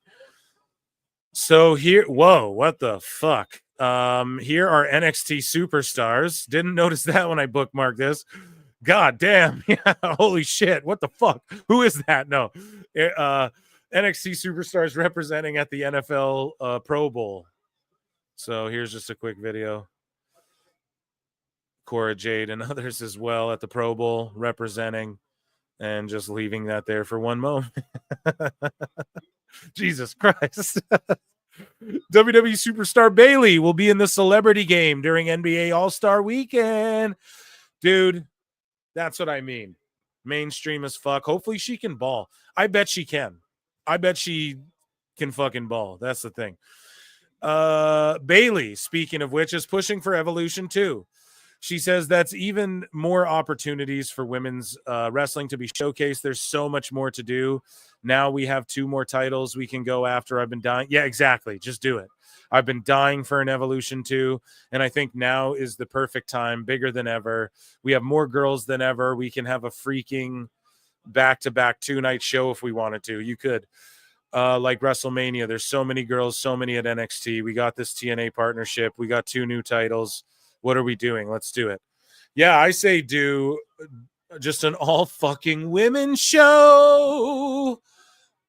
Just have an all women show. Why fucking not? And just do it only for Netflix or only on YouTube or put it on Tubi so that it doesn't need to do TV ratings, and just do it because make the fucking ropes purple. 205 live, pal. And then you can feature knockouts and all that shit. You could just do it. You really could, or just have the PLE. Might as well have one a year. PLE. Same with the women's tag belts. My whole thing is this. Don't even have women's tag belts. Just once a year, women's tag cup. You do one in NXT, one in WWE, and like the main roster once a year. And then you can just do makeshift teams, have them break up, have them be friends with other people after, whatever. Have single stories spurn off that. But yeah, just do it. More women's solo wrestling shows. WWE's got to pull the trigger and be the first to just do a solo women's wrestling. But I know that some people would say, well, come on now, Phil. That's not very fair. Being very regressive like that. Come on now, Eric. And saying that ladies should have their own show. Why would they be separated from the men? Because they're cool in their own fucking way. And a lot of them are more popular than a lot of the dudes. So just do it. Fuck it. What are you scared of? But yeah, I don't know. I'll push the PLE. Let's just start there. Bring back Evolution once a year. Don't do a Mae Young Classic. Don't bring that shit back. So Alexa Bliss's big reaction at the Royal Rumble caught the attention of some in the Hollywood circles. The entertainment world is paying a lot closer attention to WWE talents for film and TV projects post Netflix debut. Here's the thing, PWI. Hollywood. Alexa Bliss has already caught the attention of Hollywood circles. And yeah, we already know that. Not that they can't just say this and report it, but she's already been in TV and Netflix movie projects. Stupid idiot. She already did that. So we know. And before the Netflix deal, she's been eyed up by Netflix and the Hollywood sphere, okay? Dennis King's been a member for 6 months. Shout you out, buddy. I'll give you a fucking, I don't know, Conan. Seem like a Conan kind of guy. So, yeah, Alexa Bliss is back and better than ever. And they're just wrong. They're just shooting and missing with her. Logan Paul, shout out the Impulsive Podcast and Big Mike Fox. Big Mike Fox. And so Logan Paul says he's tired of seeing IShowSpeed get his ass kicked in WWE. I want to see Speed kick some ass. Which IShowSpeed, I don't know if I bookmarked it, but he did a stream and he's like, I ain't going back to WWE, bro. He's like, fuck that. I'm going to get beat up again. I'll tell you the thing about Speed, though. He's obviously very physically capable. Oh, my God, for sure. I'm tired of seeing him get his ass kicked. Like in the WWE, bro. Randy Orton, nasty RKO through a table. Now Braun Breaker speared him. Otis threw him over a table. Like, I want to see Speed kick some ass. So he has to come back. It's time for his get back. Wow. Who's he going to beat, though? Unless it's someone like Dom or something like that. But yeah, bring IShowSpeed back. He got them like 224 million views, and that's how they measure this shit. I'm sorry. Oh, the Netflix views. We know, bro. Like, come on. Kids are just watching this shit on tablets and stuff. Here's the thing with Netflix, those numbers that come out. Is that counting tablets and stuff, or is that just TV? We have no idea. Monkey Balls says, starting stream late. Thankfully, I can save my ears and skip Jericho singing. Yeah, you missed the Jericho Cruise, dude, but you need to go back and watch that. Dummy. Shit. Yeah. It's like the best part of the show, the fucking highlight, dude.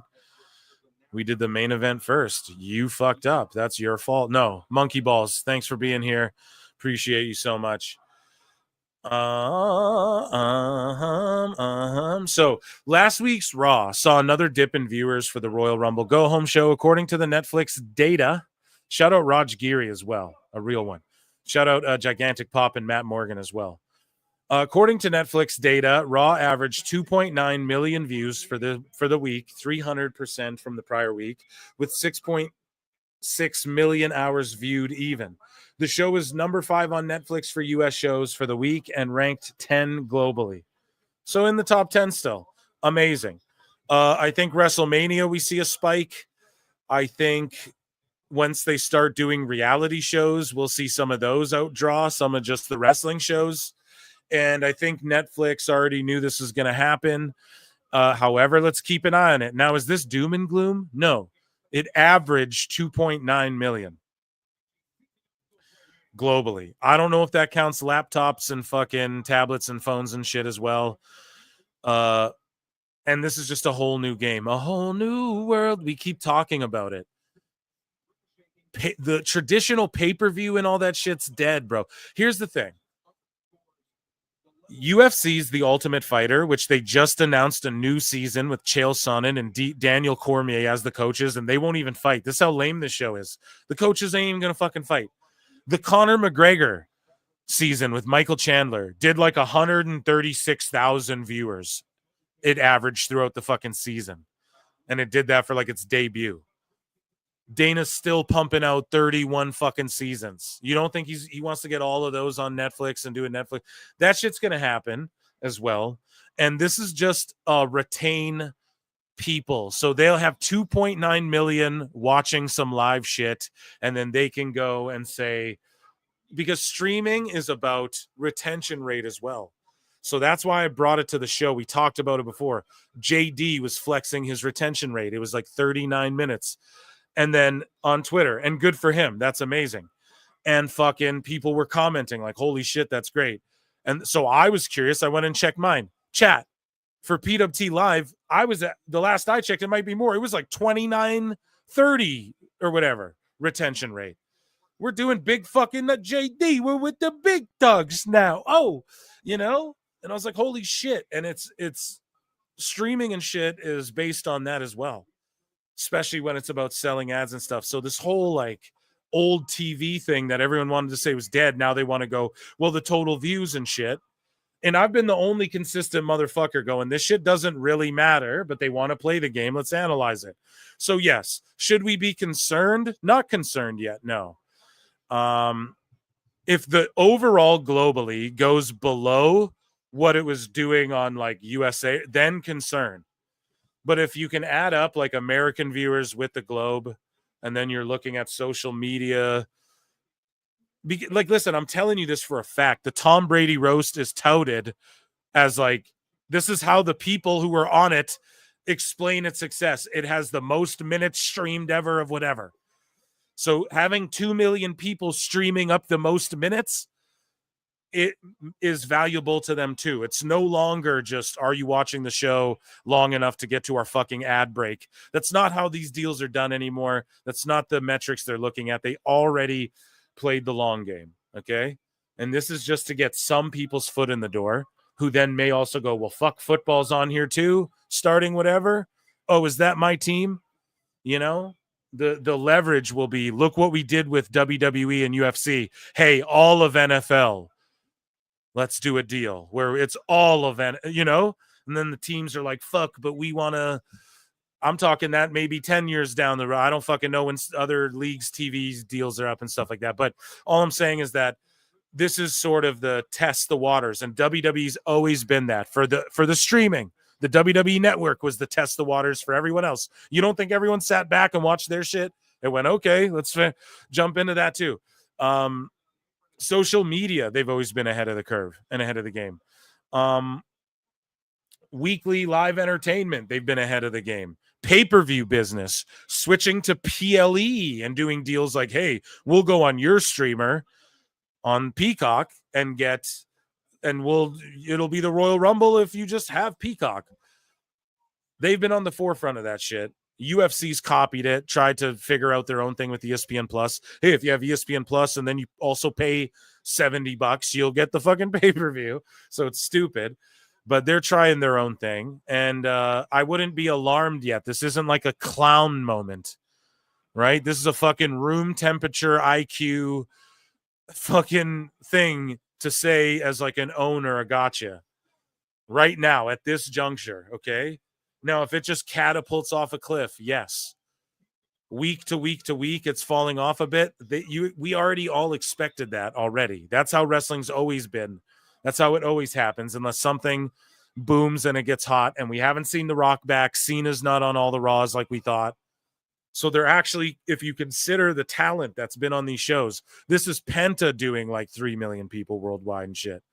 So you got to look at that and go, okay, what's going to happen when on the road to WrestleMania, when Cena's on each fucking Raw leading up to this thing, or The Rock's coming out every, even Roman's not there all the time.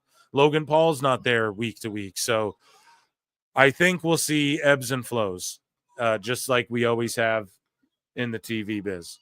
Ricochet gets the win over Swerve in a decent match. They just got too silly and went a little too long.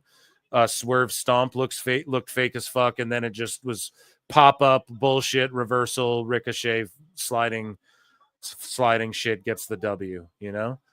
So is what it is. But yeah, that's my rant on WWE. But yeah, WWE, step your shit up. I noticed that too. Some of these shows, like, they've taken the attention off SmackDown as much as and put it more on Raw, and it hasn't been coming across that great. And then they're talking about like honestly, we have Penta. It's great Raws and stuff, but it's not coming across. There's a lot of stuff in there where we're like, dude, we want Jordan Grace. You're teasing us too much. You know, we need to see some more motherfuckers that you've been teasing us with. And yes, the mid-lower card is awesome. And, you know, allegedly, I'll just throw it that way. Allegedly, I don't know who, but my good friend, right?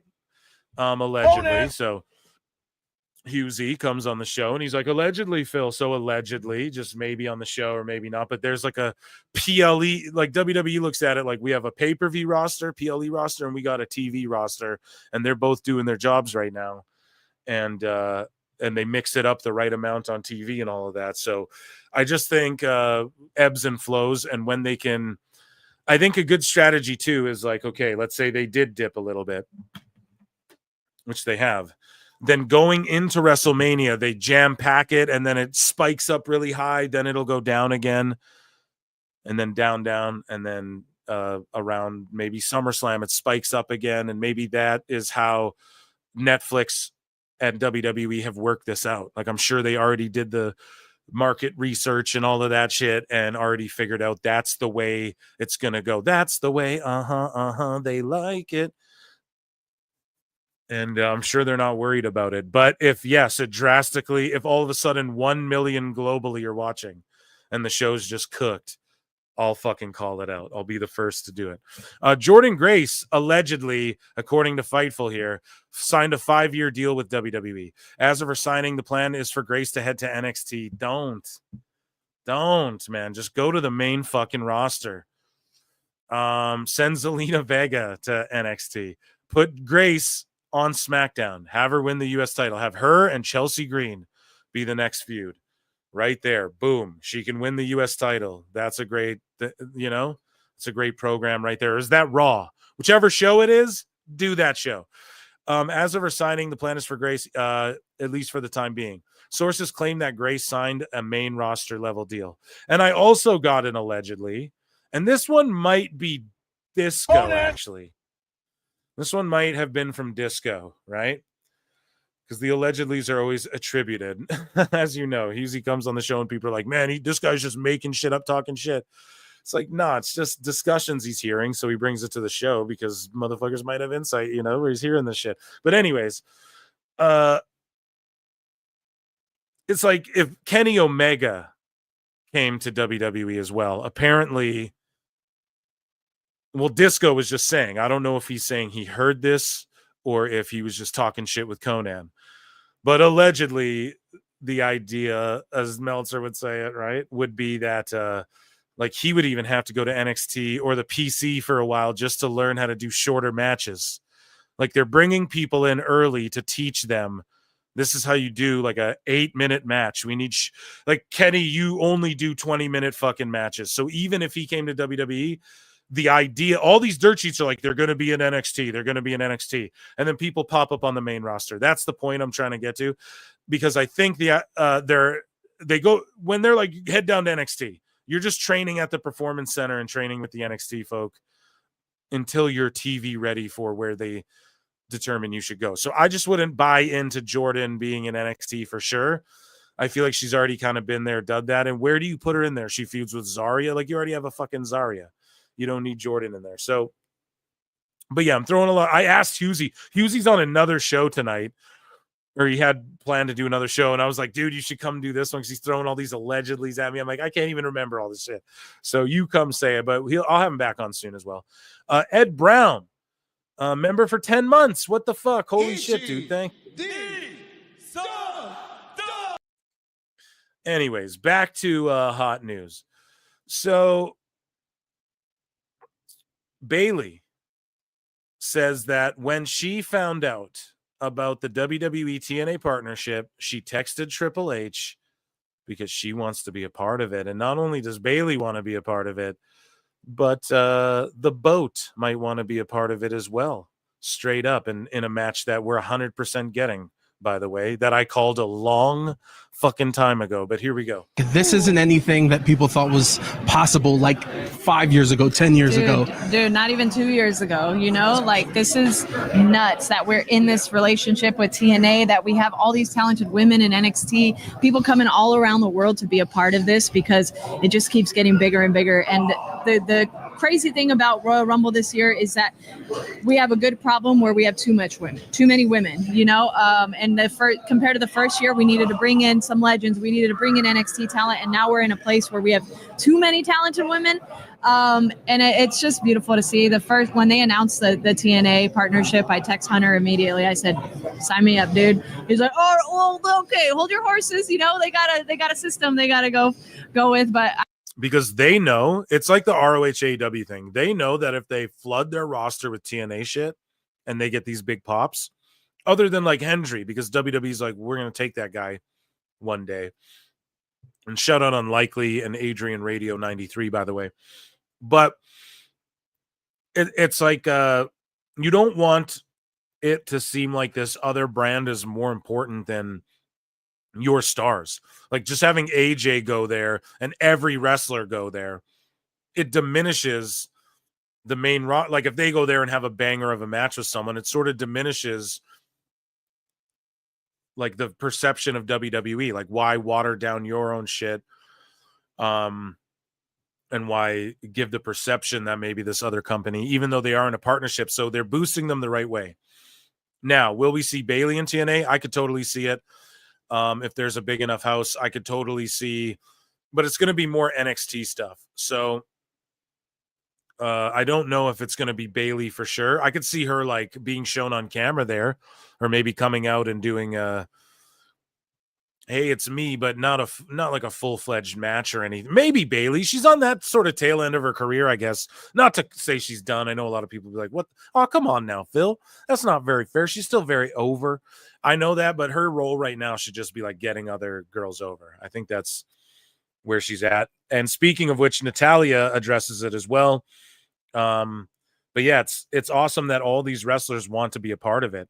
And Joe Hendry said on the Ariel Helwani interview that he did on the Ariel Helwani show, he's like, TNA DLC would be so awesome for the WWE games. And I agree, because so many people became fans of TNA, or pardon me, of WWE because of the video games, like Joe Hendry. I know people like Husey even. He's like, I don't watch any wrestling. I just play the video games now. He does keep his finger on the pulse, you know? He has to by proxy, but a lot of people just play the games and shit. That being said, some like old school characters like Abyss works in WWE backstage. I would love Abyss and like old school styles, like a pack like that. That'd be fucking amazing. And I don't know if it's going to happen again, to shout out Husey, who fucking should have been here tonight. No, he's good. But he said that a long time ago on this show. He's like, hey man, I'm hearing rumblings. There could be a TNA pack or something like that. An Ultimate X match. Jordan Grace is calling it out. Maybe a 6-sided ring even, like mode. That could be cool. Like the old school Impact Arena, maybe a couple. And I'm not saying flood your thing, but they did the ECW thing before, right? So why not? And just keep it minor. I don't know if the fucking TNA belts too, then we're just asking for too much. Might as well make a TNA game. But yeah, I would love to see some stuff like that, and then get people just watching more TNA, especially if you're sending NXT stars there. Because again, the whole idea is for them to send NXT and Evolve people and just have like a talent share and a working relationship. Where TNA, and people are like, oh, Dave Meltzer, oh, no one ever comes out of the relationships with WWE better. That's such bullshit. TNA's already looking better. And if they just know their goddamn role, like if they don't get envious and go, well, oh, you're taking advantage. Like, no, just play the goddamn part and it'll work well. In the UFC, they have organizations like CFFC and stuff like that. They buy these local organizations and then they just work with them and they help boost them. And if they need help with anything, and then they send CM Punk to do commentary for you and shit. And then it, you know what I mean? It garners it. They put you on UFC Fight Pass. And now these kids are getting exposed to more people. And in exchange, like, okay, if the UFC sees a kid who's 12-0, they're going to pick him up. If the WWE sees someone like Joe Hendry, they go, okay, work out your contract. If we really want to, we'll just buy you out that shit. And TNA will oblige. But no, go do your business. It's better for optics. And then come here. There's always a place here. There's always ebbs and flows. Dragunov gets fucking hurt. We need someone to fill a slot. There's it. I don't know, man. I just love the whole TNA thing. People are doom and gloom and they wonder, where's the roster so bloated? Well, there's places to wrestle. TNA needs more people because they just do per contract. And then the people they have on long-term shit is like Nick Nemeth and stuff like that. Because did I say per contract? I meant to say per appearance. And the reason for that is because they have a long-term thing in mind and they're locking in key stars. And then once people like Nick Nemeth isn't in TNA to get back to the WWE. They can get him back anytime. It's the people like Joe Hendry, you know? So yeah, I'm excited for what's to come. And I think there will be a TNA pay-per-view that they just stack with WWE appearance. I guarantee we'll get a Triple H. Boom, it's all about that game and how you play it. I guarantee we'll get one of those in TNA at some point. I'm in NXT, being able to work with a lot of these newer girls. So I'm excited to just keep learning from different people. It's awesome. And yeah, and it's because TNA, I wonder what happened too, because TNA used to get spanked around and then now they're just like, no. This isn't anything that people.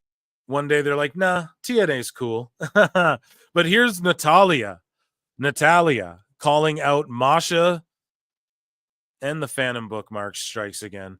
Natalia calls out fucking Masha Slamovich, and I'm going to get it pulled up. Don't worry. This shit is incredible, dude.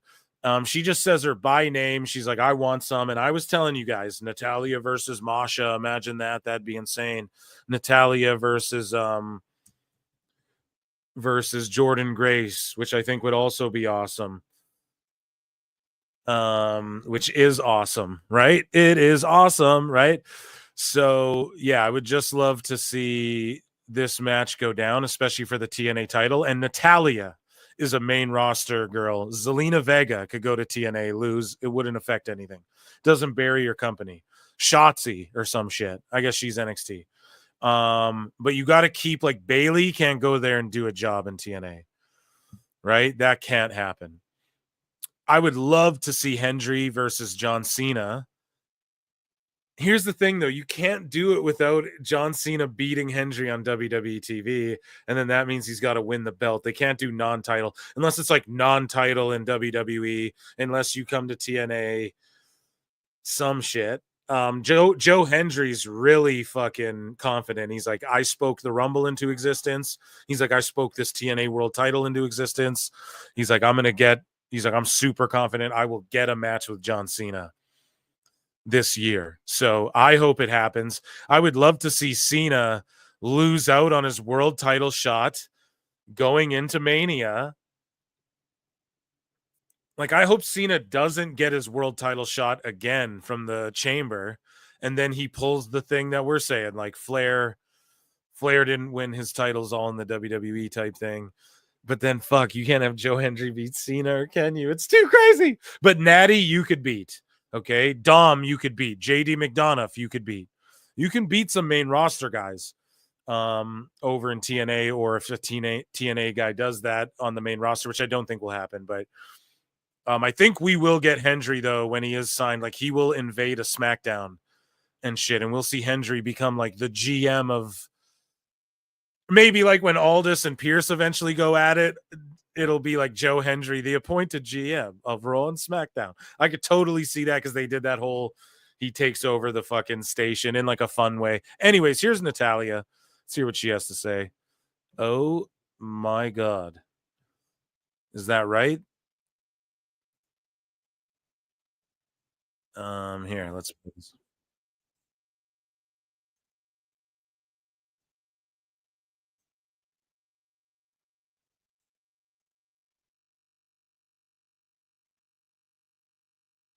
Jesus, I'm playing it on the wrong screen, I think. Like a fucking idiot. You guys can't hear that.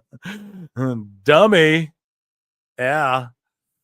So here, let's share this tab instead. There you go. Well, you guys can first of all, I love TNA and I love NXT. And so the fact that they're collaborating and working together is amazing because you look at there's so many talented men and women that are going to get the chance to work in WWE and have that platform. But we also get the chance to soak up all this great stuff that's going on right now with TNA. I saw Tommy Dreamer the other day and I was like, I'm looking at TNA. All their shows are sold out. The crowds look amazing, and they have a stacked roster. Like Masha Slamovich, I really want to have a championship match with her. Masha, I'm coming for your championship. I'm coming for your championship. So that's the cool thing right now about challenging you right now, Masha. But I think Masha's so talented. I think there's so many women there. Like, I know she was called Dana Brooke in WWE, but Dana is very, very talented. She's somebody that takes really calculated risks in the ring. She's awesome. What is it? Jordan Grace did such a good job of really kind of being a. So basically you get the gist. And oh fuck, I think the audio cut out for sharing here. Give me 1 second. I'll share it again. But yeah, you get the gist of what she's saying, putting over TNA, and just that Masha's call out. She's like, I'm coming for your title. So I can't wait. Whether they do that on NXT, might as well do that on a TNA pay-per-view. Why the fuck not? So the Nightcap show says Stephanie Vacker is extremely interesting to watch, very quick on her feet, reflexes, solid athleticism, legit NXT. So that's like Shannon Sharp and them saying that, which is amazing. Dr. Chris Featherstone, who's been catching fucking heat lately, goes, Drew McIntyre's frustrations have cooled off and things are moving forward. WWE sources have informed me. It's a fucking work, man, this whole time. It's been a goddamn work. Drew's, man, this shit pisses Husey off. He's like, he's just DMing me 1,000 times about it being a work. So Brad Becker tweeted this. It's a screen grab. And Brad Becker says, let's get this straight. I'm not a fan of Ryback, but I have to applaud him for defending a man for selling. Exactly. So this Clownball 9 says, it's so depressing watching CM Punk crawl his fragile body around the ring. He desperately needs to retire. WWE Raw. And then Ryback says, it's called selling, you feed me, moron.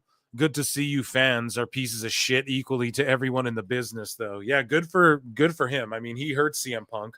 But not only that, it's like, don't be a bitch, dude. Punk's the man. Don't fuck around. Stop hating. And a guy Clownball, he's just hating to hate. But it's good to see Ryback just keeping it real, man, because, yeah, it's not ballet, as they say. And wrestling fans are just giant pieces of shit a lot of the time. At least those sickos are. What Culture says WWE SmackDown lost 39% of its year-over-year viewership in January, declining sharper than any other WWE or AEW show. Okay. But just enjoy wrestling. Ratings don't matter. So Joe Carney talks to Nia Jax here, Lena Fanene, about an all-women bloodline, which I've been trying to speak into existence. And here's her thoughts on an all-female bloodline.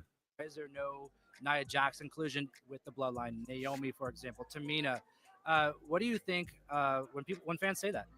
Well, I think that the boys are doing a great job, and I appreciate that the fans want to include us because it is the biggest story in WWE and actually in all of sports entertainment. But they're doing their own thing, and we're doing our own thing. We're forging our own path. I think as though, possibly we just form our own female bloodline, maybe. Maybe one day I can team up. I love Call the Tonga Twins. Beating up Naomi, but I wouldn't mind teaming up with her one day. And whenever Tamina wants to come through and start beating up people, we'll do that as well. But I appreciate what the boys are doing, and I love that our fans want us in it, but we can definitely do our own thing. Will you be in it like the NWO by proxy? The ladies just do their own fucking bloodline. That's what I'm talking about. Ladies and gentlemen, round of applause for WWE News. Let's go.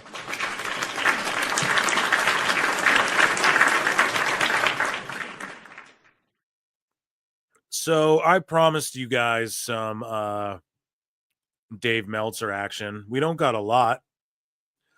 Well, it looks like quite a bit in there, actually. A lot of these are also saved for other purposes. Let me check in with chat really quick. See how you all are doing. Take care, Jake. Hope you have a lovely evening. Yes. Jake, Cleric, everyone, love you all. Cleric, take it easy. Simon Miller keeps them relevant. Royd back. I'm sure that's why Shannon thinks Vacker is amazing. Unk, yeah. LOL, Unk. I know. It's what it is, man. She's something phenomenal, though. Good evening. Yes, see you, Cleric. Indy Hartwell to AEW next weekend. Is that a real thing? Maybe in Australia they debut Indy? Yeah, I could see that. That would put over TNA huge if Cena said that. Yeah. I don't know if you waste a Mania match, Hendry versus Cena, but you just take a chance. Take a chance if I change your mind. Flutes in the chat, please, ladies and gentlemen. Flutes in the chat. Let's talk to Dave for a minute here. Flutes in the chat. Flutes in the chat. Everyone knows the fucking drill. Because it is time for everybody's favorite segment, everybody's favorite moment of the week. And it is called Dave Meltzer's Dumb Moment of the Week.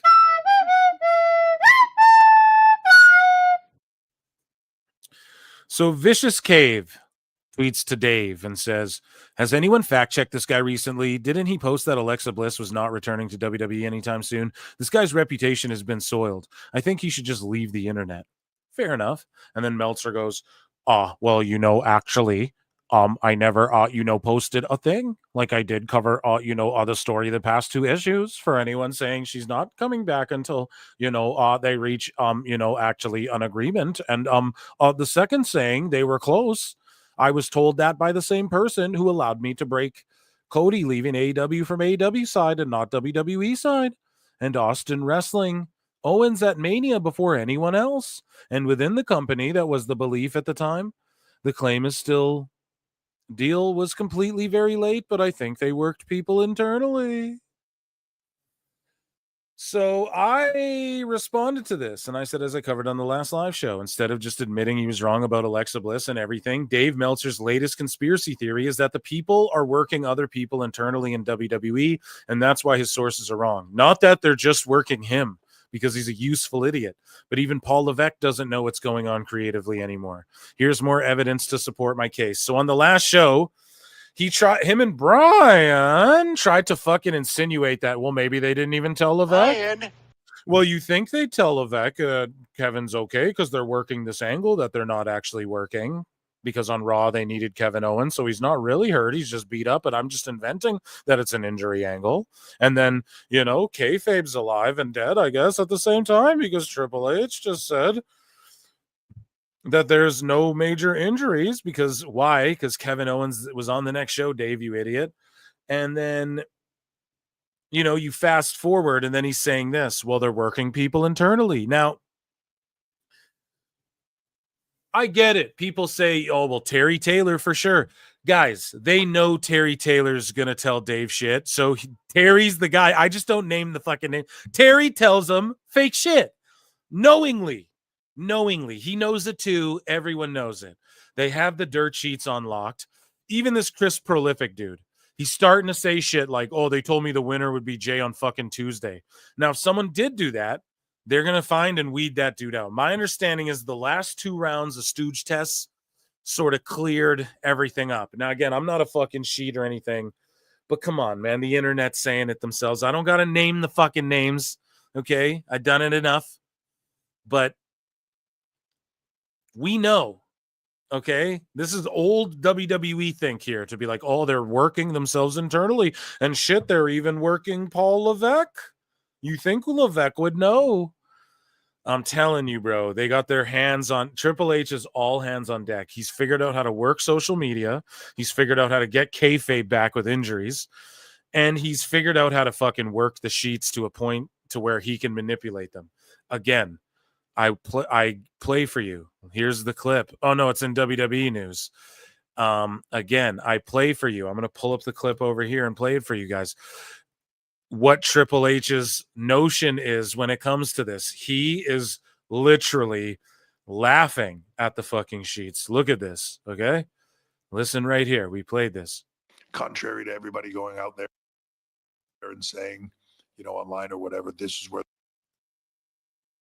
they're going. I know. I talked to a dude who to another Keeps pausing. Don't know why. dude that talked to a dude. That's literally what Meltzer's doing. Oh, the same source that told me Austin would be back, and he told me about this from the Cody side, and it was blah blah blah. Tony Khan, Paul Levesque said he knew this. I can tell you, none of them know. None of them know. None of them gonna know anymore. Jesus Christ, the phantom fucking bookmarker. But yeah, dude, he's got it under control, right? And we've seen that. We've seen less shit get leaked, and all the sheets go, Alexa Bliss isn't close to being back. Then she's back. Alexa Bliss is going to be on Raw. Then she's on SmackDown. They're getting everything fucking wrong, and it's by design. So I don't think there's people working Terry Taylor anymore. Do you think he's so fucking dumb that he doesn't know by now what his job is? That's his job. That's why they keep him there still. It's to fucking work Stooges like this, and he knows it and they know it. What else he doing there? Okay? So there's certain people in certain positions to tell certain people certain shit always, and before it used to be people doing their own things. That's old school, man. That's Vince is gone.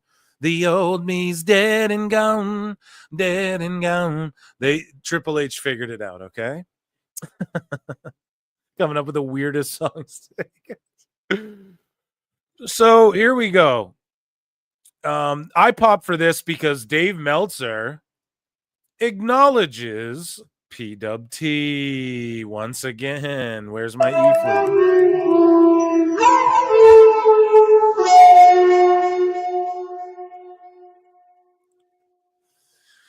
So J.E. Frederick, I believe this is Jamie Earhart in the chat. Shout him out. Goes at Pro Wrestle Time, sir. Jamie Earhart.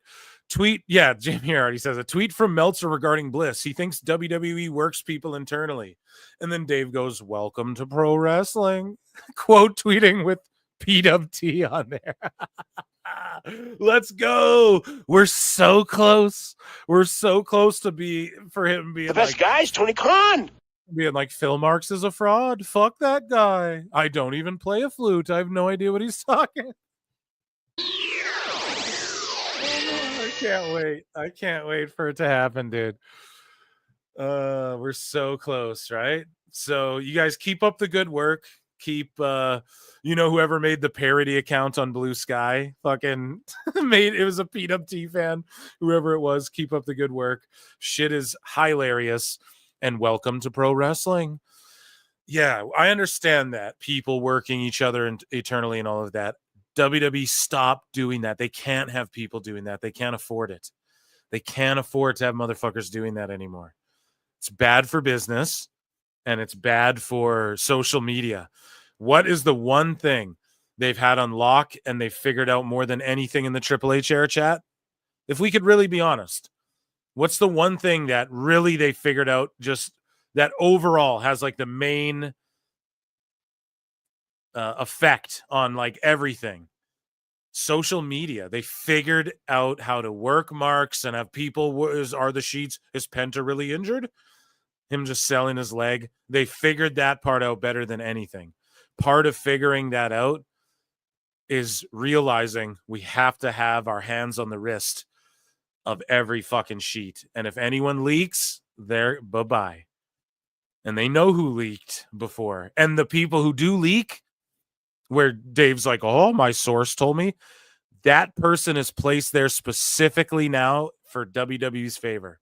They go, look, we know you leak. We know who you leak to. Leak this. Here's what we're doing. Leak this to them. And we'll fucking pay you a job. Right? And that's what it is, dude. It's got to be. At least that's just the way I view it now. And that's to the understanding of mine. Right? Allegedly. So here we go. We have Meltzer said what? That's the way it's sort of been explained to me that I understand. That's what I'll put out there. So Meltzer said what? This is a great one. He responds to Dave versus Dave. So let's actually look at this because he takes us on a journey. Now, this is from January. And moving numbers and everything they are. Okay, sorry. So Dave versus Dave, I think we covered this one already, but he's throwing back to himself not even a month ago because it pertains to this new one here from 11 hours ago. So Meltzer said what the GOAT has Dave versus Dave because it's so much less important than people make it out to be. If AEW hired the best booker in the world tomorrow, at best they'd be slightly ahead of where they are. Not all, but most perceived AEW booking flaws exist the same in WWE. So let's read what he's saying here.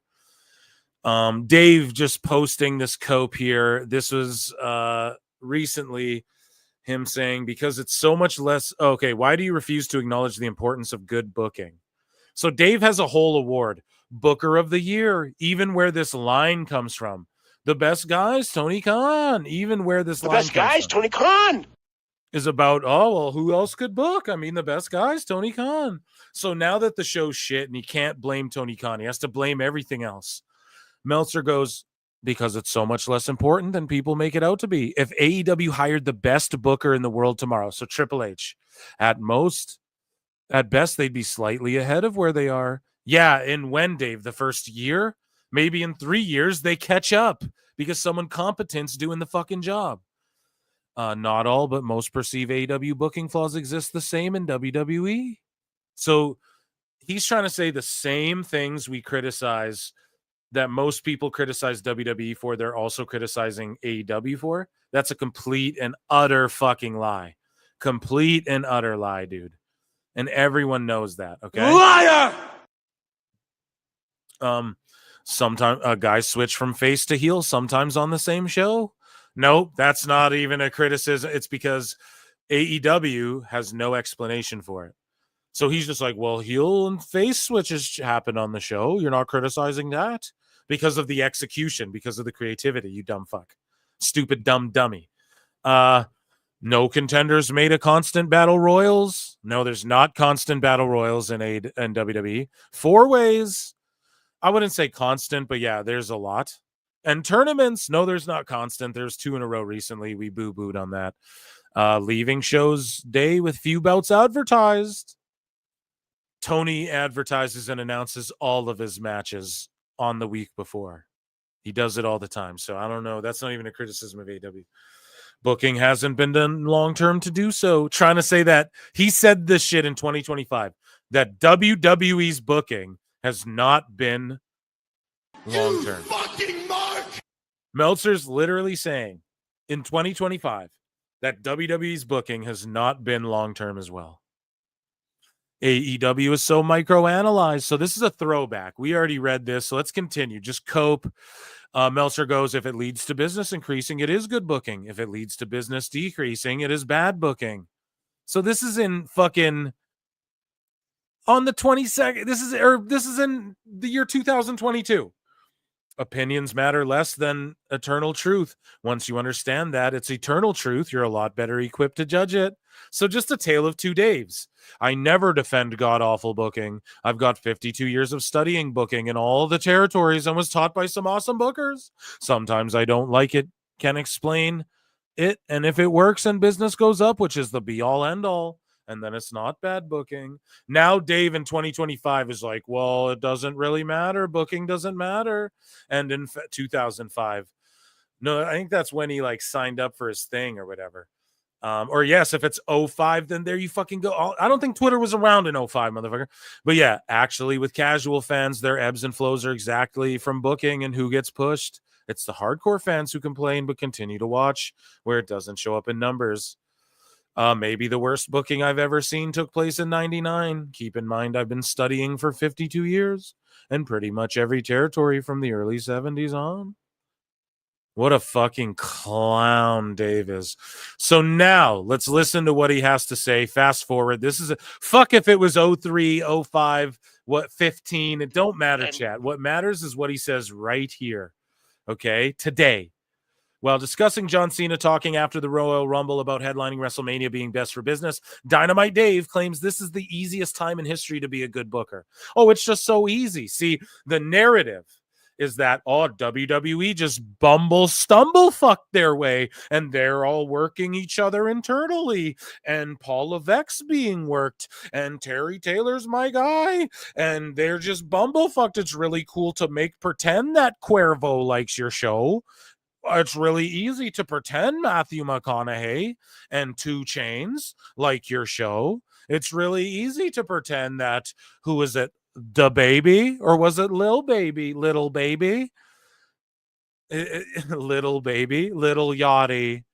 I mean, shit, Shad Khan's got a big yachty. I've been on it. Tony Khan, right? Like, what the fuck are you talking about? The new spin, the new Meltzer spin is like, well, they just bumblefucked lucked into anyone could be a good booker. Well, then why is Tony not being a good booker? It's because Tony's not being voted the best booker in his fucking Booker of the Year and all that shit. Dave's a dummy. Yeah. Let's listen to this. The dumminess. And moving numbers and everything, they are.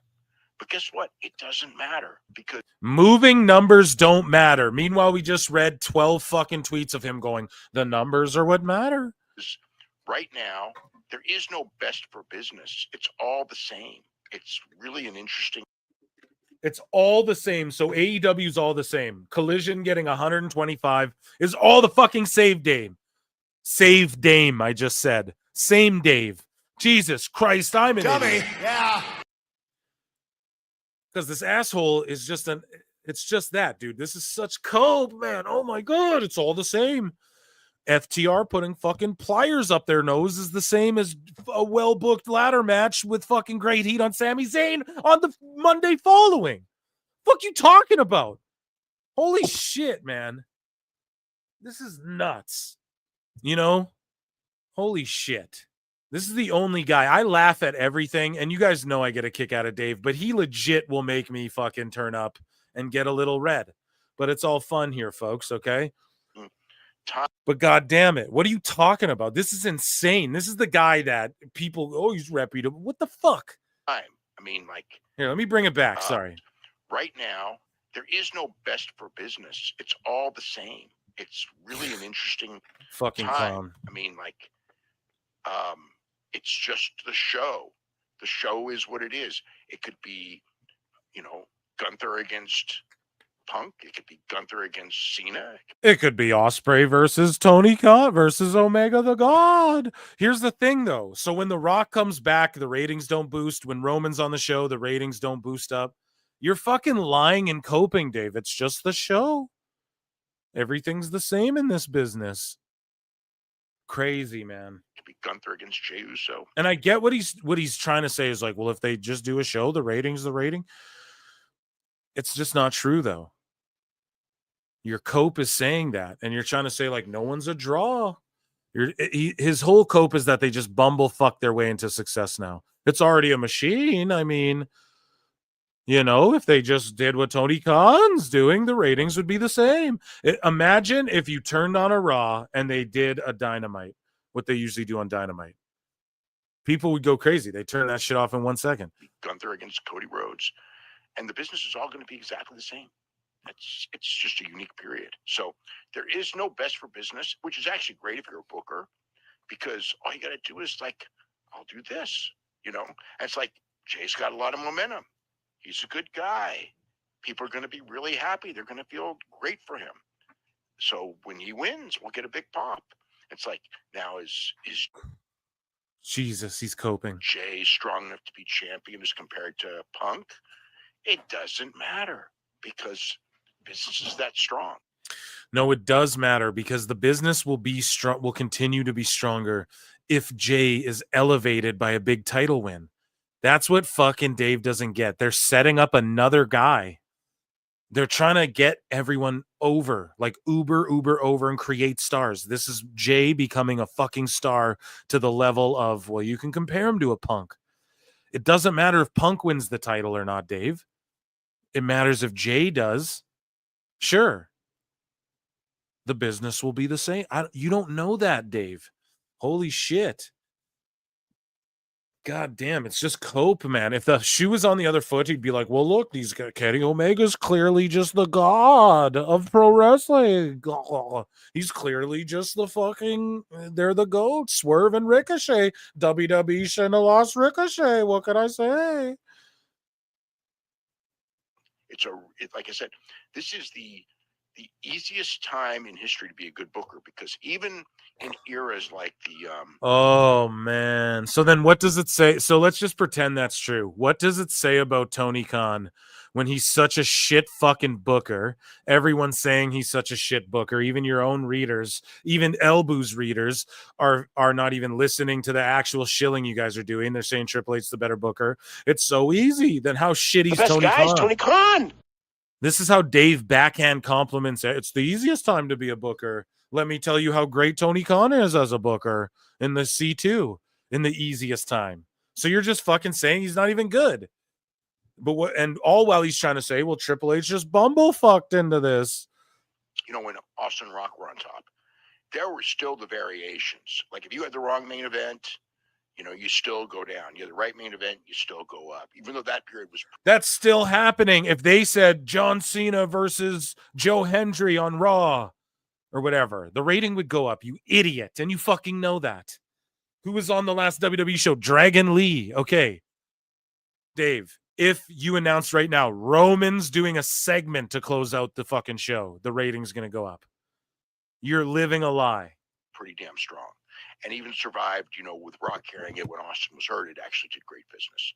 But it was still the personalities. You know, not that personalities aren't over now, but it was still personality-driven. Certain personalities, right? The Hogan era was big, but it was so driven by Hogan. You take Hogan out of the mix, business goes down. Why do these old fucks like Jimmy Vanny starts talking about the Repo Man, Doink the Clown? I remember the Goon. Why are they? Oh, you know, in the Attitude Era. Yeah, I mean, when Austin wasn't there, The Rock did great business. Okay, Dave, are you fucking telling people The Rock did good business? Like, we already know. What are you talking about? Why are you looking at this stuff? Oh, we compare to history. I know. Compare historically to what they're drawing. You're trying to diminish it by saying, well, even the Attitude Era had to have good main events.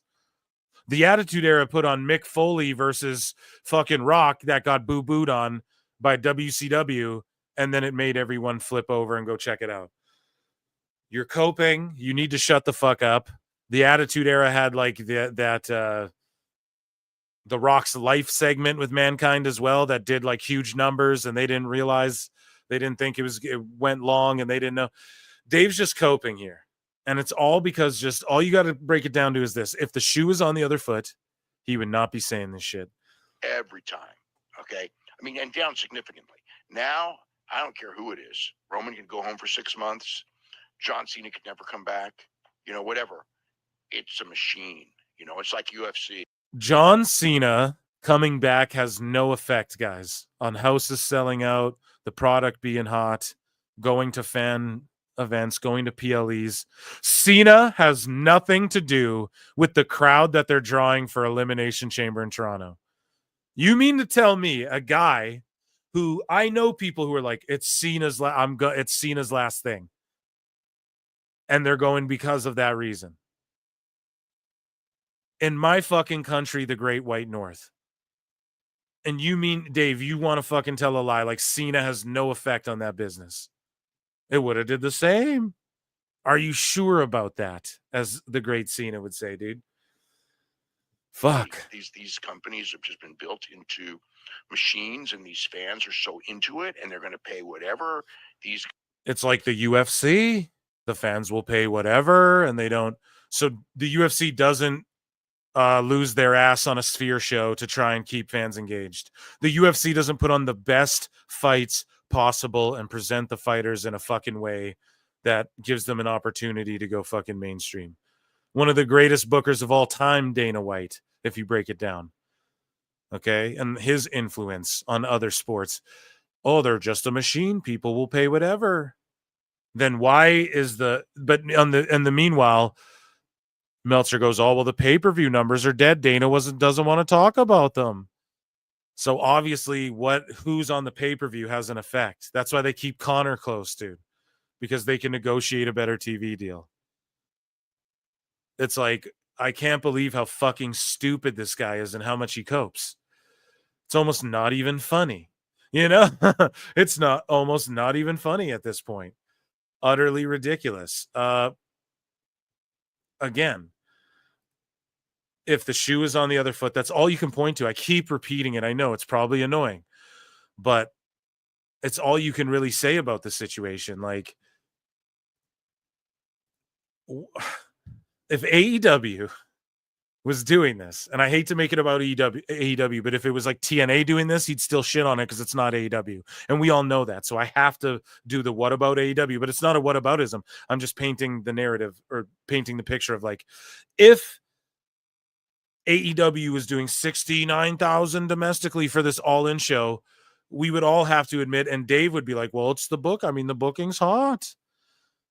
And then now he's just finding a way to be like, oh, it's just the easiest time to be a booker. You could throw shit on a wall. You could just have Dragon Lee go out there and it's going to sell 70,000 seats or whatever. It's straight fucking cope. You guys charge for prices. You know, I mean, there's no... And fucking Dave's the guy who's like, it's low IQ, dumb fucking poor people. And then he's like criticizing them. They're just gouging the prices. Look how much people are paying for these shows. It's ridiculous. You're fucking ridiculous. Which is it? He's always flip-floppy Dave. Dave versus Dave. A tale of two Daves, if you will. It's a machine. You know, it's like UFC. These companies have just been built into machines, and these fans are so into it, and they're going to pay whatever these guys charge for prices.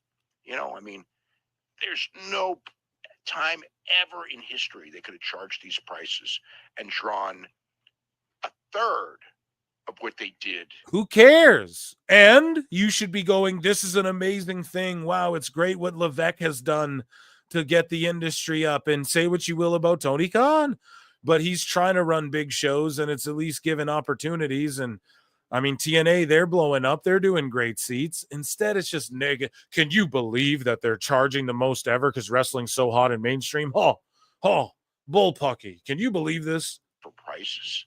You know, I mean, I thought they were all poor. It's just because he looks stupid. There's no time ever in history they could have charged these prices and drawn a third. Dave, you raised your shit to $15. There's no time ever. I was just listening to Jim Cornette, the fucking Meltzer files, and you're talking about, I'm going to lower the price of my thing, of my newsletter. Now the shit's $15 and you're just lying in it the whole fucking time. Zero sources, zero credibility, would lose to me in a debate. And fuck you, Fiji fish heads. No, I'm just of what they did on Saturday. I mean, that's how crazy this period is when it comes to a big. And why is that? Because everyone's poor and broke, or because you're and everything they are? But guess what? It doesn't matter because fucking right Dave's now, still going, and I'm glitching out. Business. It's all the same. And why? Oh, dude, it just played that clip, which is good. That's actually a good clip to end it on. And with that, ladies and gentlemen, that was a very special, quick, but effective Dave Meltzer dumb moment of the week. And let's rock some fucking flutes for that. Where are they? That, ladies and gentlemen, was Dave Meltzer's dumb moment of the week.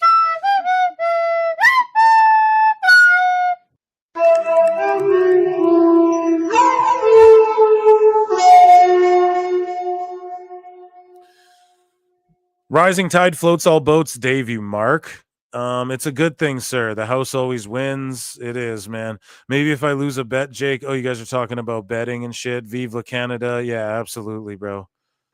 True North, strong and free, eh? Sir Dilford III says Dave forgets that WWE is working on elevating people so they can finish appeasing example Netflix. Finish appeasing Netflix. Also, dude, you're right. Absolutely. And thank you for that. And also, it's elevating TNA. Like, we're seeing growth in GCW, everything other than AEW. Now, if they keep doing shows like they did at this Dynamite, more intimate setting with fucking a hot crowd, okay, that's the way to do it. Just keep running smaller buildings and just get like 1,000 people at each show. That's definitely the way to move. And I don't know, they should keep doing that. This episode of Dynamite wasn't the fucking worst, so let's hope they continue to do shows like that. And yeah, I don't know, man. This whole thing is just ridiculous. It's cope. And he'll continue to cope and spiral. We'll continue to take W's, WWE lately. And yeah, yes, I say we. And when I say AEW, I'm going to say we and they sometimes, but we got to just fucking keep doing Dynamites like that. And then we're going to fucking catch some more W's as well. AEW, WWW, hopefully. And less Bumbleclaw Club. That was a good change of pace. But yeah, they do need to appease. You're right. Andre Adams out of nowhere says Dave got a Kenny Omega poster with the mouth cut out. Oh my God. Oh my God, dude. That is fucking hilarious. Dave got a Kenny Omega poster with the mouth cut out. She's in his bathroom too. He keeps that shit tucked away. One under his bed, one in the closet, and one in his fucking bathroom, dude. Thank you, Andre Adams. I appreciate you. Chat, thank you. There was well over 200 of you, 300, and then 250, and then 280, and then 200. Even right now, over 200 across both channels throughout the night. Round of applause for chat for being goated. Hit that like button on the way out, as all Jake says. So listen, it's 10 o'clock. We went over 4 hours. Check it out. I love you all. Patreon.com/prowrestletimes. Consider becoming a member, 99 cents. What else? Okay, so let me think this through. Saturday will be an awesome show where we have UFC and shit, I think, and Collision or whatever we were talking about. The weekend after will be the 100th show. So don't miss, not this Saturday, but the one after. We're going to go long and late. No Diddy. And it's, and we're going to watch that fucking pay-per-view from Australia or TV show, whatever it is. And we're going to watch Stand and Deliver as well. And then, so that'll be a long one. That'll be the 100th pod, or the 100th live show, rather. So you don't want to miss that. That'll be fun as fuck. And I'll try and get a bunch of hooligans in here, okay? And then also, don't forget, Mondays, Wednesdays, we go fucking live. And run-ins, I might bring one of them back. Whenever I have a good idea for one thing in specific, when I have time. My injury is subsiding. I'm feeling a lot better. But I have been taking meds, and it just, you guys know how that shit do, man. It fucking makes you tired. But nonetheless, I digress. I love you all. Take care of each other. What else do I got to plug? Nothing, man. Just do your thing. Oh, go use my WWE shop link if you do. Do you want to know why I'm saying this? Because I said it around Christmas and I never look at the thing, but I said it a few times around that, and then I went and looked and people actually did it. So I guess if you ever buy WWE shop merch, just use my link in the description of any of my videos, and it supports me and them, and it's no extra cost, and sometimes there's sales and shit like that. So really appreciate that. Round of applause for chat. Thank you all for being here. I will see you all next time in the Upside Down. Peace the fuck out. It is a fast-acting viral strain that infects the host immediately, and upon getting sick, the infected will become racked with coughs, sweat profusely, and start to get the shivers and chills. There he is, the legend. The man, the myth, the legend. Yeah. You can't literally run a promotion just for the AEW, what do they call them, sickos? Thank you very much, TikTok and AEW. See you tonight. Tony Khan started telling people there's no such thing as long-term booking anymore. It's week to week. The best guys, Tony Khan. We just secured the bag. It's not like I tried to be a character. It was just sort of happened naturally. But it was never something I intended. It was just something that happened because the wrestlers asked me to do things in matches, and I do them.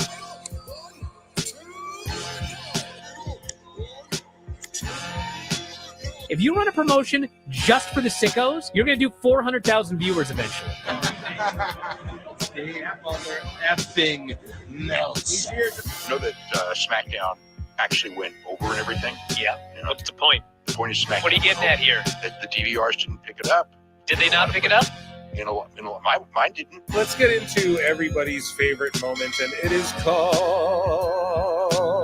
Dave Meltzer's Dumb Moment of the Week. What would you like to listen to in your ears? I'd like to hear the flute. Well, if you'd like to flaunt your flute, then we can find you a flautist. We have just secured the bag. It doesn't help me. Okay, so complain, but I will complain.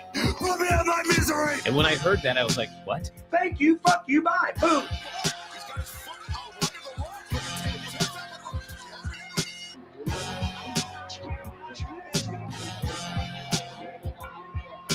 You gotta run a promotion for everybody. The sickos can be the ones that buy tickets first and spend the most money on the merchandise. Because we have just secured the bag. But like, you gotta promote for everybody. Then you'll have a lot of viewers. I think we proved a lot of so-called experts. We made them look like idiots. We're not going anywhere. Tony Khan's not going anywhere. You'll also be there on TNT. You'll be in 2 places at once. You'll be like my favorite movie. Time God. It's so great, Pittsburgh. It's not like I tried to be a character. It sort of happened naturally. The best guys, Tony Khan. Keep themselves safe. I look and see it's not just me. Jeff, why do you insist on doing this dumb internet shit on TV? I look and see it's not just me. This place is a fucking joke, man. You're a clown. I quit. So many of us have stood where we stand.